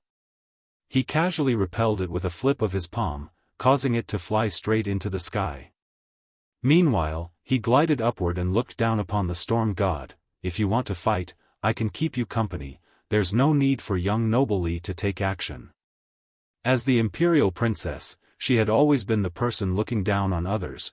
No one dared to look down on her like how the guru was currently doing. This made her livid. She leaped into the sky as well and screamed, "Ignorant fool, I'll kill you first before taking care of that little bastard then." With that, she grabbed onto an immortal emperor true treasure and instantly attacked the guru in the sky. The guru was as agile as a dancing crane in the 9 heavens. He used an unbelievable stepping technique to dodge her true weapon and countered with his bare hands. Boom! He made contact, but couldn't hurt the storm god due to the 5 weapons protecting her. It was impossible to touch her without a weapon. Die! She swung her true treasure and shattered the void. She aggressively went at the guru in a tyrannical fashion like a mad dragon. Her appearance at this moment was exactly like a vixen. The true weapon in her hand exerted even more power.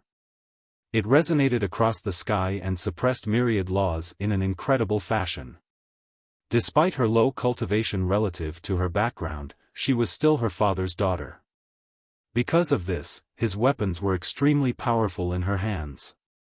However, Arcane Guru was mysterious and amazing as well.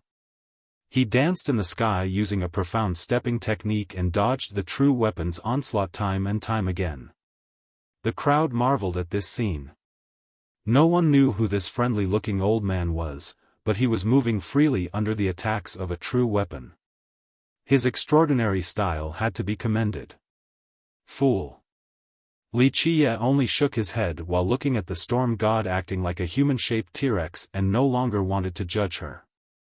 She was hot-headed and narrow-minded on top of being imperious without paying any heed to consultation. If she wasn't an emperor's daughter, she would have died countless times already. Li Qie walked forward and flicked his finger. Bang! The shackles on Yichuan's group instantly shattered. After he dispelled the seals on their bodies as well, they quickly stood up. Li Qie smiled and told Yichuan, "It seems like I have involved all of you this time." Yichuan wryly smiled back and shook his head, "That's too much, young noble.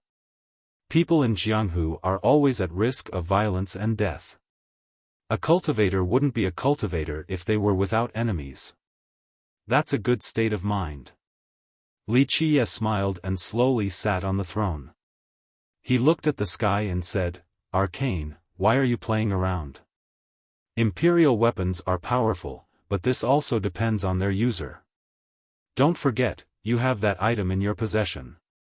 The guru didn't hesitate any longer. "Go," he opened a small golden coffin. With some clanking sounds, 6 bronze coins flew out from the coffin. Initially, the 6 coins weren't anything special. However, once they got close to the imperial weapons, the storm god lost control of the 5 protecting her as well as the true treasure in her hand. Buzz, the 5 protective weapons suddenly flew away, followed by the true treasure.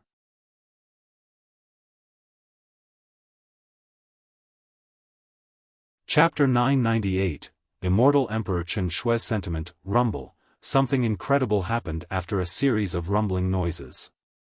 The 6 weapons actually flew away to chase the 6 bronze coins all the way out into space. This was a very bizarre scene. If these imperial weapons were servants, then the coins were the mock ceremonial ingots. The moment they saw the money flying away, the servants had no choice but to give immediate chase. Everyone knew that imperial weapons had seals on them. Before unlocking them, no one could steal these weapons. But now, even the daughter of an emperor couldn't control her father's 6 weapons and could only watch them follow the bronze coins into space. Boom! The entire holy city quaked. Without imperial weapons, the storm god couldn't compare to the arcane guru at all. The guru chopped downward with both hands and whacked the storm god down from the sky, causing her to slam into the ground. The result was a huge crater with traces of her blood everywhere. Who knows how many bones in her body had been shattered. I am someone who has always been respectful towards immortal emperors. It is a shame that you are incomparably ignorant. The guru shook his head and sighed softly. The entire city, including the blood experts, became quiet. However, it was likely that very few people were feeling bad for the storm god. Perhaps it was a different story for the younger generation of the blood race, but those from the previous generation did not like her. Boom! In the blink of an eye, an eternal imperial aura rose. The storm god stood up, a majestic figure behind her. This stalwart shadow behind her had a profound pair of eyes that were capable of illuminating all ages. This pair of eyes was fixated on her, showing that the shadow would always protect her no matter how many years went by. Someone couldn't help but shout, "Immortal Emperor Chen Shui!"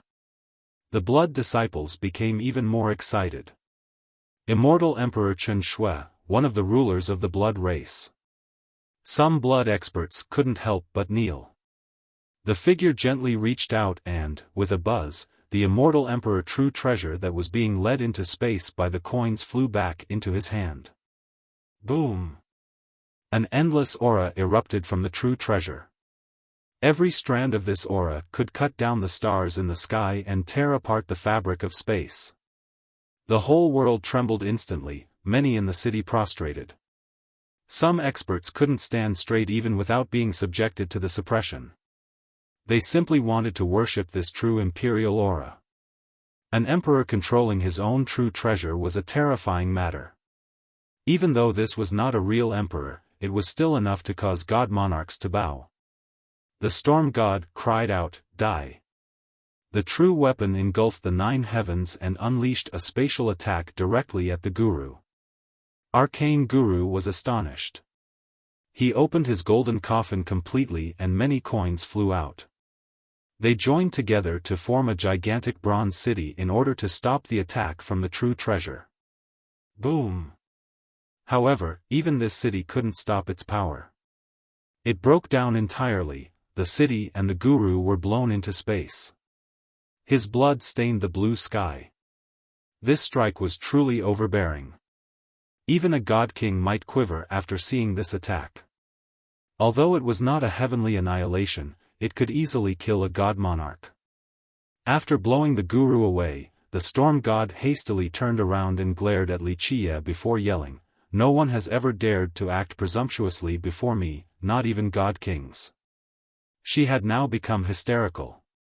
As an imperial princess, she had always been able to act imperiously, so the events today marked the biggest humiliation of her life. Her hysterical shouting left many people trembling with fear, including ancestors. They were afraid that her fury might sweep by without discrimination and harm them in the process. This hated witch was still an emperor's daughter after all. She still had her father's protection, allowing her to dominate all others. This was what many people dreaded the most. Wuxia couldn't help but smile after seeing this. He slowly stood up and leisurely said, "What a shame, you could have left today with your life, but it seems like death is the only path for you now. Little animal, keep on blustering. I will capture you today and flay your skin, tear off your tendons, and drink your blood. She screamed while taking short strides towards Wuxia. She was certain of victory and was not afraid even if god kings were to come. Everyone held their breaths at this moment. Even the human experts who wanted to side with Wuxia turned silent. Virtuous paragons were only insects in the face of such an imperial aura. Wuxia didn't bother looking at the approaching storm god. He glanced at the majestic figure behind her and smiled. Immortal Emperor Chen Shui, unfortunately, you are no longer in this world. You're only a strand of sentiment. So what if it is only a sentiment? It can still crush you like an ant. The storm god laughed hysterically and then reached for Wuxia. At this time, it was no longer her hand but an imperial hand. Even the universe would not be able to escape his grasp, it could only be torn asunder. Wuxia was still smiling as the imperial hand was crashing down. He took out a silver arrow to meet it head-on. Even the majestic figure was shocked. It used an unbelievable speed to create a gap with Wuxia. The storm god didn't know what was going on and immediately shouted, "What's the matter? Kill him." However, the figure quickly formed a mudra and sealed the storm god so that she couldn't let out another word. Its profound eyes continued to stare at Wuxia. "Even though you are not a real emperor, I don't really mind destroying you." Wuxia chuckled and pointed his silver arrow right at the figure before sighing. Just how long ago was the legend involving the killing of an immortal emperor now? Such words frightened many people. They knew that the being protecting the storm god was not a real emperor, it was only a strand of sentiment left behind by immortal Emperor Chen Shui. However, this sentiment was still quite terrifying. Even a god king wouldn't boast about killing it. But now, Wuxia's speech towards the sentiment was simply too aggressive and overbearing. The majestic figure contemplated deeply. Its brilliance pulsated between white and black. Others might not know what the silver arrow in Wuxia's hand was, but as the sentiment of an emperor, it felt a soul-threatening deterrence from the arrow. He knew what it was. At the same time, he also knew who Wuxia was. "My daughter was ignorant and has offended your excellency." The majestic figure was actually able to speak. "Here is an item, a token of apology to your excellency to redeem my daughter's life." This shocked the entire city. This was an emperor's sentiment, but it was actually conceding. How incredible was this sight to behold! An item fell into Wuxia's hand. He opened it for a look before looking back at the figure and gently sighed. "Immortal Emperor Chen Shui, you truly have spent countless efforts on your daughter. It has to be said that the love of a father is as grand as a mountain." A sentiment capable of speech was not an ordinary sentiment. One could easily imagine that the emperor used heaven-defying means on his daughter. Moreover, he traded a supreme item for her life as well. The figure stopped talking. It gazed at Wuxia, awaiting an answer. "Out of consideration for the fact that you participated in that war, I can spare her life. However, punishment must be carried out." Wuxia slowly answered and threw out his silver arrow. "No!" The storm god shrilly screamed but was powerless to resist. The arrow pierced her skull and actually pinned her in the sky. The majestic figure pulled out the extremely feeble soul from her body. Her Tao foundation was destroyed and only this weak soul was left. Even if she could survive, she had become an old woman without any power. "Remember, don't let me see her again.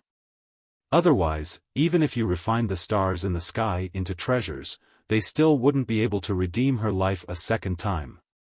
Wuxia uttered. The figure did not speak again. It immediately left with the storm god's dying soul. From then on, no one saw the storm god again. She disappeared from this world without a trace. Her body was still nailed up high in the sky. Anyone would be stunned before this scene. She ultimately couldn't escape this fate despite receiving her father's protection. No one dared to make noise in the city at this moment. They quivered while looking at her crucified body. They would be unable to forget this scene for the rest of their lives.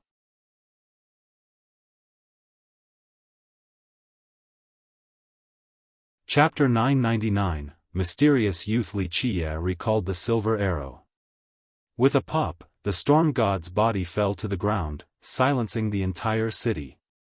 He sat on the imperial throne and glanced at the crowd, then the entire city before slowly uttering, "Anyone else dissatisfied or have some comments to say about me?"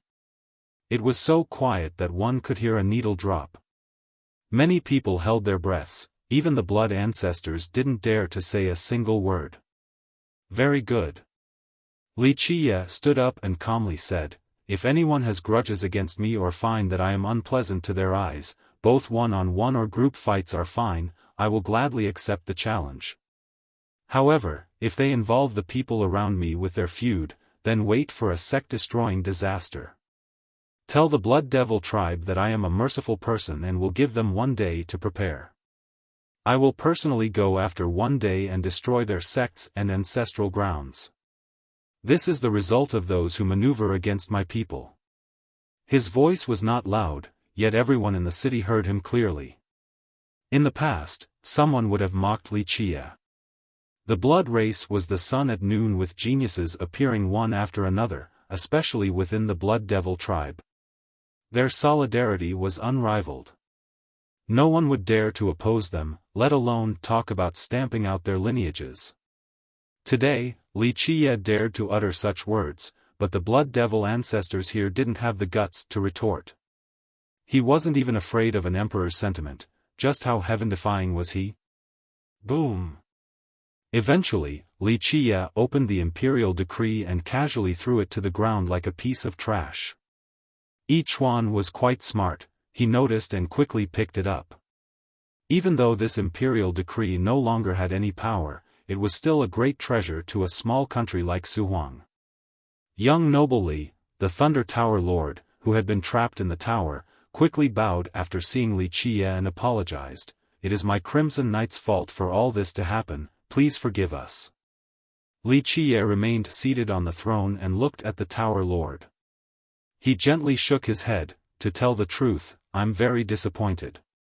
Someone of your realm can't even take out an imperial weapon, this is quite embarrassing for an ancestor." Such words left the Tower Lord feeling awkward. He didn't know how to respond and could only smile wryly. Well, the Storm God had full control of the kingdom. Old geezers like us had our hands tied. The imperial princess naturally had full sovereignty over the kingdom. Even ancestors stronger than her were still suppressed. The Tower Lord quickly apologized once more. "This time, I and several other ancestors were discussing how to settle this problem, but we didn't expect for the Storm God's first branch to be so aggressive. They dismissed several ancestors preemptively. Our kingdom absolutely does not wish to oppose young noble Li. Unfortunately, it is a little late. Right now, I have plans to visit your kingdom. Without a baptism of blood, a few people will never understand my mercilessness." Wuxia said dismissively. This scared the soul out of the Tower Lord. He quickly prostrated on the ground. "Young noble, please give my kingdom a chance. I promise that we will definitely remove the Storm God's first branch from the kingdom's order. I guarantee it with my life. Yuan will become the Crimson Knight Royal Lord and we shall pledge loyalty to you." The Tower Lord knew Wuxia had obtained the legacy of the blood progenitor and would definitely rule the blood race in the future. Without showing him their commitment right now, their future would be quite grim. "Please give us a chance." The Tower Lord's head met the ground. Even an ancestor of his level could only ask Wuxia for forgiveness. Wuxia glanced at the Tower Lord and then see Yuan. At this moment, she didn't dare to intercede. She knew that his decision was not something she could influence. "Fine, I will give your kingdom a chance." After a while, he slowly spoke. "If you still can't fix this problem, then I'll do so myself. You should understand that my personal visit will not end without blood. Rest assured, young noble, it will go as you wish this time. The kneeling Tower Lord solemnly promised, once Yuanyuan is in control, our kingdom will obey all of your orders. Li Qiye gently nodded, then told Si Yuanyuan, I have taught you everything that should be taught. The path that you take is up to you, whether you can become an amazing ruler or not depends on your own effort. None of my protégés have turned out to be weak, do not disappoint me. Si Yuanyuan kneeled on the ground and quietly bowed her head towards Li Qiye. All she had today was given to her by Li Qiye. She was a disciple exiled from the kingdom. To be able to return was already too great of a wish. She never thought that she would be able to rule the country one day. His declaration and feat spread to the entire barren earth overnight. Countless humans became excited. The young humans had been far too quiet in this region, but finally, a prodigy appeared. Perhaps he would be able to lead the humans to newfound glory. A second Lin Tiandi. Someone emotionally commented after hearing Li Qiye's tales. No, he's even more heaven-defying than Lin Tiandi. Someone else murmured, just climbing the prime peak alone is enough to make him matchless. No matter how great Lin Tiandi is, he couldn't climb it. In a southern desolate area, a young man was traveling across the world in a transcendent and mysterious manner. Myriad Dao accompanied his steps as if he was the ruler of the Dao. He was referred to as the #1 genius of the barren earth, Lin Tiandi. Amazing! Such accomplishments, even the most earth-defying genius would have to chase him from behind. Lin Tiandi was in awe after hearing the news and became absent-minded for a moment. He eventually regained his senses and smiled, this generation will not be boring, it shall be a brilliant one. Otherwise, with just Jikong Wudi and the others, how could they compete against my senior brother? With that, he continued on with the same carefree and unrestrained attitude as before. It seemed that nothing could prevent him from having peace of mind. The mysterious Bamboo Mountain, one of the most powerful lineages in the barren earth, was on the same level as Heaven Guard. It was a sect with 3 emperors. Among them, one was a demon, another was a golem, and the last was said to be either a demon or a dragon. Many demon tribes considered mysterious Bamboo to be their leader and followed its orders. However, after immortal Emperor Yin Tian, mysterious Bamboo maintained a very low profile and became strangely reclusive. There was an ancient pavilion in mysterious Bamboo with a young man lying there. Even his casual posture would leave others with the feeling that the heavens was being devoured. To describe him as being among the heavens was not an exaggeration at all. This youth seemed to just be waking up. The door opened. An ancestor came in and reported the news of the barren earth to him. A silver arrow. The youth immediately sat up after hearing this, the 9 heavens shook with his movement. A glint emerged in his eyes like the radiance of 3,000 worlds. This glint was extremely terrifying. Even god-kings would quake with fear if they were standing before him. This youth was absolutely mighty beyond imagination. The youth asked again, "Are you positive that it was a silver arrow?" He had a hard time believing this. "Honorable ancestor, I'm completely certain." This mysterious Bamboo ancestor held great reverence for this youth. The youth's expression shifted. He was lost in a daze as he murmured, "Is it, can it be?" The moment this youth calmed down, he quickly disappeared. In the blink of an eye, he crossed time and space. Each of his steps took him through countless locations. If one could see his method, they would be jolted. Just taking a few steps allowed him to cross an entire area, this was too heaven-defying. When the curtain of night fell, the youth appeared right outside of the holy city. No one knew that he had arrived. He stood in the sky, untraceable as if he was one with the heaven and earth. Not even god-kings would be able to detect him, let alone god-monarchs. He opened his eyes, revealing a glare capable of crossing time itself. It eventually fell upon the Thunder Tower. Inside the tower, Li Qiye was sitting down and meditating quietly. When the youth's gaze reached the thunder tower, Wuxia suddenly opened his eyes to look in the youth's direction. Afterward, he closed his eyes again, reaching a state of zen once more. Thump, thump, thump. The youth took several steps back in shock. He left without saying another word and returned to mysterious bamboo in an instant. Damn, how am I going to live now? The youth pulled on his own hair in great distress. The ancestors here were dumbfounded to see the youth acting like this. They glanced at each other in confusion, not knowing what had happened. One of them quietly asked, "Ancestor, what happened?" "I want to commit suicide, do you understand?"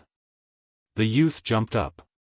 His handsome face became sour like a bitter melon. Go now, to the town down the mountain. Buy me 10,000 pieces of tofu so that I can kill myself by ramming my head against them. The ancestors here didn't know how to respond to this young man. The youth sat down in his chair with a dejected expression and reluctantly spoke. "I finally climbed out of the ground and wanted to act cool for a bit, kill some monsters, claim the heaven's will, but I have only completely wasted my time."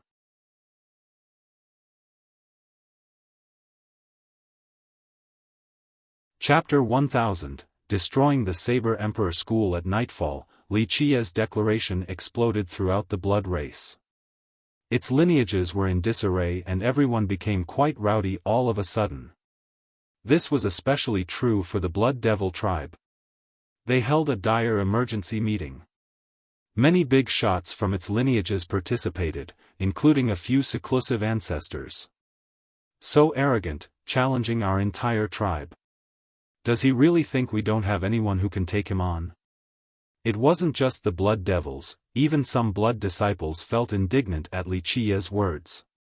Due to their great solidarity, once the Blood race faced a powerful enemy, all of them would let go of their feuds and join hands. The humans were far weaker in this respect. Who does he think we are? Does he think that our Blood Devil tribe is a soft tomato that he can crush as he pleases? A Blood Devil disciple full of hope spoke. "We have billions of disciples and more than 1,000 paragons with God Kings leading them. I don't believe that he has the ability to kill us all." A big shot from the tribe coldly uttered, "Let him come, we'll take him on any time. No matter how powerful the enemy may be, our Blood Devil tribe will fight to the end." In fact, this big shot wasn't just boasting. In just one night, many lineages in the tribe quietly maneuvered their armies to form an unimaginably large coalition. Spies were shocked to see this miraculous deployment from the tribe. They were not only unified but also had a fast and effective cavalry. It would be difficult for a tribe with such abilities to not become prosperous. They used action as to respond to Wuxia's threat. This left a lot of people wanting to see more. Everyone knew that in the last several generations, the Blood race had become increasingly powerful in the southern region. The human race no longer had the strength to be called number one in the barren earth. The Blood Devil tribe's unity allowed them to grow strong very quickly. Now, they were a force to be reckoned with for all the other races here. At this moment, they finally mobilized their troops on an unprecedented scale to fight Wuxia to the death. How could people not become excited to watch this? One against an entire tribe, even Lin Tiandi can't compete with this. This is the pride of our human race. A proud human commented after seeing the Blood Devils on the move.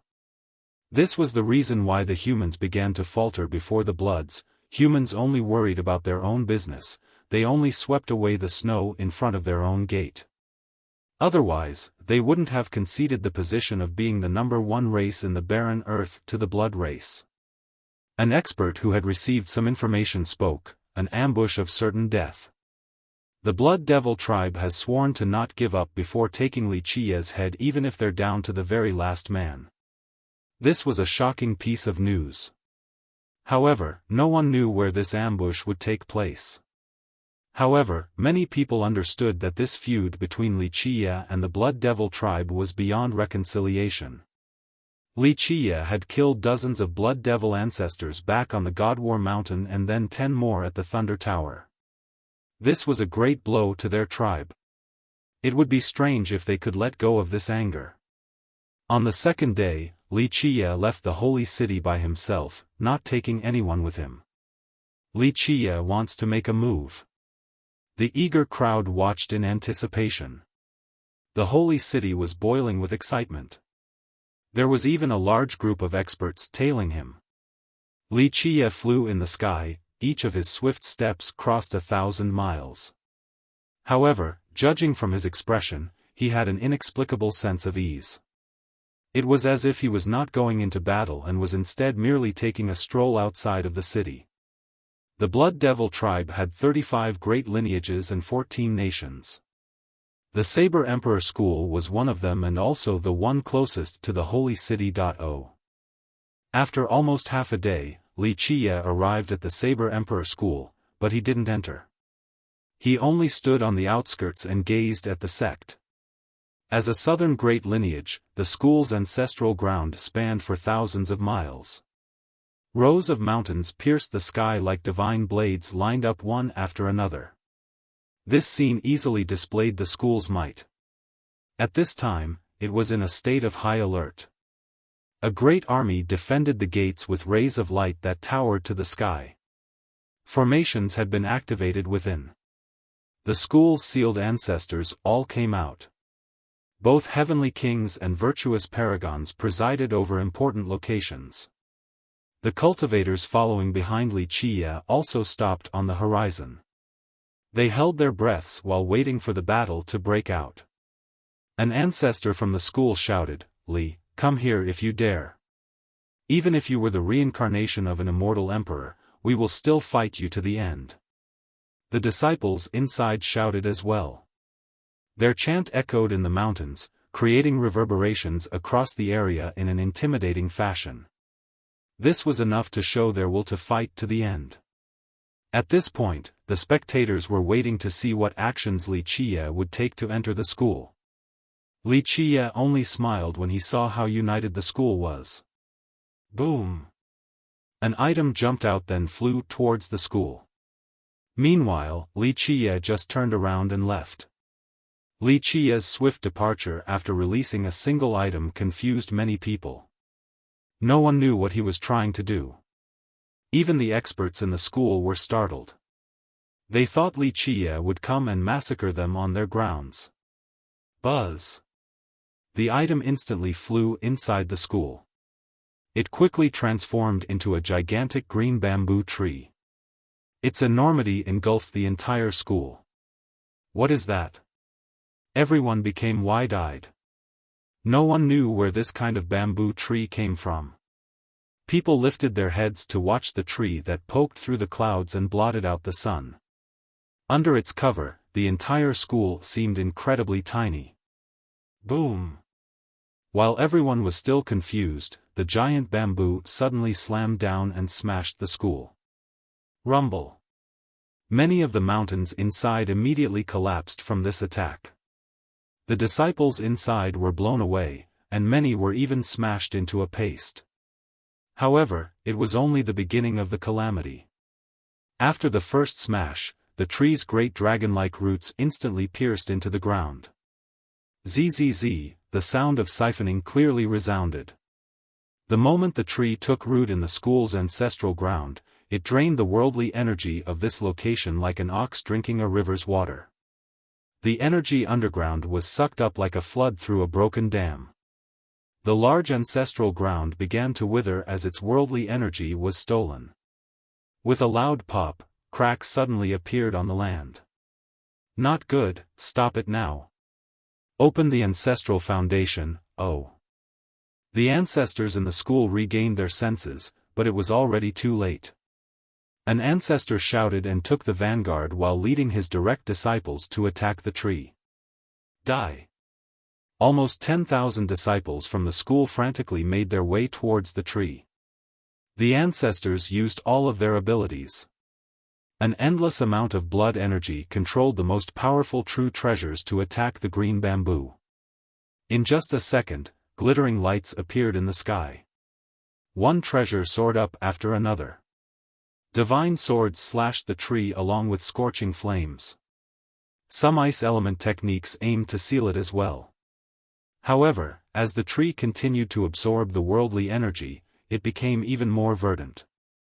It emitted a green ethereal light as if it was forming a huge barrier. Bang! Bang! Bang! The onslaught from the tens of thousands of disciples was completely stopped by this green barrier. Next, one of the tree's branches stretched out. It swept countless disciples flying. This scene resembled a huge tree smashing away countless ants.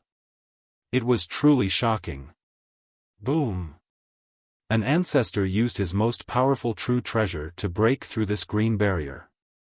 He and several others instantly headed for the tree to cut it into pieces. However, before these powerful ancestors could reach the tree, a buzzing appeared. A sword-like branch flew down to meet the ancestor with the true treasure.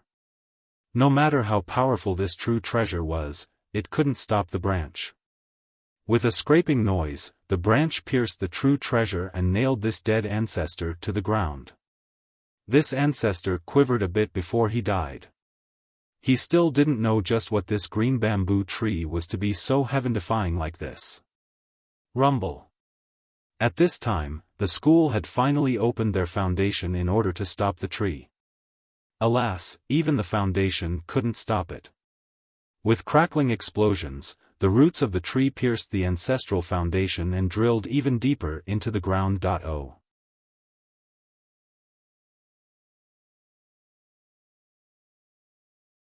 Chapter 1001, Wang Clan. Miserable screams echoed continuously as the disciples of the school fell one after another. They kept on rushing forward in an attempt to cull the bamboo tree, but no one was successful. All of them were killed off one by one. Their blood went beyond just staining the ground. It slowly converged into a stream that flowed downhill. One could see corpses and broken treasures strewn everywhere. At the same time, the shrill cries of the disciples that had yet to die turned the school into a purgatory. After seeing this scene, the majority of the experts watching in the distance shivered. Even though the Saber Emperor school was not an imperial lineage, it was still an amazing great power. But today, such a lineage was destroyed and the worldly energy under its ancestral ground was sucked dry. This meant that this area had now become a wasteland. Even if some disciples survived, they still wouldn't be able to rebuild the school. An expert quivered and commented, "Just what is that thing? It's too horrifying." He wasn't the only one, many people felt the very same fear. Earlier, the school had erected a great defensive perimeter, yet in the blink of an eye, it was turned into a hell with flesh splattered everywhere.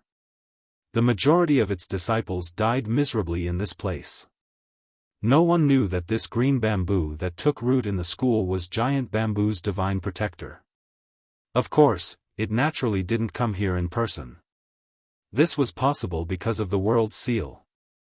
Wuxia had imprinted the divine protector into his treasure.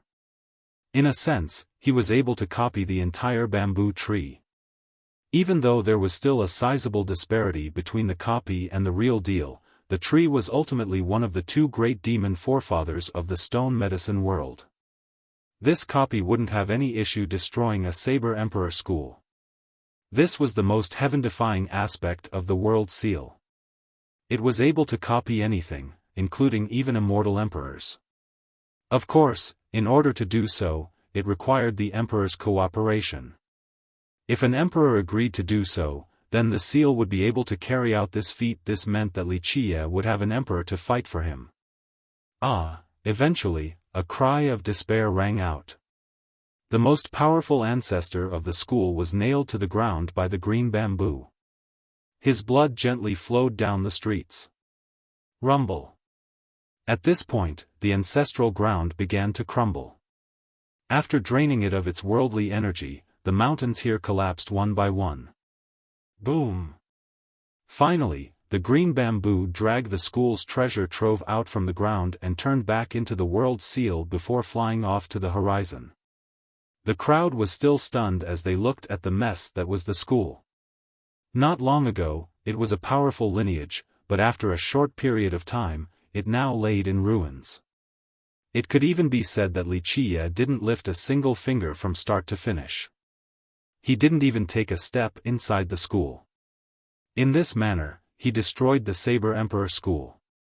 The whole process seemed like an unbelievable legend. Shit, is Wuxia still a person? A commenter had his butt on the ground since his legs were too weak to let him stand. An ancestor took a deep breath and murmured, Lin Tiendi, Jikong Wudi, they can't be better than this. No one will be able to compete with Fierce. At this time, people had already ranked Wuxia above Lin Tiendi's group. A great character quietly whispered, Fierce, his notoriety is real. A quarrel will result in a sex destruction. He was heaven-defying in the past, and now he is even more heaven-defying. What did you say? The person next to him asked. Nothing, just talking to myself. The great character shook his head and didn't say anything else. Without a doubt, some people had figured out Wuxia's identity, but they didn't reveal it. They wanted to see Wuxia pierce through the sky as they were eager to watch the fun. Wuxia continued to move, but the world seal caught up to him. He recalled it and threw the Saber Emperor school's treasury into his fate palace without bothering to take a look at it. In his eyes, a lineage like this school couldn't reach the apex. Destroying it easily was only to be expected. Wuxia is going to the Wang clan. Those who were tailing him noticed his direction and immediately knew where he was going. They immediately sped up to the Wang clan. Everyone wanted to see what kind of methods Wuxia would employ to destroy the clan.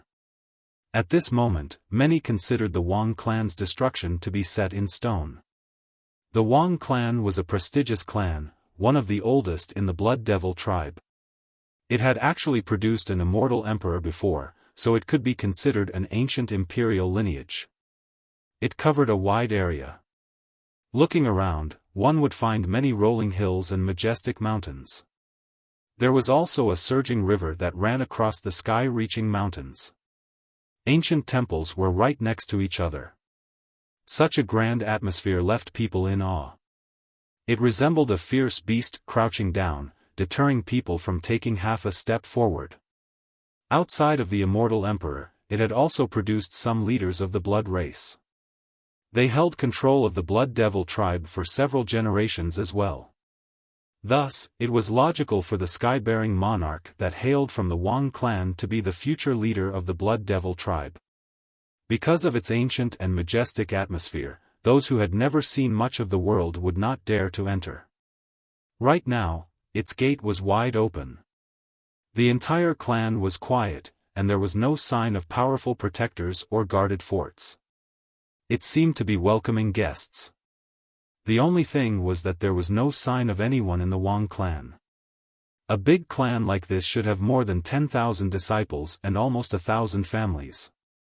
However, not even a single shadow could be seen inside the clan. This painted quite a creepy scene. Wuxia stood outside of the entrance and smiled after looking through the entire clan. The spectators were watching from a safe distance. No one dared to come close. Some lineages even opened their heavenly mirrors to illuminate this area so that they could see the conclusion of this conflict.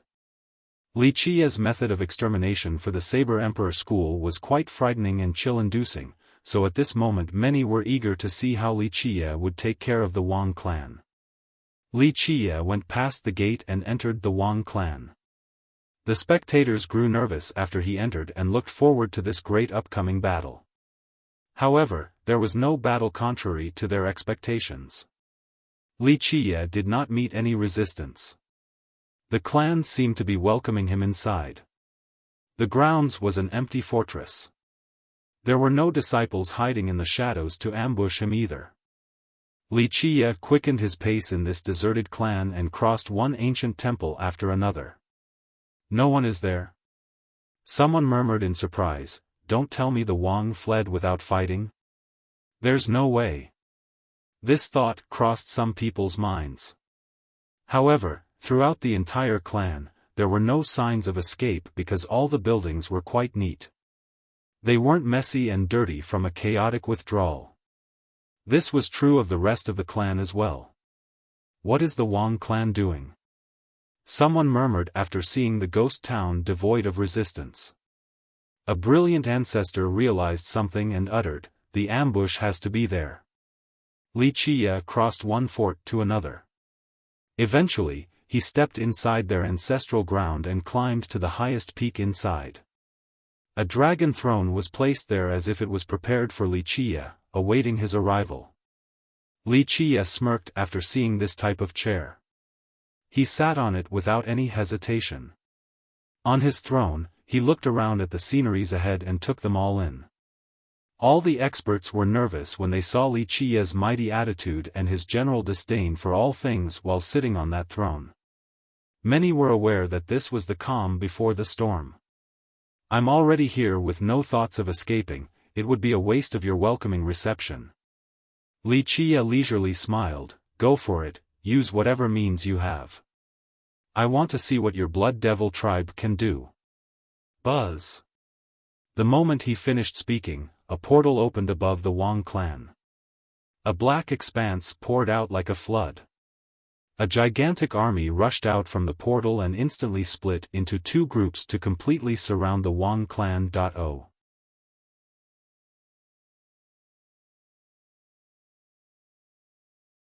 Chapter 1002, Wang Dongtian. This great army descended from the sky like a flood bursting through a dam.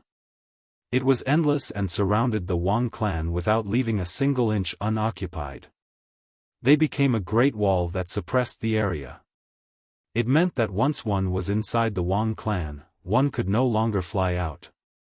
As this army besieged the clan, the scene became absolutely dark with flashing steel and dancing banners. An aggressive aura suppressed the entire clan, causing others to be short of breath. Even an expert would feel their legs giving in. This was not just an army of tens of thousands, they numbered in the hundreds of thousands. What was even more frightening was that they did not make any sound while moving. It was a smooth deployment, the result of being well trained. This is truly an invincible army. A shivering soul murmured after seeing this. After witnessing the army that numbered in the 100,000s with virtuous paragon ancestors presiding over the ranks, any sect or race would quiver with fear. All of the lineages of the Blood Devil tribe are participating in this war. Their elites are all here. This is nothing short of using their full strength. A big shot spoke with apprehension. Their solidarity made it easy for them to grow powerful. An enemy like Wuxia warranted their full force. The elites of all 35 lineages came out for this battle. Their seclusive paragons and sealed ancestors all came into being without hesitation. No matter one's race or lineage, even if they were from an imperial lineage, they would tremble with horror before this showing. Even an imperial lineage wouldn't have such unity within their sect, but the Blood Devil tribe did. Just how frightening was it for dozens of lineages to come together like this? Wuxia remained on his throne and gazed at the great army before him. He was still smiling and calm. In his eyes, not to mention this army of hundreds of thousands, even an army 1,000,000 strong was only a common sight. From the gray-haired ancestors to the vivacious disciples, the Blood Devil tribe wore cold expressions without exception. There were more than 100 virtuous paragons in this formation. All of them were at the ancestor level and wouldn't easily come out. However, this crisis for the tribe caused them to not hesitate to come out. The heavenly kings were too numerous to count. All of their blood energy ran strong with boiling momentum. It was as if, to protect their tribe, they would be fine with fighting to the very last man. The spectators were dead silent. Such a great showing from the tribe left them utterly shocked. Wuxia revealed a smile as he glanced at the army. No matter what, it has to be said that your Blood Devil tribe is indeed incredible. From just a few short generations, you were able to grow from a medium-sized tribe to a great power. This was due to your solidarity that the other races lack, especially the humans. The human experts in the horizon became flustered after hearing this. Li Qie was right, humans only worried about themselves and worked for their own well-being. If the humans could act like the Blood Devil tribe, then they would be terrifying. No race in the mortal emperor world would dare to oppose the humans. They could even potentially sweep through the 9 worlds. You know of our unity, so you should also understand that we Blood Devils will not bow down to any enemy. A coarse voice came out, we will fight to the end until we destroy our enemies, no matter who they might be. An old man stepped out before everyone. He was adorned with an imperial robe and had god monarch circles pulsing around him. Despite his gray hair, he gave off a vigorous feeling. There was a strong momentum that seemed to declare that he was a blade that had yet to age. The more dreadful part was the god monarch aura that he emitted. He let his aura run rampant, allowing it to roar like a gigantic dragon. Without a doubt, this old man was a real god monarch, one at great completion. Someone that barely stepped into this realm like the storm god couldn't compare to him at all. Who is he? Not too many people knew who he was. A blood ancestor recognized this old man's identity and murmured, Wang Dongtian. He used to be the leader of the Blood Devil tribe and is currently the strongest ruler of the Wang clan. I didn't think that even he would come into being. Wang Dongtian. The younger generation might not think anything of this name, but many ancestors from the previous generation got chills after hearing it. This was because the bizarre solidarity of the Blood Devil tribe started with him. His reign was the reason the tribe became so prosperous. Li Qie leisurely replied, "It seems that you are very confident that your tribe will be victorious in this battle." Wang Dongtian stared at Li Qie with a profound gaze and responded slowly, "I am aware of you annihilating the Saber Emperor school as well as your heaven-defying means. However, we have an army of more than 100,000 here, numbers are completely meaningless to me." Li Qie interrupted him and shook his head, "Even if you had 1,000,000 soldiers here, I still wouldn't give a damn." Despite this bold claim, no one dared to mock Li Qie right now, unlike the past. "The strength of my tribe is beyond your imagination. Even if you are a god king, don't even dream about leaving this place alive." Wang Dongtian spoke solemnly, "No matter how powerful or invincible you may be, our tribe will not falter against the enemy. We will fight to the end." So courageous. In your opinion, should I be feeling despair right now? Li Qie smiled. "My tribe can spare you a path of survival." Wang Dongtian glanced at him and spoke, "If you swear loyalty to us, we can forgive you. However, you must make an oath with your true fate." His offer left the experts outside surprised. Li Qie had killed so many people from his tribe and even destroyed the Saber Emperor school, yet he was still willing to spare Li Qie in exchange for his loyalty. This was indeed a cause for astonishment. Maybe recruiting Li Qie is a good choice. A blood ancestor saw something deeper and murmured, "At the moment, the Blood Devil tribe is missing a capable successor who can take care of the bigger picture." Interesting, how interesting. Li Qie couldn't help but smile as he leisurely added, "If I am not mistaken, you must have received some news from the Blood Primal Ground." He paused for a moment here, "How amusing, I can understand if it was the storm god being stubborn after receiving the news. She is a vixen who can't tell right from wrong, all she does is whatever she wants. But as for you," Li Qie smiled, "I have heard your stories before. After receiving those messages, you still want to work together with the storm god. I find this to be very interesting." Wang Dongtian glared at Li Qie. A cold glint flashed across his eyes but disappeared right away. He slowly spoke, "Those who kill our tribe's disciples are our enemies. Your hands are stained with our blood, this won't be resolved with just a few words." "Good, very well." Li Qie clapped in response and smiled, "In a certain sense, you are a great hero to your tribe.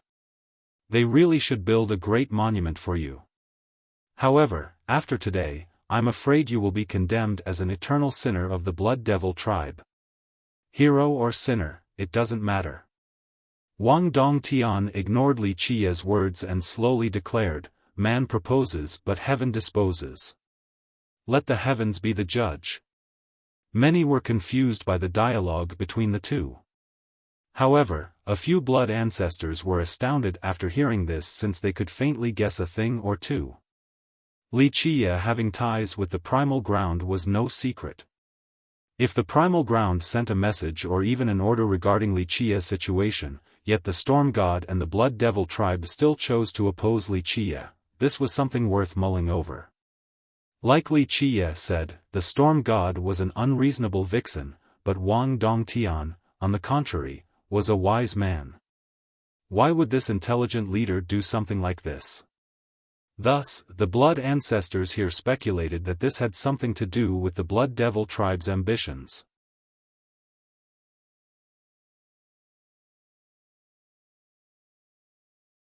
Chapter 1003, Meeting Old Friends Again. There were a few blood ancestors who had heard rumors of the blood devil tribe's ambitions. They believed that the tribe wanted to be the top clan within the blood race. In fact, no one really suspected this rumor. After all, they had produced 3 immortal emperors in the past. The tribe itself had frightening resources, and more importantly, ever since Wang Dongtian took over, the tribe had undergone many changes. They became strong to an alarming level. After several generations of reforms, they became the unified entity of today. Although they did not produce an emperor during this time, geniuses came out one after another. There were many paragons and even eternal existences. Some even said that the tribe was the branch with the highest number of paragons in the blood race. And there was an even more frightening rumor. It stated that their ambitions did not stop there. The tribe wanted to become an existence that rivaled the blood primal ground. It even went beyond that. Some believed that they wanted to replace the primal ground altogether. Of course, the majority of the blood ancestors only snorted at these rumors. They assumed that they were only propaganda spouted by the humans or the other races. The goal was to destroy the blood race's unity. The truth was that these ancestors found it to be an impossible matter. For millions of years and generation after generation, the primal ground had always controlled the blood race in the 9 worlds. No one person or lineage could ever shake the primal ground's position in the blood race. Thus, they thought of these rumors as mere malicious slander. The blood devil tribe couldn't be stupid enough to challenge the primal ground's position. This was simply courting death. However, after hearing the exchange between Li Qia and Wang Dongtian, some of these blood ancestors with great statuses were slightly startled. They couldn't help but recall these past rumors about the blood devil tribe. They trembled at the thought that they might be true. The younger generation did not know the relationship between Li Qia and the primal ground. However, the primal ground had recently sent messages to the powerful side branches of the blood race. Even a fool would understand that Li Qia carried a great significance for the primal ground. He might even take over the leadership of the blood race. Although such speculations did not receive a direct response from the primal ground, it was enough to show Li Qia's importance. Yet, even after receiving these messages, someone as smart as Wang Dongtian chose to work together with the storm god to oppose Li Qia? What did this mean? Man proposes but heaven disposes. Let the heavens be the judge. Well said. Li Qia couldn't help but praise. I have to admit that you are a man with a vision. However, you have underestimated your enemy so much that this act is no longer a vision, it is simply overestimating your own abilities. Overestimating my own abilities? Wang Dongtian's profound eyes emitted a cold glimmer as he slowly responded, against a supreme lord, I will admit that I don't know my own limits. But against you, I don't believe this is the case. Ha ha ha, how funny. Li Qia chuckled, you will never find out what kind of enemy you are facing right now. In fact, your knowledge of the blood primal ground is only made of scraps and pieces, otherwise, you would already be regretting the decision you made today. Is that so? Wang Dongtian retorted, "My blood devil tribe will never know regret. We swear to fight to the very last man against our enemies." "How brave!" Li Qie said with a smile. "Fine, you all have seen what I am capable of and should have a clear assessment of my strength. Thus, you should be well prepared. I have always been merciful and given my enemies ample opportunities. Begin, show me everything you have. I'll wait so that others won't say that I never gave you all a fighting chance." Wang Dongtian stared at Li Qie without speaking. His leisured and relaxed attitude didn't seem to be just for show. It really made Wang Dongtian wonder just how many heaven-defying means Li Qie had. However, he didn't have time to hesitate. He slowly uttered, "Very well, since you are so confident, I'll let you see our great solidarity firsthand. Commence." He shouted out a command. The tightly packed army that surrounded the Wang clan did not immediately attack Li Qie after the command. A battalion of disciples instantly formed formations. Magical runes appeared on their bodies. Buzz! The entire Wang territory lit up. Formation arrays rose from the ground and illuminated the area. Many chants resounded. A very powerful force in the middle of this land fluctuated. Next, a series of continuous explosions blared. Pop! A very mighty bloody ray soared into the sky from within the clan. It tore apart the initial firmament. Its crimson radiance turned into a formation high above, as if it was about to open a timeless portal. What is this? Many people felt uneasy after seeing the portal in the sky in addition to sensing the fluctuation of this timeless power. Interesting. Li Qie glanced at the portal but still sat leisurely on his throne. "I have heard of this legend before. Alas, it can't reach the apex against me." His words turned Wang Dongtian's expression sour because this portal hid the ultimate power of their blood devil tribe. However, Li Qie's casual words were full of disdain. This was an affront to the great efforts of their tribe's wise sages. Such a big tone.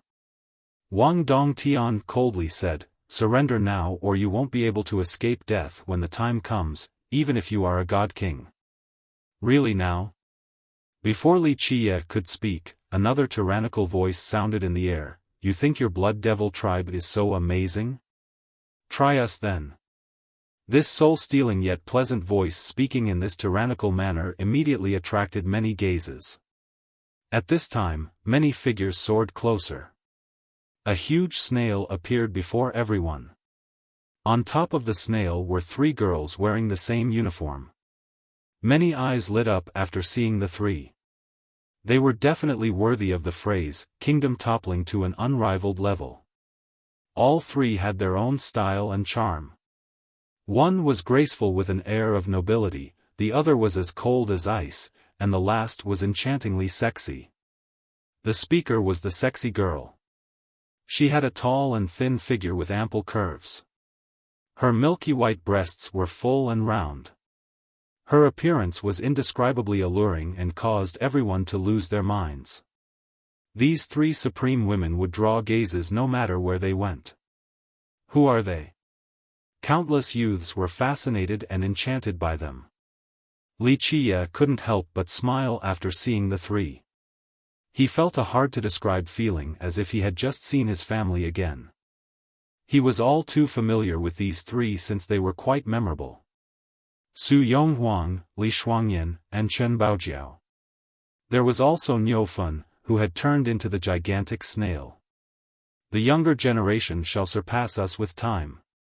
Wang Dongtian saw the three and his eyes turned serious after he uttered this praise.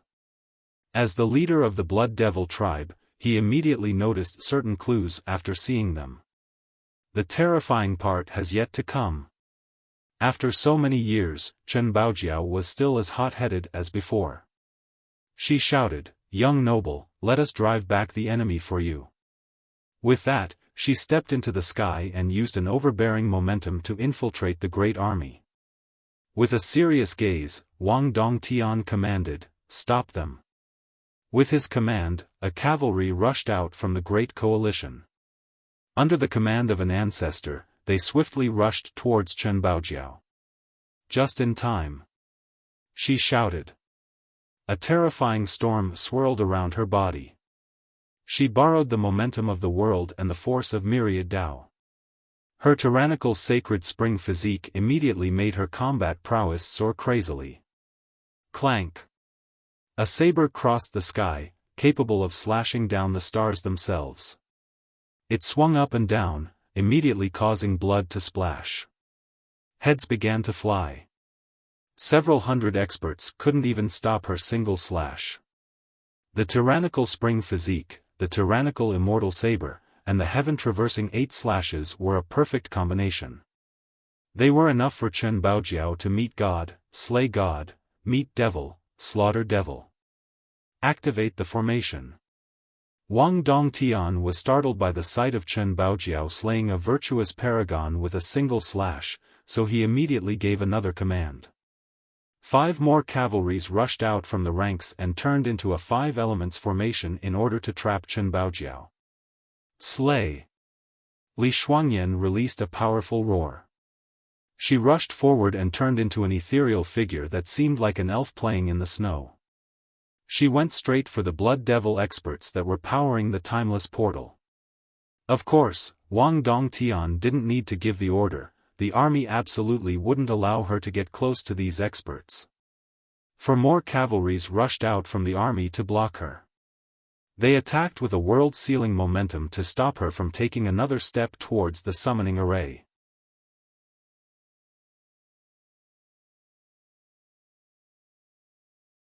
Chapter 1004, Unbeatable Immortal Physiques, Buzz. The moment these cavalries from the Blood Devil tribe sealed the area, Li Shuangyan exuded an astonishingly holy light. Time and space shook in this moment. She stepped forward through the sealed area. Even this great trap couldn't deter her path. Zzz, at this moment, people finally noticed a crest on her head. This was the ice crown she obtained from the World Tree. The moment she put it on, it immediately sealed everything with a layer of ice. The experts who attacked her were instantly frozen. Next came a series of shattering sounds. The ones that were trapped all broke into pieces, including even the virtuous paragons. Void imperfection physique, this allowed Li Shuangyan to move freely under any problematic situations. Myriad techniques couldn't touch her while her own Tao would spread far and wide. It was destined for her to resemble a transcendent lotus. Use fire to stop her. Wang Dongtian was aghast. He immediately issued the order the moment he saw her ice attack kill so many experts. Go! 8 new cavalry divisions ran out. They used their longevity blood to accelerate a supreme art. It turned into a gigantic fire dragon that then flew straight for Li Shuangyan. Die! Li Shuangyan was unperturbed in the face of the eternal existence leading the 8 divisions. The heavenly sky plate floated above her while she wielded the 6 Tao sword, the sacred physique was her only protection. Each of her steps created a new lotus flower to pave her way into battle. Playing with fire? I'll show you a real Tao of fire. Seeing the fire dragon formed by the 8 divisions, Su Yonghuang shouted and soared forward as well, leaving behind a path of flames in the air. An endless extreme yang fire descended. A sun began to rise in front of her chest. She seemed like a golden crow immersed in the sun, scorching the entire world. Her own fire dragons roared. This extreme yang fire turned into fire dragons and swept by everything. Miserable screams came about, many blood devil disciples were instantly burnt to ashes. Open. Eventually, a blood devil paragon used an imperial weapon while borrowed the blood energy from several thousand disciples to support it in an attempt to stop the extreme yang fire from assaulting the area. Extreme yang physique. A royal lord was able to recognize the physique and exclaimed in shock as Su Yonghuang terrorized the world with her flame. I'm here as well. Xiaofan also shouted. He didn't need to transform, only continuing to rampage as a snail as large as a mountain. He slammed into the Blood Devil army and caused blood to flow. Wherever he went, one could hear the breaking of bones. Mangled flesh scattered all around him. Even a regular paragon would be blown flying while spurting blood from a shattered body. This sect master had taken a vacation at the Grand Middle Territory before. He murmured in amazement while watching this scene, the cleansing incense's 3 great beauties as well as their 3 immortal physiques. I have heard stories about their recent rise, it seems that they were indeed true. One sect with 3 immortal physiques, this is more than enough to sweep through any sect or lineage. It really is scary. All the spectators couldn't help but feel astonished. A paragon commented, 3 young geniuses have already become virtuous paragons with half-completion immortal physiques. The 3 of them together are simply unstoppable. Void imperfection physique, extreme yang physique, but what is the last one? A great character from the previous generation checked out the 3's physiques. However, he couldn't recognize Chen Baojiao's physique. Maybe it is the furious immortal tyrannical physique, one of the 12. A different big shot responded, but he wasn't completely sure and was only speculating. They came from cleansing incense, why are they helping Li Qiye right now? A junior was confused about the 3 suddenly assisting Li Qiye. The sect master explained to his junior, you haven't been to the Grand Middle Territory so you don't know. Li Qiye came from cleansing incense, he is their prime disciple. Back when he was at the 100 Cities, he murdered thousands in a furor and personally destroyed the Tiger Howl School. This was back when he was very young. Later on, he disappeared for a long time, so everyone assumed that he was dead. Who would expect him to show up now in the southern region? Brother Hong, so you were aware of Li Qiye's identity much earlier. How come you didn't tell us?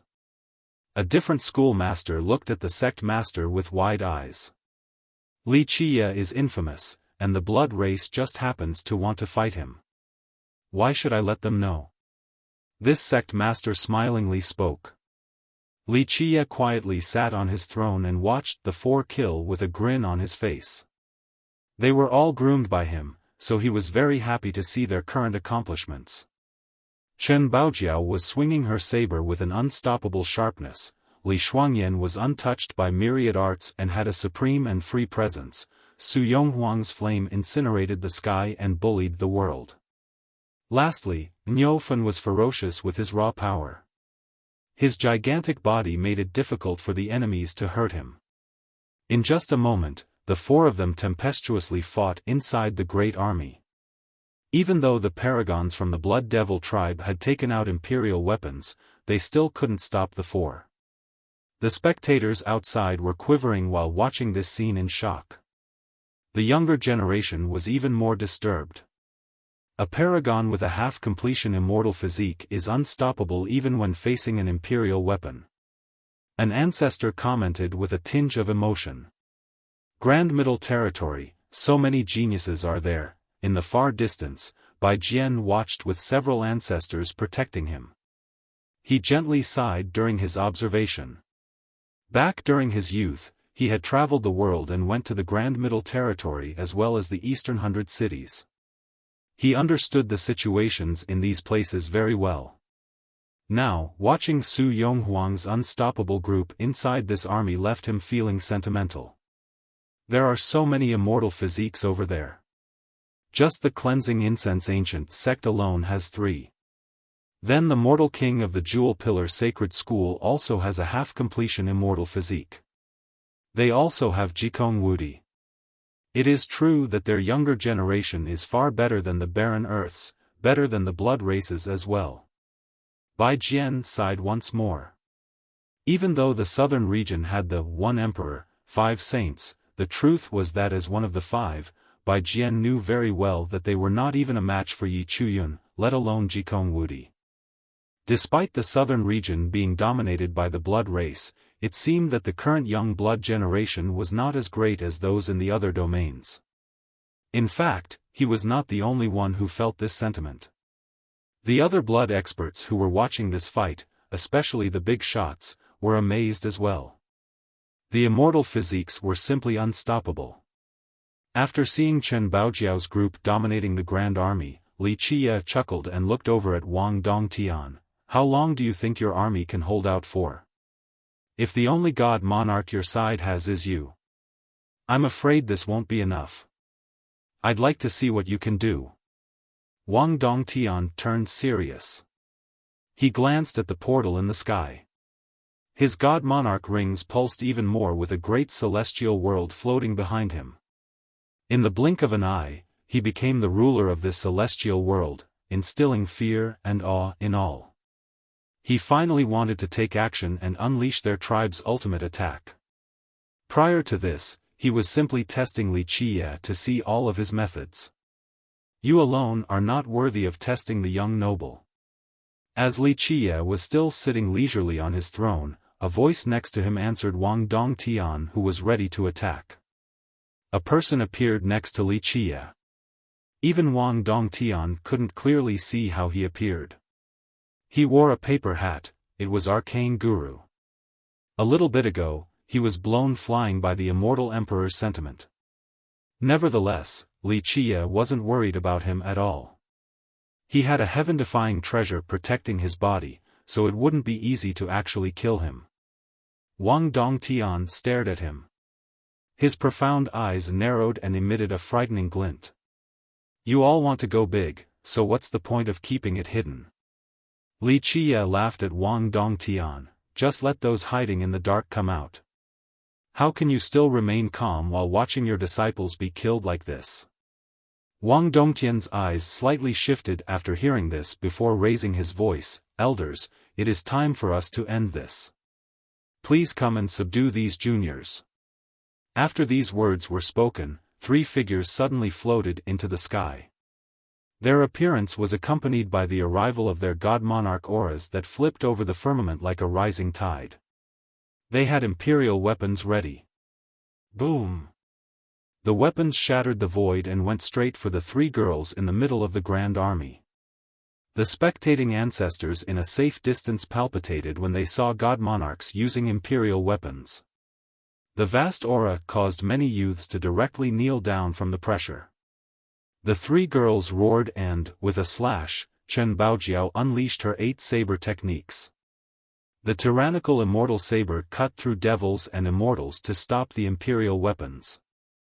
Meanwhile, Li Shuangyan's sword turned into the 6 Dao while her heavenly sky plate stopped anyone from reading the heavenly fortunes.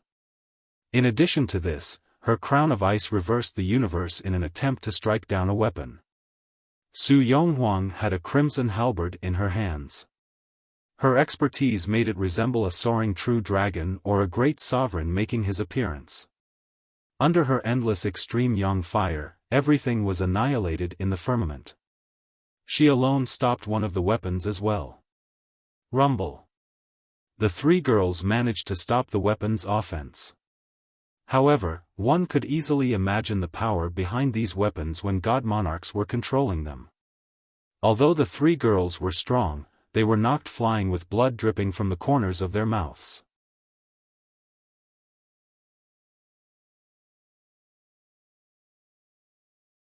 Chapter 1005, The Leader, Kill Them. The 3 god monarchs wanted to kill the 3 girls in one fell swoop without giving them a chance to breathe. The imperial weapons surged once more and recommenced their attack. Formation. Li Shuangyan shouted and summoned a formation array. The 3 of them quickly came together and formed a vast formation. One side of this formation was an endless sea of flames. The extreme yang physique refined this place into a fiery domain. On the other side was an extremely sacred land like a world of deities. In the 3rd domain, a terrifying storm ravaged the earth like those in the legends. It wanted to tear myriad laws asunder. 3 Immortals formation. This was a supreme formation built on the basis of the 3's immortal physiques. It borrowed their physique's power to support the arrays.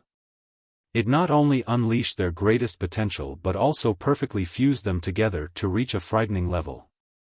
Boom! The formation received the attack from the three imperial weapons without being damaged at all. Next, it instantly trapped the three god monarchs within. Rumble. At this time, the endless storm erupted. The immortal flame instantly engulfed the three monarchs. In the realm of the deities, a sacred power suppressed them and began to separate their grand Tao. Many were astonished to see the three monarchs suppressed within.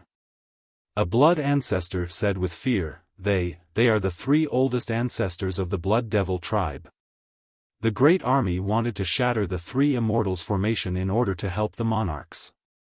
However, Xiaofan alone stopped their progress and shouted, "Scram!"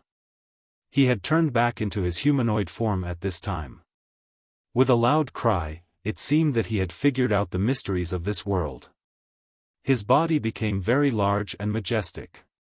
An endless heavenly glow shone on him, making it seem as if he had turned into a great deity. His blood energy soared to the sky and became dazzlingly bright. Each strand of his blood energy emitted a divine aura. He shouted again and unleashed a strike that destroyed all the celestials in the way. The earth molded and almost 10,000 blood experts were crushed in an instant. What is that? People were startled by his divine strands of blood energy. Not too many had ever seen a cultivator's blood energy emitting a divine aura such as this before. It looked like something that could only belong to a godly race of legends. The bloodline of a true god, so incredible. An ancient voice came about. A huge palm came from the sky. Xiaofan roared and thrust both hands up to meet this incoming palm. Boom! The exchange shattered mountains and rivers. Xiaofan's gigantic body took several thumping steps back and smashed apart the hills behind him.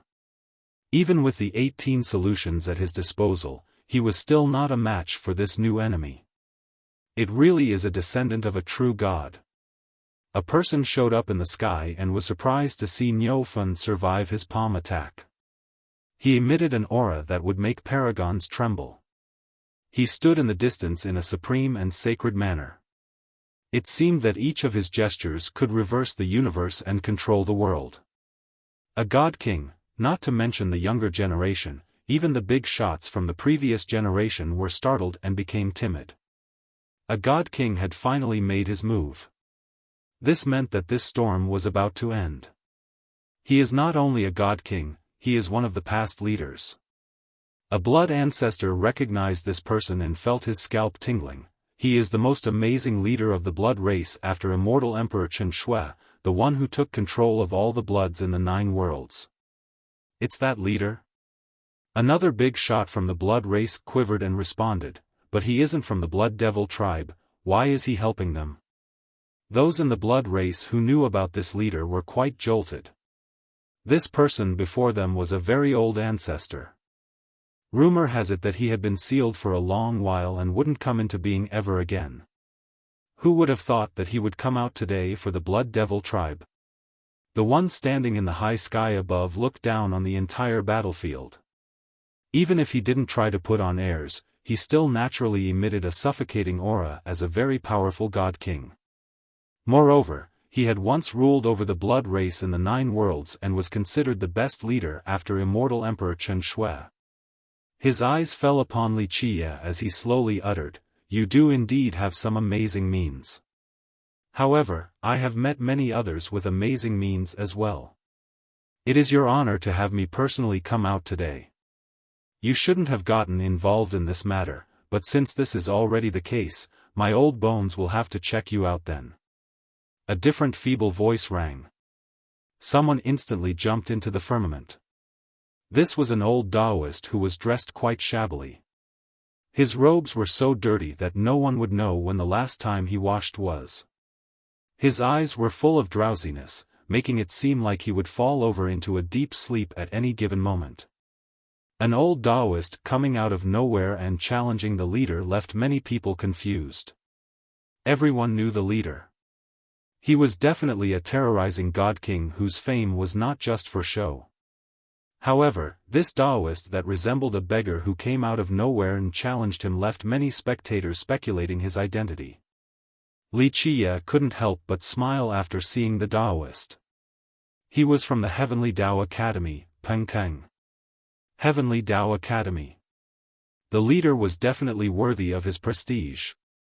He immediately recognized Pengkeng's background, truly incredible. His eyes seemed to pierce the eons as he gazed at Pengkeng. Even though your Tao is heaven-defying, you are still not my match. Even an immortal emperor thought highly of you back then, so I know that you are very unfathomable. Pengkeng didn't seem to mind as he drank a gulp of wine and smiled. However, how many moves do you think you will need to defeat me? 500 or maybe 1,000? This response shocked many experts. If someone who was even praised by an emperor needed 500 to 1,000 moves to defeat this old Taoist, then just how powerful was this old Taoist? The leader glared at Pengkeng as if he wanted to see through him and find his weakness to deliver a fatal blow. However, Pengkeng just continued to relaxedly pour wine into his mouth. Rumble. At this time, space suddenly quaked. The portal in the sky finally opened. A bloody brilliance descended and blocked out the world. The entire barren earth could see this brilliance. It was truly too magnificent. A vast country emerged from this bloody light. It was endless like a sea of blood with countless citizens living within. There were deities above these citizens, and even greater than them were three majestic figures that controlled this kingdom of blood. The appearance of this bloody kingdom left many people astonished. Many sects in the far-reaching southern regions felt an extraordinary aura. Needless to say about the spectators on site, they were rendered speechless from shock. The blood cultivators had an even stronger reaction. They felt an urge to prostrate in worship, as if this kingdom was the home of the blood race, the heavenly kingdom in the hearts of the blood disciples. To be able to live in this kingdom was a great honor. It is done. Even a big shot like Wang Dongtian revealed a happy expression after seeing the kingdom appear in the sky. A very old blood ancestor in the horizon lost his voice. This is the immortal blood kingdom. Immortal blood kingdom? What's that? A junior had to ask since he had never heard this name before. It is merely a legend, I didn't expect it to be real. The old ancestor stared at the kingdom in disbelief and murmured, in the legends, the first immortal emperor of the Blood Devil tribe had a vision, the creation of a supreme kingdom for their tribe. However, there was no news about this later on. The future descendants all thought that this emperor had failed. Who would have thought that he didn't fail and only established it in a different form? Moreover, the other two emperors of the tribe exerted their efforts as well. At this point, this ancestor quivered and knew why the Blood Devil tribe had the ambition to compete with the Blood Primal Ground and maybe even replace it. The Great Army also looked up with strong emotions. If it wasn't for the ongoing battle, they would have prostrated on the ground in worship. It was just like what this ancestor had said, this kingdom of blood was created by the three emperors of the Blood Devil tribe. They even used their own longevity blood to refine it. It had mysticisms beyond comprehension and stored an unimaginable power within.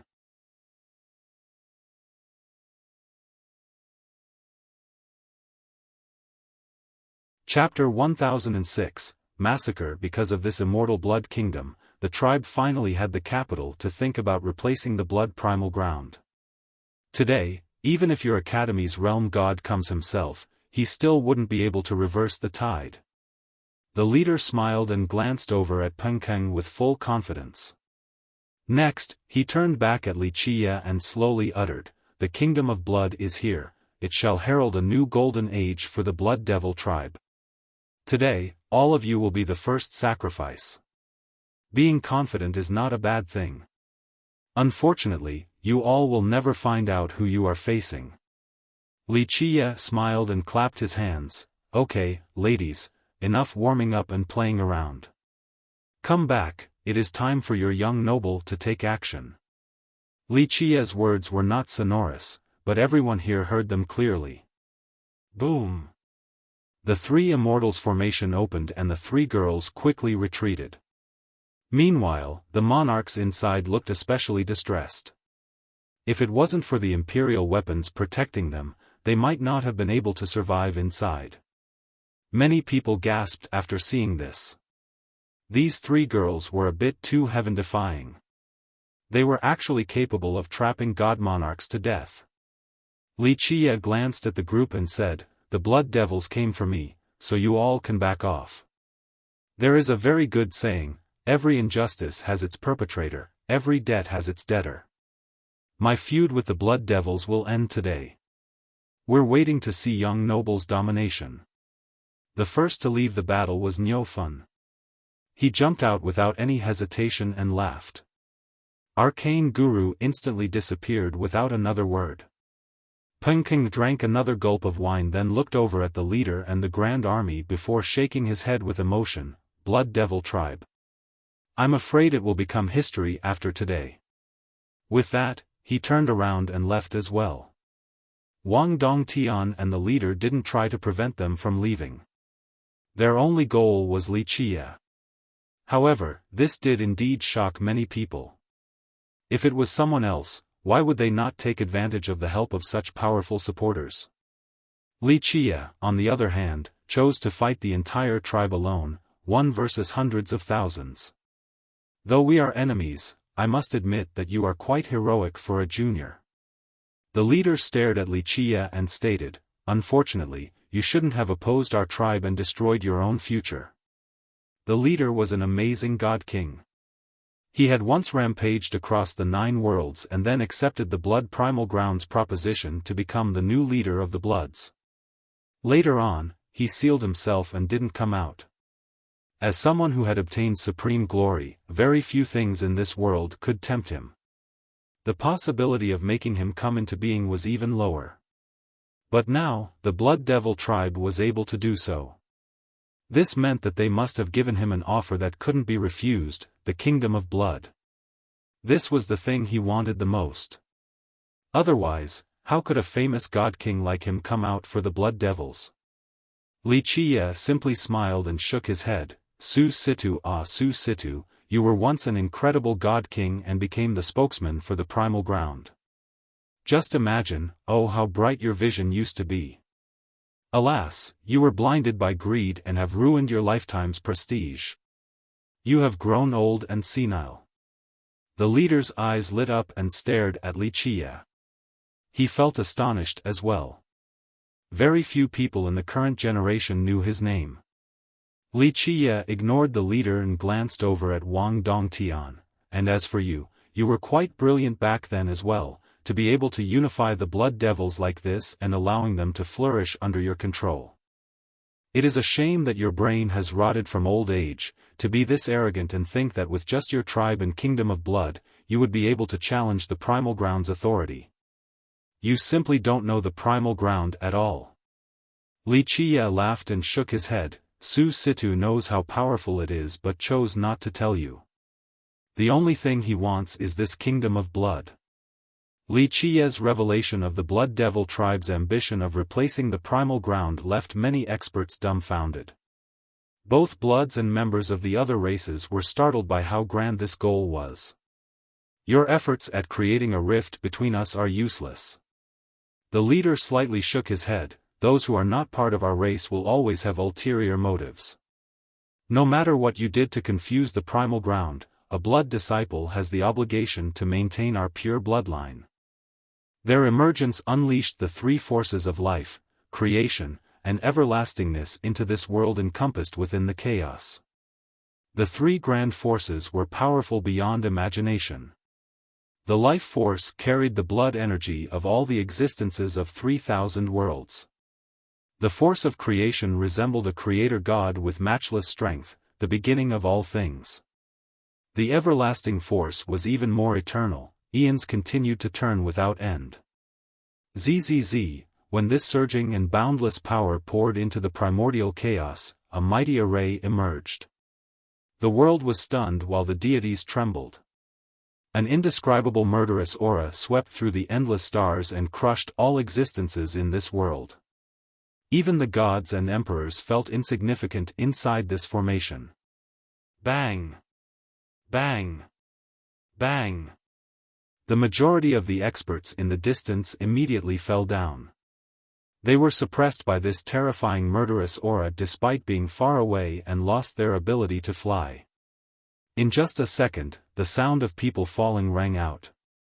All the spectating cultivators met the ground and couldn't even stand back up. They could only hug the ground while continuously quivering. Even ancestors were helpless under this murderous aura. They were like fish on the chopping block and were overwhelmed with fear. Just what is that? This murderous aura suppressed the entire southern barren earth and spread to virtually all of the mortal emperor world. Countless living beings were lying on the ground in the southern regions. They couldn't stand up at all. Even heavenly kings became insignificant insects, let alone weaker cultivators. The end of the world seemed to have arrived at the barren earth. All trembled in fear and hoped that time could move a little bit faster since this sensation was like torture, akin to millions of years of suffering. Ah! Shrill bursts of screams came from inside the primordial chaos. The experts prostrating outside were scared out of their minds. Many cultivators had experienced life and death battles before, but they were defenseless against this murderous pressure. While listening to the miserable screams, they felt that nothing could be more frightening than this. Some even soiled their pants. This was going to be the most terrifying nightmare in their lives.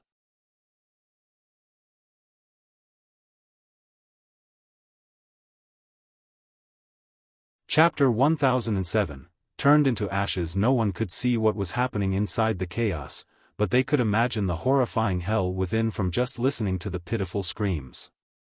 Many were alarmed by this murderous aura, even existences sealed for many years got up from fear and became completely pale. Immortal Emperor slaughtering formation, inside Heaven Guard, a very old ancestor gazed towards the horizon. He was both moved and excited as he murmured, "His Excellency has taken action. The 9 heavens and 10 earths shall quake in fear, the gods and emperors all have to prostrate." The several seclusive clans in the holy city were alerted as well. Their archaic ancestors woke up after sensing the murderous aura that crushed all things. These ancestors didn't know whether to feel happy or sad. One of them murmured, "The supreme glory, the pride of our human race. But how many corpses did it take to reach this level? Shit, it's just like the legends." Inside the mysterious bamboo mountain, the youth was also frightened and spoke in horror. When an everlasting existence like this reveals his ace, even immortal emperors won't want to mess with him. My luck really has to be the worst, having to meet him. Foolish blood devils, they don't even know who they provoked. Even in the distant south, the blood primal ground was roused. There were quite a few old ancestors awakening with expressions paled from the horror. "Ancestor, if this continues, I'm afraid the entire Blood Devil tribe will be wiped out." An ancestor spoke his mind to the Blood Bull God Fiend. The God Fiend still didn't come into being. He remained lying in the coffin and answered, "All of you will never know what he is capable of. Only death awaits those who try to stop him. This has been true for many eons, so how can we stop him? The Blood Devil tribe needs this lesson anyway. They have become too arrogant and think that they can rule the blood race of the 9 worlds in place of our primal ground, so much so that they would pay any cost to make it happen. One day, they might even cooperate with the fallen. They have sought their own destruction, so let them be." The other ancestors could only sigh after listening to the God Fiend. Inside the battlefield shrouded in chaos, fewer and fewer screams could be heard. Eventually, with a loud battle cry, someone wanted to rush out of the chaos by flying straight into the air. This was the leader who was praised to be the greatest leader of the blood race after immortal Emperor Chen Shui. However, he was laden with wounds and covered in blood like a dog that had lost its owner. He no longer resembled an invincible god king. "Emperors! Lend me your imperial blood, give us strength." Vast runes emerged around his body as he tried to break out of the chaos so that he could reach the kingdom above to use its imperial blood. However, he didn't have this chance. Before he could finish speaking, a bright ray shot out with a buzz. Pluff! Blood spurted in the air. He yelped miserably and fell back into the chaos. His shrill cry echoed for a long time. The Blood Devil tribe spent so much effort to open the Kingdom of Blood, yet they weren't able to use it. In their plans, as long as they could open the kingdom and borrow the power of the emperors, the protection of the deities, and the imperial blood, they would be able to crush all enemies. Even god-kings would surely die under such immense power. However, they didn't know who they were facing and had greatly underestimated Wuxia.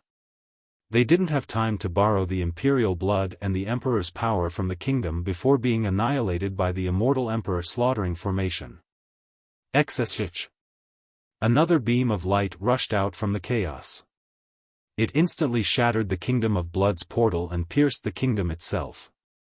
If the kingdom in the sky was a powerful heart, then this beam of light that pierced it was a sharp knife with a bloody groove.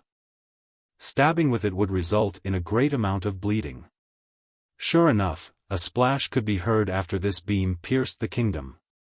This huge volume of treasure blood that resembled a glossy, liquid cornelian poured down. It was extremely precious. Keep in mind that this kingdom had been refined by the longevity blood of 3 immortal emperors. After the initial penetration, the beam of light drained the blood at a terrifying speed and ended up taking more than half of the treasure blood. At the same time, the kingdom reacted.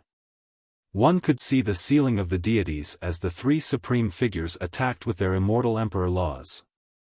Each law turned into individual defensive runes in an attempt to stop the blood-sucking beam. At the same time, they began to retreat. Rumble. A series of explosions resounded. The kingdom sealed the portal and began to move. It slowly disappeared from the sky. It was a lot dimmer compared to earlier.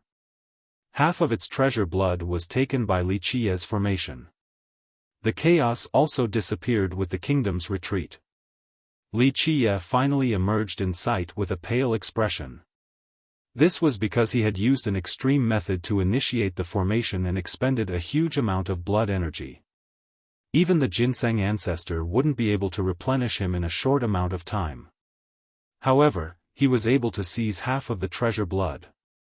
A great world expanded behind him and the blood was sent in there for refinement. He aimed to turn it into his own. With this new addition, Wuxia's blood energy began to recover and his complexion regained its color. Wuxia smiled and murmured, "The treasure blood refined from 3 emperors' longevity blood is extremely nutritious. I've wanted a piece of this nice toy for a long time now." Wuxia clicked his tongue and cheerfully commented, "This is too much. It's so pure and gentle, even a true immortal medicine would, at best, be at this level. Nothing in this world was more delicious than this supplemental blood. What a shame I only could get half." Wuxia stared at the sky as he was not completely content. At this point, the silver arrow appeared with a buzzing sound. Wuxia grabbed it and looked at the tattered land to say, "A bit regrettable. My strength alone can only exert 1/10 of its power. Otherwise, everything would have been reduced to dust, and the entire kingdom of blood would be within my grasp as well." Wuxia used his most heaven-defying means in the form of the vessels and used their powers to open the formation. However, this force was not enough to exert the formation's ultimate strength. Otherwise, it wouldn't only destroy the leader's group in an instant, the kingdom wouldn't have had the chance to escape either. Wuxia could have captured the entire kingdom. After a long time, the murderous aura slowly disappeared. The experts lying on the ground finally were able to get up. They quivered after seeing this scene. The Wang clan no longer existed. The mountains and rivers here were fragmented with blood and corpses everywhere. The army that consisted of hundreds of thousands of blood devils all fell. The majority of them were killed instantly without the chance to resist. Even Wang Dongtian, the great leader, was nailed to the ground. His eyes were wide open, even in death not realizing who he had provoked. He was full of regret in his final seconds. As someone who had a great vision for his entire life, he was able to bring the Blood Devil tribe to prosperity. However, it was ultimately destroyed in his hands. He absolutely wouldn't have started this battle if he knew who he was messing with. He thought that with how strong the tribe currently was, on top of the immortal emperor's power inside the Kingdom of Blood, he would be able to challenge the Primal Ground's position. He didn't expect that the Primal Ground didn't even have to come out since they were already destroyed by Wuxia. Unfortunately, there was no medicine for regret. Wang Dongtian paid the price for his arrogance. In the end, the tribe rose because of Wang Dongtian and fell because of him as well. Blech! Sounds of retching came about. A young cultivator couldn't hold it in any longer after seeing this scene of carnage and became nauseous. Even characters from the previous generations that had weathered many storms felt their legs quivering at this bloody scene. It is over for the Blood Devils. Even if the amount of surviving disciples is sufficient to survive, they would be reduced to less than third-rate tribes, never to flourish again. A pale blood ancestor murmured after seeing the corpses paving the ground for miles. At this point, everyone trembled while looking at Wuxia. They understood that he was a heaven-defying existence capable of slaying gods and devils. Well, it is finally over. Wuxia gently rubbed his palms together and came out from the destroyed sceneries towards Li Shuangyan's group. His approach made the people watching from the distance back off, including the ancestors. They receded like a tide since no one dared to be close to Wuxia, lest they invoked his wrath and be killed in the process. Wuxia leisurely smiled while looking at the group. "Girls, long time no see, did you miss me?"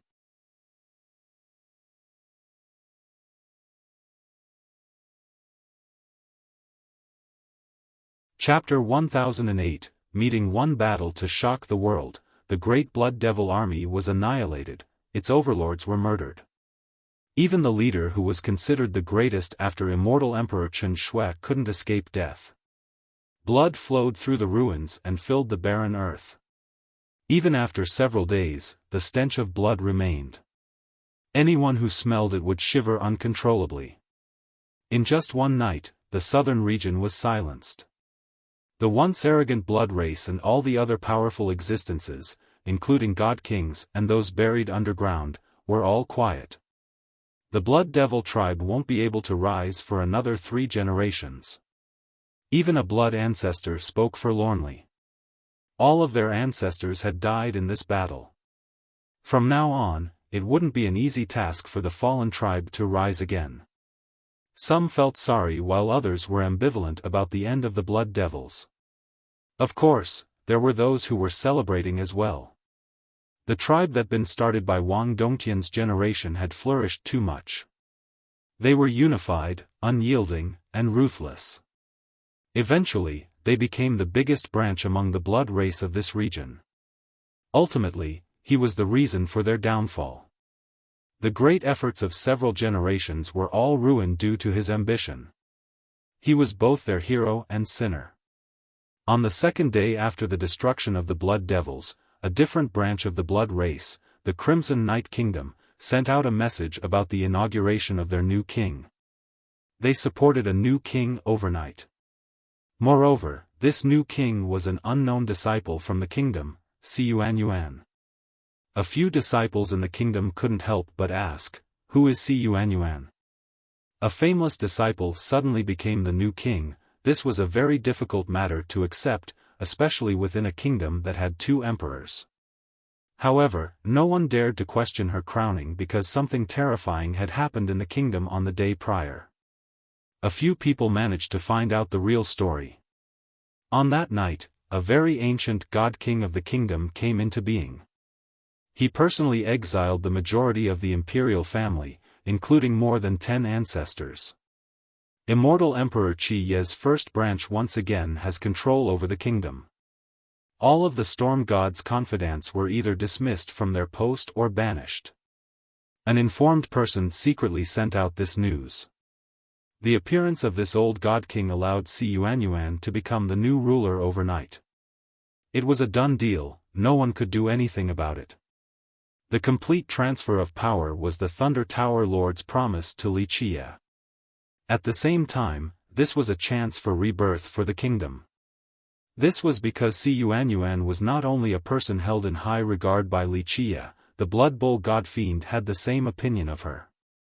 This had quite some significance for the kingdom. Even though it was impossible to avoid spilling blood in this internal power struggle, they had an opportunity to escape the same fate as the Blood Devil tribe. The blood race is changing completely, this is the passing of an era. A wise man from the blood race recognized that something was amiss. The transformation of two great branches in the Blood clan meant that the Bloods in the southern region would move in a different direction from now on.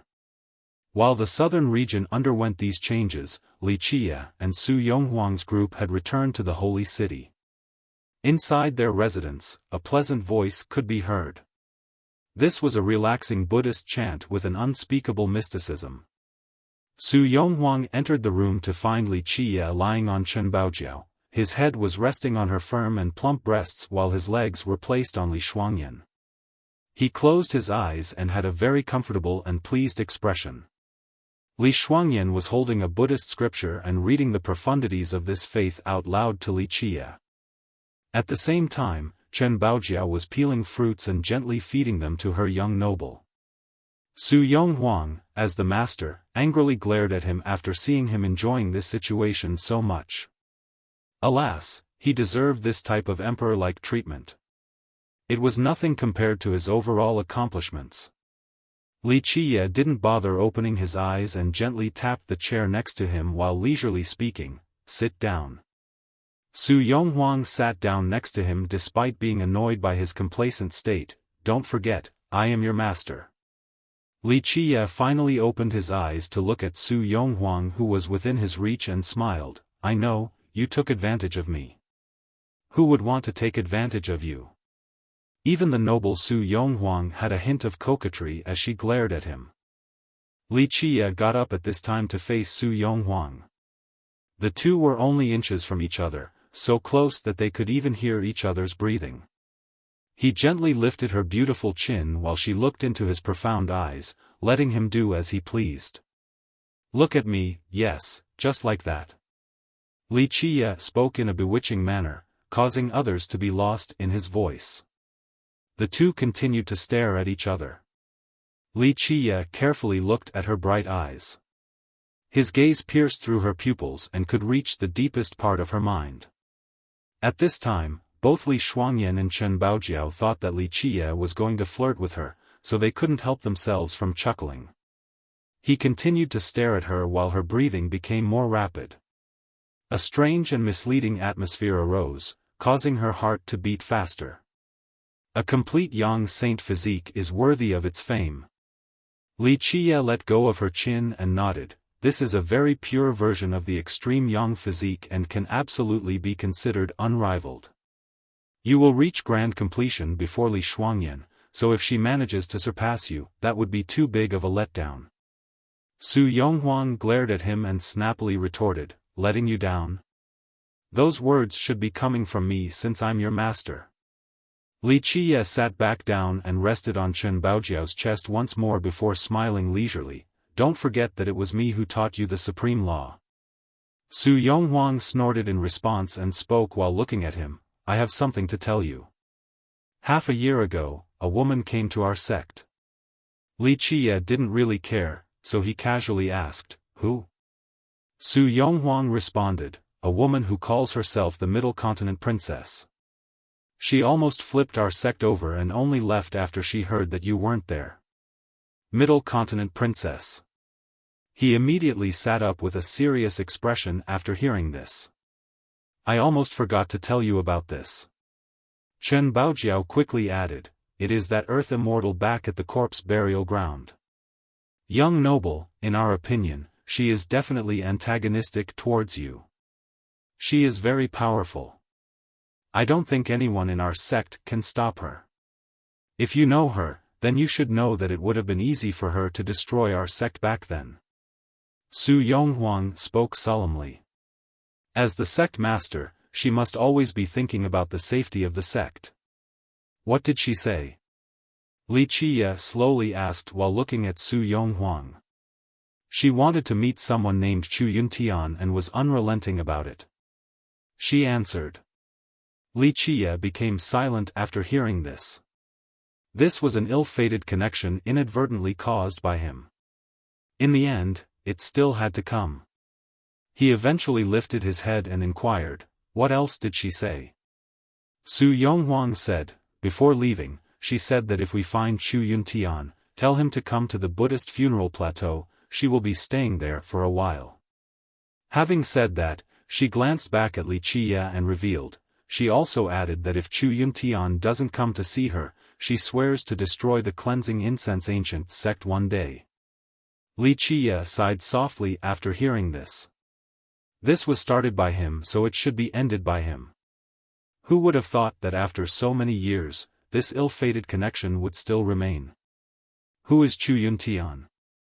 Su Yonghuang noticed something from Li Qiye's expression and asked, "Why did she come to cleansing incense to find Chu Yuntian?"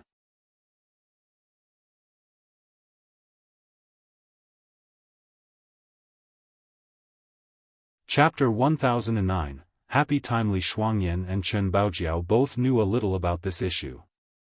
Back in the heavenly ancient corpse burial ground, their group had talked to the princess about Chu Yuntian before. However, the two of them didn't know the entire story. Li Qiye sighed softly and said, "Who Chu Yuntian is doesn't matter right now. I will go to the Buddhist funeral plateau to see her. A few things need to have a conclusion. Otherwise, they will haunt you forever." Li Qiye felt a bit helpless and smiled wryly after saying this. "I'll go with you."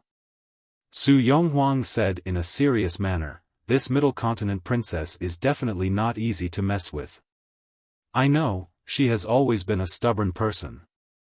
Li Qiye gently shook his head, "But I have something else I want you to do. I have some treasure troves that I need you to bring back." "What kind of treasures?" Su Yonghuang had to ask. The word treasure wasn't so simple when it came from Li Qiye. "Not much, just some secret stashes. I accidentally destroyed a few imperial lineages back in the stone medicine world and took in their troves. This will be good for our cleansing incense," Li Qiye said nonchalantly. Such words left the three tongue-tied and wide-eyed. Secret treasuries from imperial lineages? They were naturally amazing, but their young noble spoke as if they were only common treasures.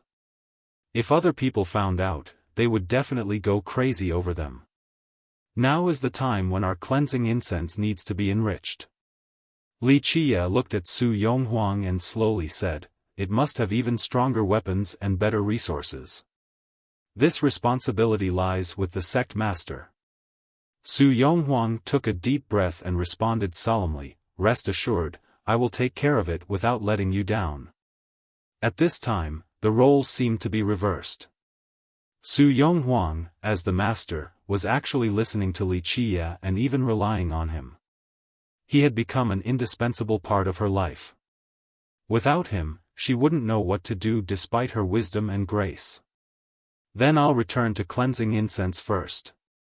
Eventually, she deeply stared at him before speaking, "You should be careful when you go to the Buddhist funeral plateau." "Don't worry, I have already planned on doing so for a while now. There are some things that I need to figure out," Li Qiye calmly answered. "Right, the space-crossing earthworm has gone to the plateau as well. I think it began its journey about 6 months ago," Su Yonghuang told Li Qiye before leaving. "Little Autumn is very powerful right now. He was so noisy about wanting to go to the plateau, but the sect master did not let him do anything recklessly. Later on, when he found out that the Nalanda temple was opening, he couldn't wait any longer and clamored about going. Eventually, the sect master agreed." Chen Baojiao told Li Qiye. "This brat." Li Qiye shook his head. He knew why Little Autumn wanted to go to the plateau. He was not aiming for Nalanda but rather the ancient Void Temple. After Su Yonghuang left, he sat back down on Chen Baojiao's bewitching breasts. "Young noble, I thought you were going to kiss the sect master earlier. Chen Baojiao pursed her lips into a smile while blinking her pretty eyes. Really? Li Qiye lazily responded while slightly raising his brows. It seemed like young noble didn't dare to do it. Is it because she is your master so you feel some dread or fear inside? Chen Baojiao laughed softly. Such words caused Li Shuangyan to slightly blush. Chen Baojiao was far more daring than her in this aspect. Dread? Fear? Li Qiye couldn't help but smile and shake his head. There is nothing that can make your young noble feel dread or fear. Instead of flirting with the sect master, I'm better off getting more intimate with you. As he was speaking, he grabbed her breasts and kneaded them through her dress. Chen Baojiao's breasts were plump and tall, round and full. They occupied his entire hand and felt incredible to the touch. With Li Qiye's gentle caress, they seemed to tower even higher. She, who was still an innocent girl, lost her mind upon being touched by her young noble like this. She felt as if she was floating while her body heated up. Dear, she let out an intimate hum while caught up in the mood. While holding onto a glistening and juicy fruit with her mouth, she couldn't help but bend her head down to feed it to her young noble. She couldn't stop herself from joining in as well. In just a moment, an erotic atmosphere filled the entire building as the three continued on their kissing endeavor. It had been several days since the group got together again. During this time, Li Qiye gave them pointers on cultivation. After handing the treasuries to Su Yonghuang, Li Qiye wanted to travel to the Buddhist funeral plateau. Before leaving, Li Qiye transformed into a different person, a young man with an elegant and scholarly temperament. However, there was a sense of openness emanating from his brows and an expression of freedom from looking at his back. Young noble, this is. Both Chen Baojiao and Li Shuangyan were caught off guard because their young noble had never given a damn about anything and had no need to turn into someone else before. Chu Yuntian. Li Qiye smiled. Since the Middle Continent princess wants to meet Chu Yuntian, I'll let her meet Chu Yuntian. Isn't Chu Yuntian dead already? Li Shuangyan was puzzled because back at the corpse burial ground and the young noble was talking about him with the princess, it sounded like he was already dead. Li Qiye smiled mysteriously and slowly said, "This is a secret.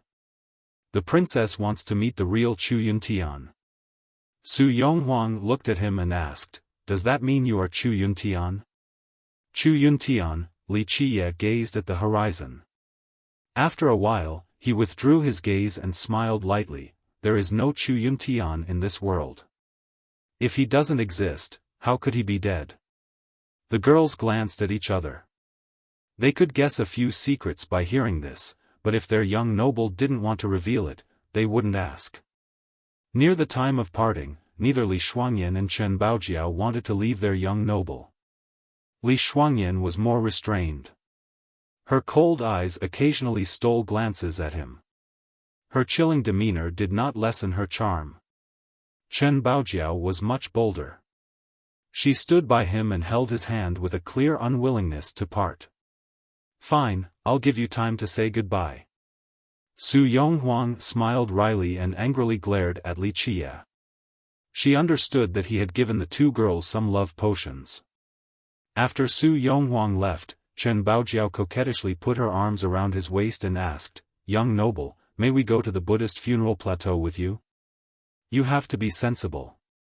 Li Qiye gently caressed her hair and said, "The secret treasuries are of utmost importance. You all are responsible for escorting the sect master back safely. After doing so, if you want to come, then do so. I'll be staying at the Buddhist funeral plateau for a long time. Long live young noble." The beauty sprang up and cheered excitedly. At this time, she couldn't help but give him a hot kiss. "Okay, it is time to go." Li Qiye smiled and shook his head. Li Shuangyan was still reserved, but it was time to part. She couldn't restrain herself and gently looked up to give him a soft kiss as well. "Go, there is still a lot of time. Wait until I'm done with the plateau, I will come back to the sect and stay to cultivate. Wuxia comforted her. The icy beauty finally cracked a smile.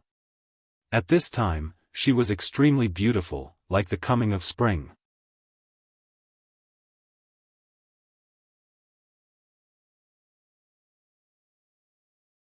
Chapter 10:10 Buddhist Funeral Plateau. After leaving the holy city, Wuxia went to the Buddhist funeral plateau alone. Because he was not in a hurry, he cultivated during the trip as well. Back during the fight against the Blood Devil tribe, he devoured half of the treasure blood from the kingdom.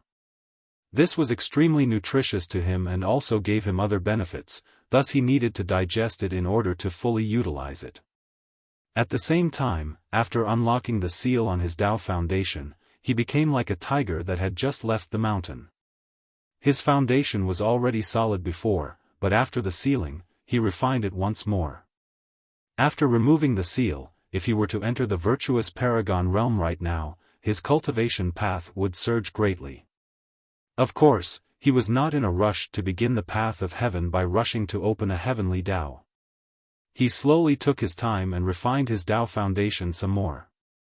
In his eyes, he must complete the 9 ants.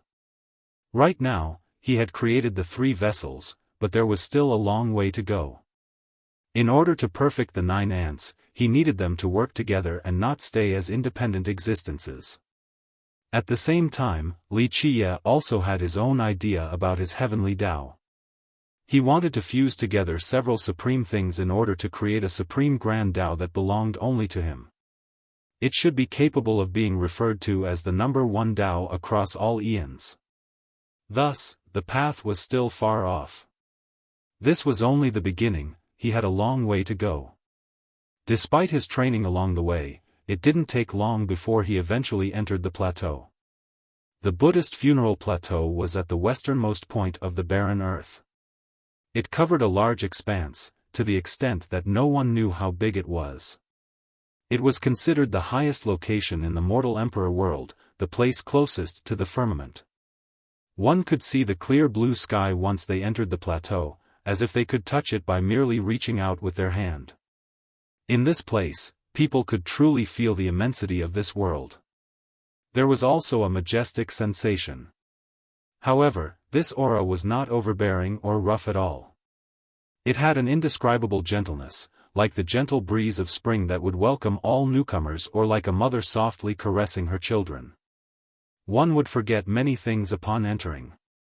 This gave the gentle feeling of home. People would become lost in this sensation. They would faintly hear the sounds of Buddhist chants. It didn't come from any other place but from the depths of their own hearts. It was as if there was a Buddha meditating inside. Buddhist funeral plateau, Wuxia entered and felt the Buddhist sensation touching his face. He couldn't help but murmur, after millions of years, it has continued to become stronger. I am actually eager to see if the day will come when the Buddhist doctrine will defeat all else. Wuxia smiled while looking at this blue world that was so close to the sky before continuing on. Despite being the highest location in the mortal emperor world, it was not a difficult place to get to.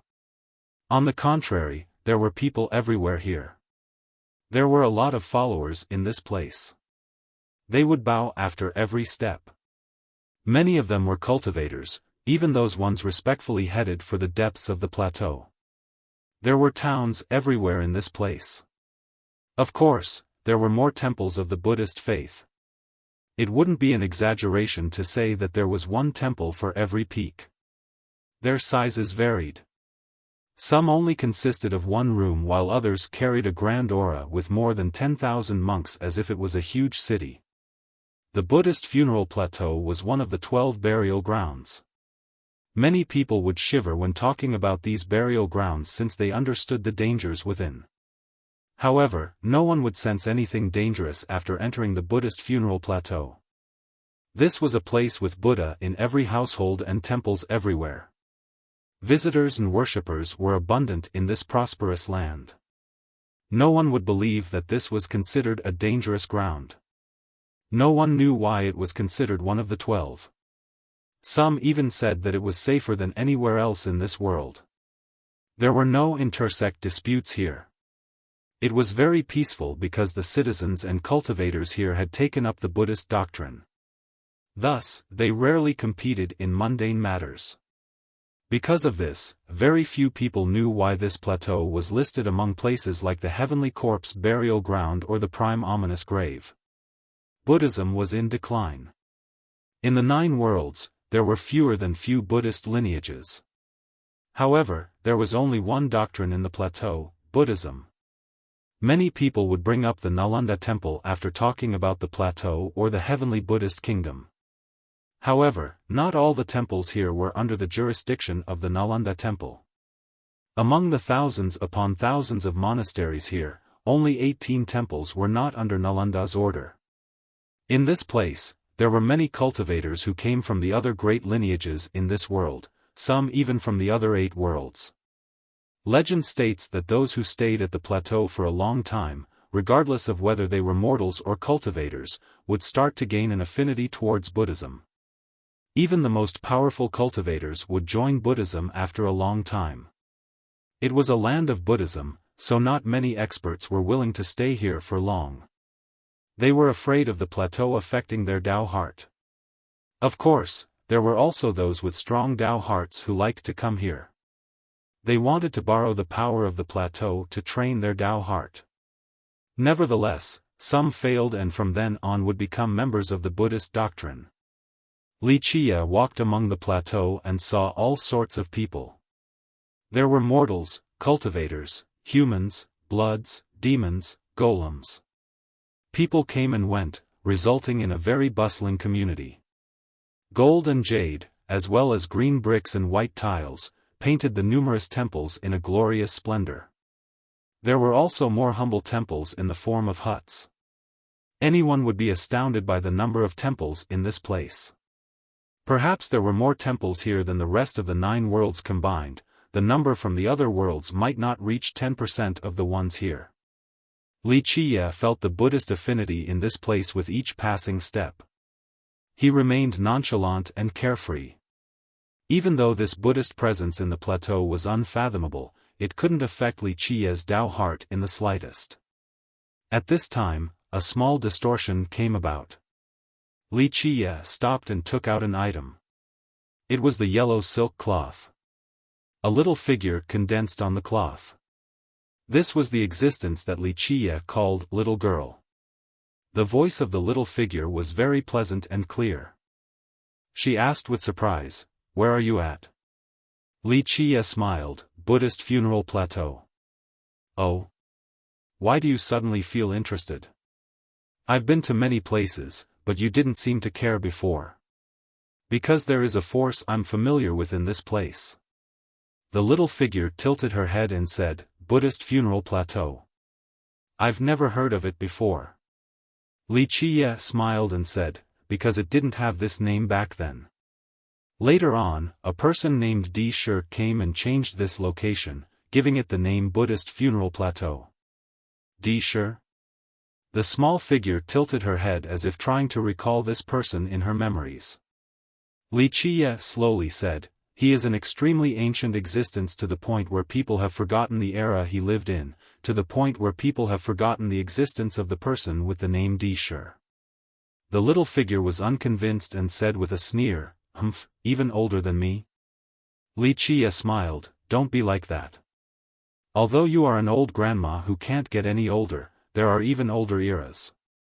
There's no need for me to say more about this matter." The little figure was quite furious after hearing this.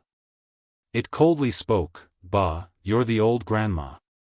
Wuxia continued on, "What is this force that you are familiar with? Since you don't know the Buddhist funeral plateau, it wouldn't be the Buddhist affinity. A very powerful force, it controls everything in this place." The little figure carefully sensed it and shook her head, "I have lost my body so I can't feel it completely." "I know what it is." Wuxia answered, "Because there is a broken pot here, an unfathomable pot. You should know what it is." "Are you talking about that pot?" The little figure was startled before shouting, "Yes, you are right, I've sensed it now, it is that thing." That thing has been here for a very long time. Wuxia chuckled. One thought to become Buddha, one thought to become devil, such a heaven-defying item. Alas, Deshur was one step earlier than anyone else. It is an unequaled item. The little figure added, if you can get a hold of this item, then you will simply be able to flip the heavens over. Meet God, slay God, meet devil, slay devil. Killing gods and devils? Wuxia smirked, even without this thing, I can still meet God, slay God, meet devil, slay devil.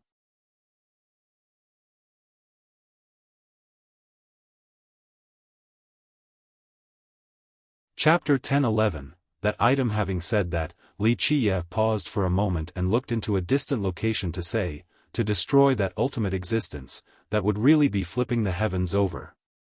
Which is why you need that item. With that pot in your possession, there is another glimmer of hope in destroying that existence. The little figure in the yellow cloth egged him on. "Ha, little girl, don't try to encourage me," Wuxia said with a smile. That broken pot is a double-edged sword. It can make you eternal for countless springs or turn you into a devil for endless eras. An item like that, it is hard to say who will be able to control it in the final battle. Haha, otherwise, this plateau wouldn't exist. Wuxia continued on, although no one knows the name Deshur anymore, he is wise with great insight and completely peerless. Many supreme existences cannot compare to him, but in the end, he still chose to endure it. Why? Because he doesn't have the confidence. Even with this pot in his hand, it didn't guarantee success. But you are different. The little figure spoke. How long have you been preparing for? You have so many items that you've prepared in secrecy. If you have this pot as well, then your chances of victory would be 30% higher. No. Wuxia smiled and shook his head slightly. It seems like you still don't understand. You simply don't know what we will have to face. Bah, who says that I don't know? I know way more than you. The figure snorted. Have you personally gone on an expedition? Wuxia smiled wryly. Do you know what is at the end? Do you know what invincibility is?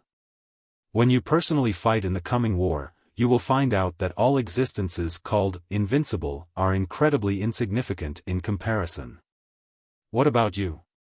The figure had to ask, have you ever seen a true god? What about that true existence? Wuxia stared at the horizon and eventually replied, I was able to come back alive because I was immortal and indestructible. Because that existence couldn't trace back to the location of my true body. Otherwise, once found, even if I was indestructible, there would be no escaping death. I see now.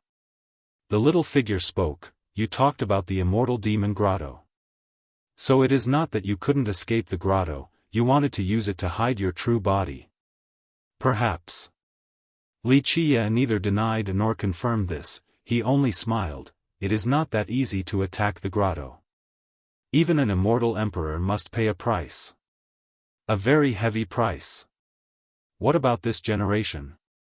The figure asked, what will you use to hide your body this time? Don't forget, you are no longer invincible. Do you still have confidence in winning now? You can't afford to lose any longer. Losing means turning to ashes. Don't worry, I will not lose in this generation, I will definitely sweep through all things. His eyes became extremely profound with an indescribably domineering aura. Even the high heavens would quake from this. He slowly continued, nothing will stop my advance. Even that existence above the 9 heavens won't do. When the time is right, I will proceed. Since you are determined to fight, you will need that pot even more. I don't need to say more about its power. With that pot, you will have another powerful ace. The figure didn't give up on its persuasion. Little girl, there's no need to try to convince me, I won't do it. Wuxia shook his head and smiled. Well, in my opinion, you are afraid of this Buddhist funeral plateau. You aren't certain of defeating it either. The small figure coldly sneered. After all this time, little girl, you still don't know me. Li Qiye laughed. The Buddhist funeral plateau is not as simple as you think it is. Plus, I don't need to go against it anyway. The pot is not necessarily suitable for me. Why? The figure couldn't help but ask. Li Qiye smiled and looked towards the ancient temples in the distance as he leisurely spoke. Everyone says that Buddha is merciful. However, I am waiting for the day when Buddha becomes angry and subdues all things. His rage shall cause blood to flow for 3,000 miles. You are certain it will come in this generation? The figure inquired further. Maybe, maybe not. Li Qiye responded, in short, it won't be long. That era will come, and it will be unimaginable. I'm afraid it will be even more brilliant than your own. Bah, stop daydreaming.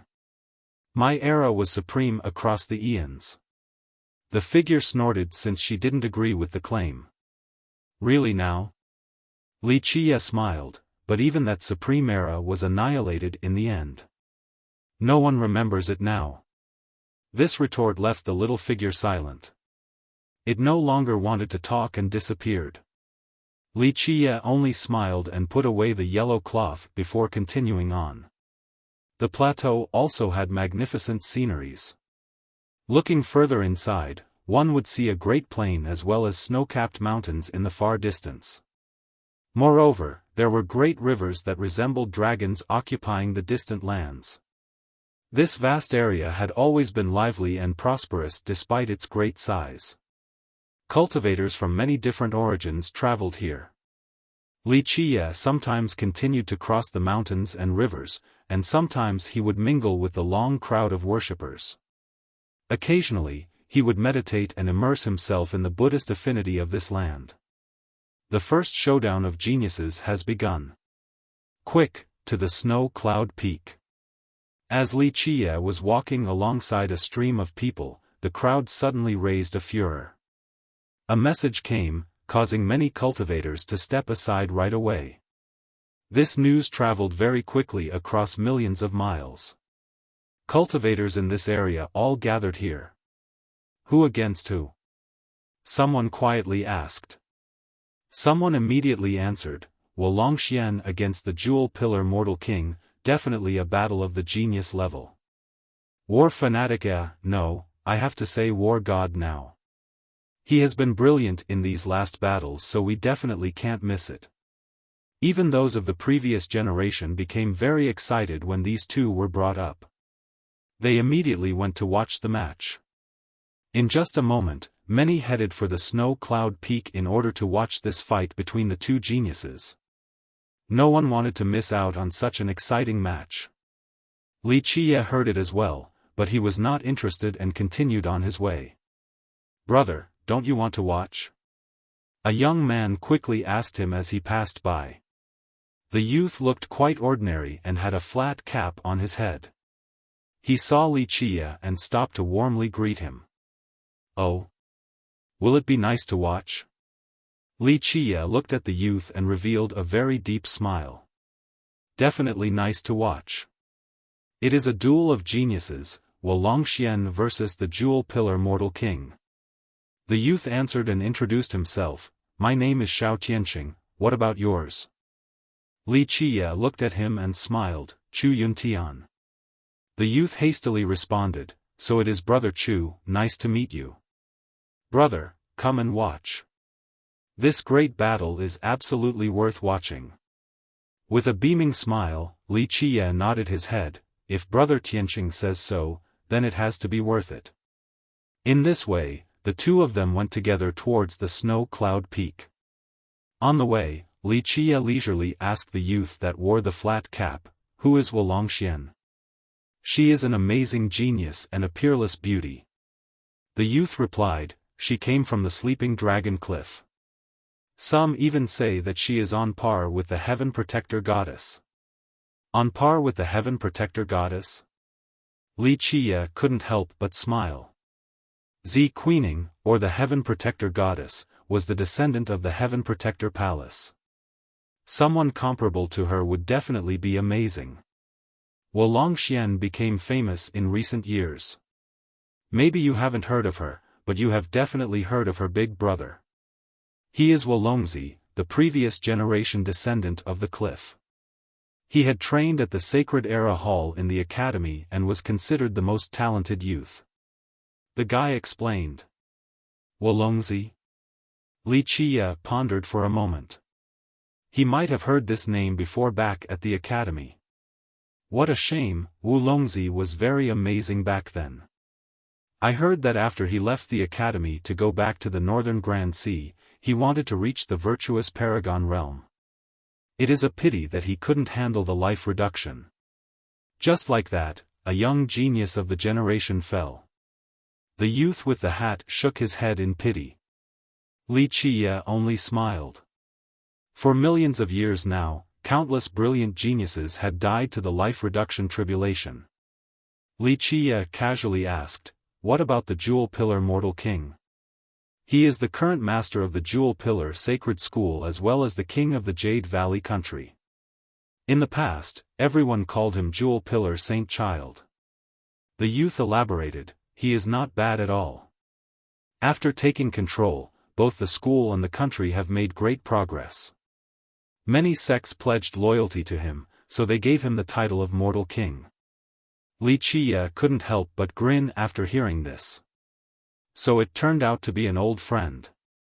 The youth went on to say, the Mortal King is extraordinary right now.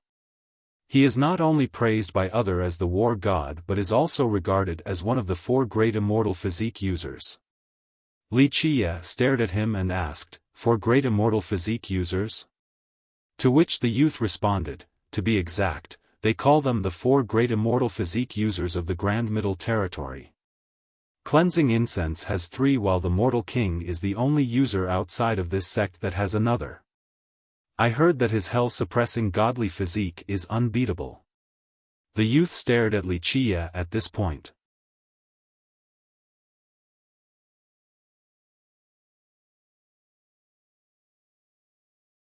Chapter 10-12, Wuxian, Hell-Suppressing Physique, Wuxia sent his gaze far away after hearing this. The youth busily said, I heard the Mortal King's physique is already at half completion. A rumor even states that he managed to fill in the gaps in his school's physique law. This is a stunning achievement. The elders of the school now call him the new leader that will lead them to prosperity, a leader comparable to the school's founder. Fix the physique law. Wuxia smiled. This was not him looking down on the Saint Child, or rather, the Mortal King right now. But how could he not know the version of the physique law they had? The school indeed had an immortal physique law with the name Hell-Suppressing Jewel Law. However, this law couldn't be revamped by just anyone. At the very least, the Jewel Pillar Mortal King didn't have the ability to do so. This matter was indeed very entertaining to him. The king continued to stand on the snowy peak and quietly waited. Time seemed to be frozen where he stood. Wuxian is definitely coming, right? The crowd quietly waited as well. At this time, a few became impatient and stared at the horizon to wait for her arrival. She is definitely coming to wash away the previous disgrace. Someone whispered, she lost to the Mortal King last time. If she doesn't win this time, it will be quite a blow to her. I think that the king will win this fight for sure. He has an unstoppable sharpness right now. Everyone here is probably feeling that even if he fights against deity Jikong Wudi right now, his chances of victory would still be quite high. A middle region cultivator spoke while taking great pride in the Mortal King. The battle has yet to start, so it is hard to say. An old demon from the northern sea gently shook his head. The two have fought twice with the king suffering the first defeat. Even though Wuxian lost the second round, she still has a chance of winning again. She isn't only Wuxia's sister but also the descendant of the sleeping dragon peak. Splash! Amidst the eagerly anticipating crowd, a surging tide emerged in the sky like a great ocean splashing one fierce wave after another. She's here, Wuxian is here. Someone shouted while staring at the sky. The huge waves pushed away the clouds in the sky. Inside was a huge water dragon rising up and down among the waves. Standing on top of the water dragon was a woman. She stood there in the wind with her sleeves fluttering. Her method of entrance stunned everyone aesthetically. She wore a blue dress adorned with golden laces. This made her look both simple yet elegant. Her moon-like face was delicate and perfect, and her high-bridged nose gave her an exotic appearance. With a petite mouth and cherry lips, she had an alluring charm. She also wore a shawl with a crown on her head. She didn't only look imperial but also quite sublime. Wuxian. A big shot from the northern region murmured, "She is no longer the cliff's descendant since she is its sect master now." Crash! When Wuxian landed on the snow cloud peak, the torrential wave splashed one last time before the water dragon dove down and disappeared without a trace. The mortal king turned around and slowly spoke, "Congratulations, Miss Xian. You are the sect master of the Sleeping Dragon Cliff now, an event worthy of celebration." She stared at him and lightly said, "Thank you, let us determine who shall be victorious today." "Very well, I want to see your supreme techniques again." The mortal king responded, "However, you should be careful. Accidents happen in fights, so I must apologize first if anything were to happen to you." You're tuning into the Xiaofan's Wuxia Tales YouTube channel. Don't forget to subscribe and join us on this journey to catch the most captivating stories.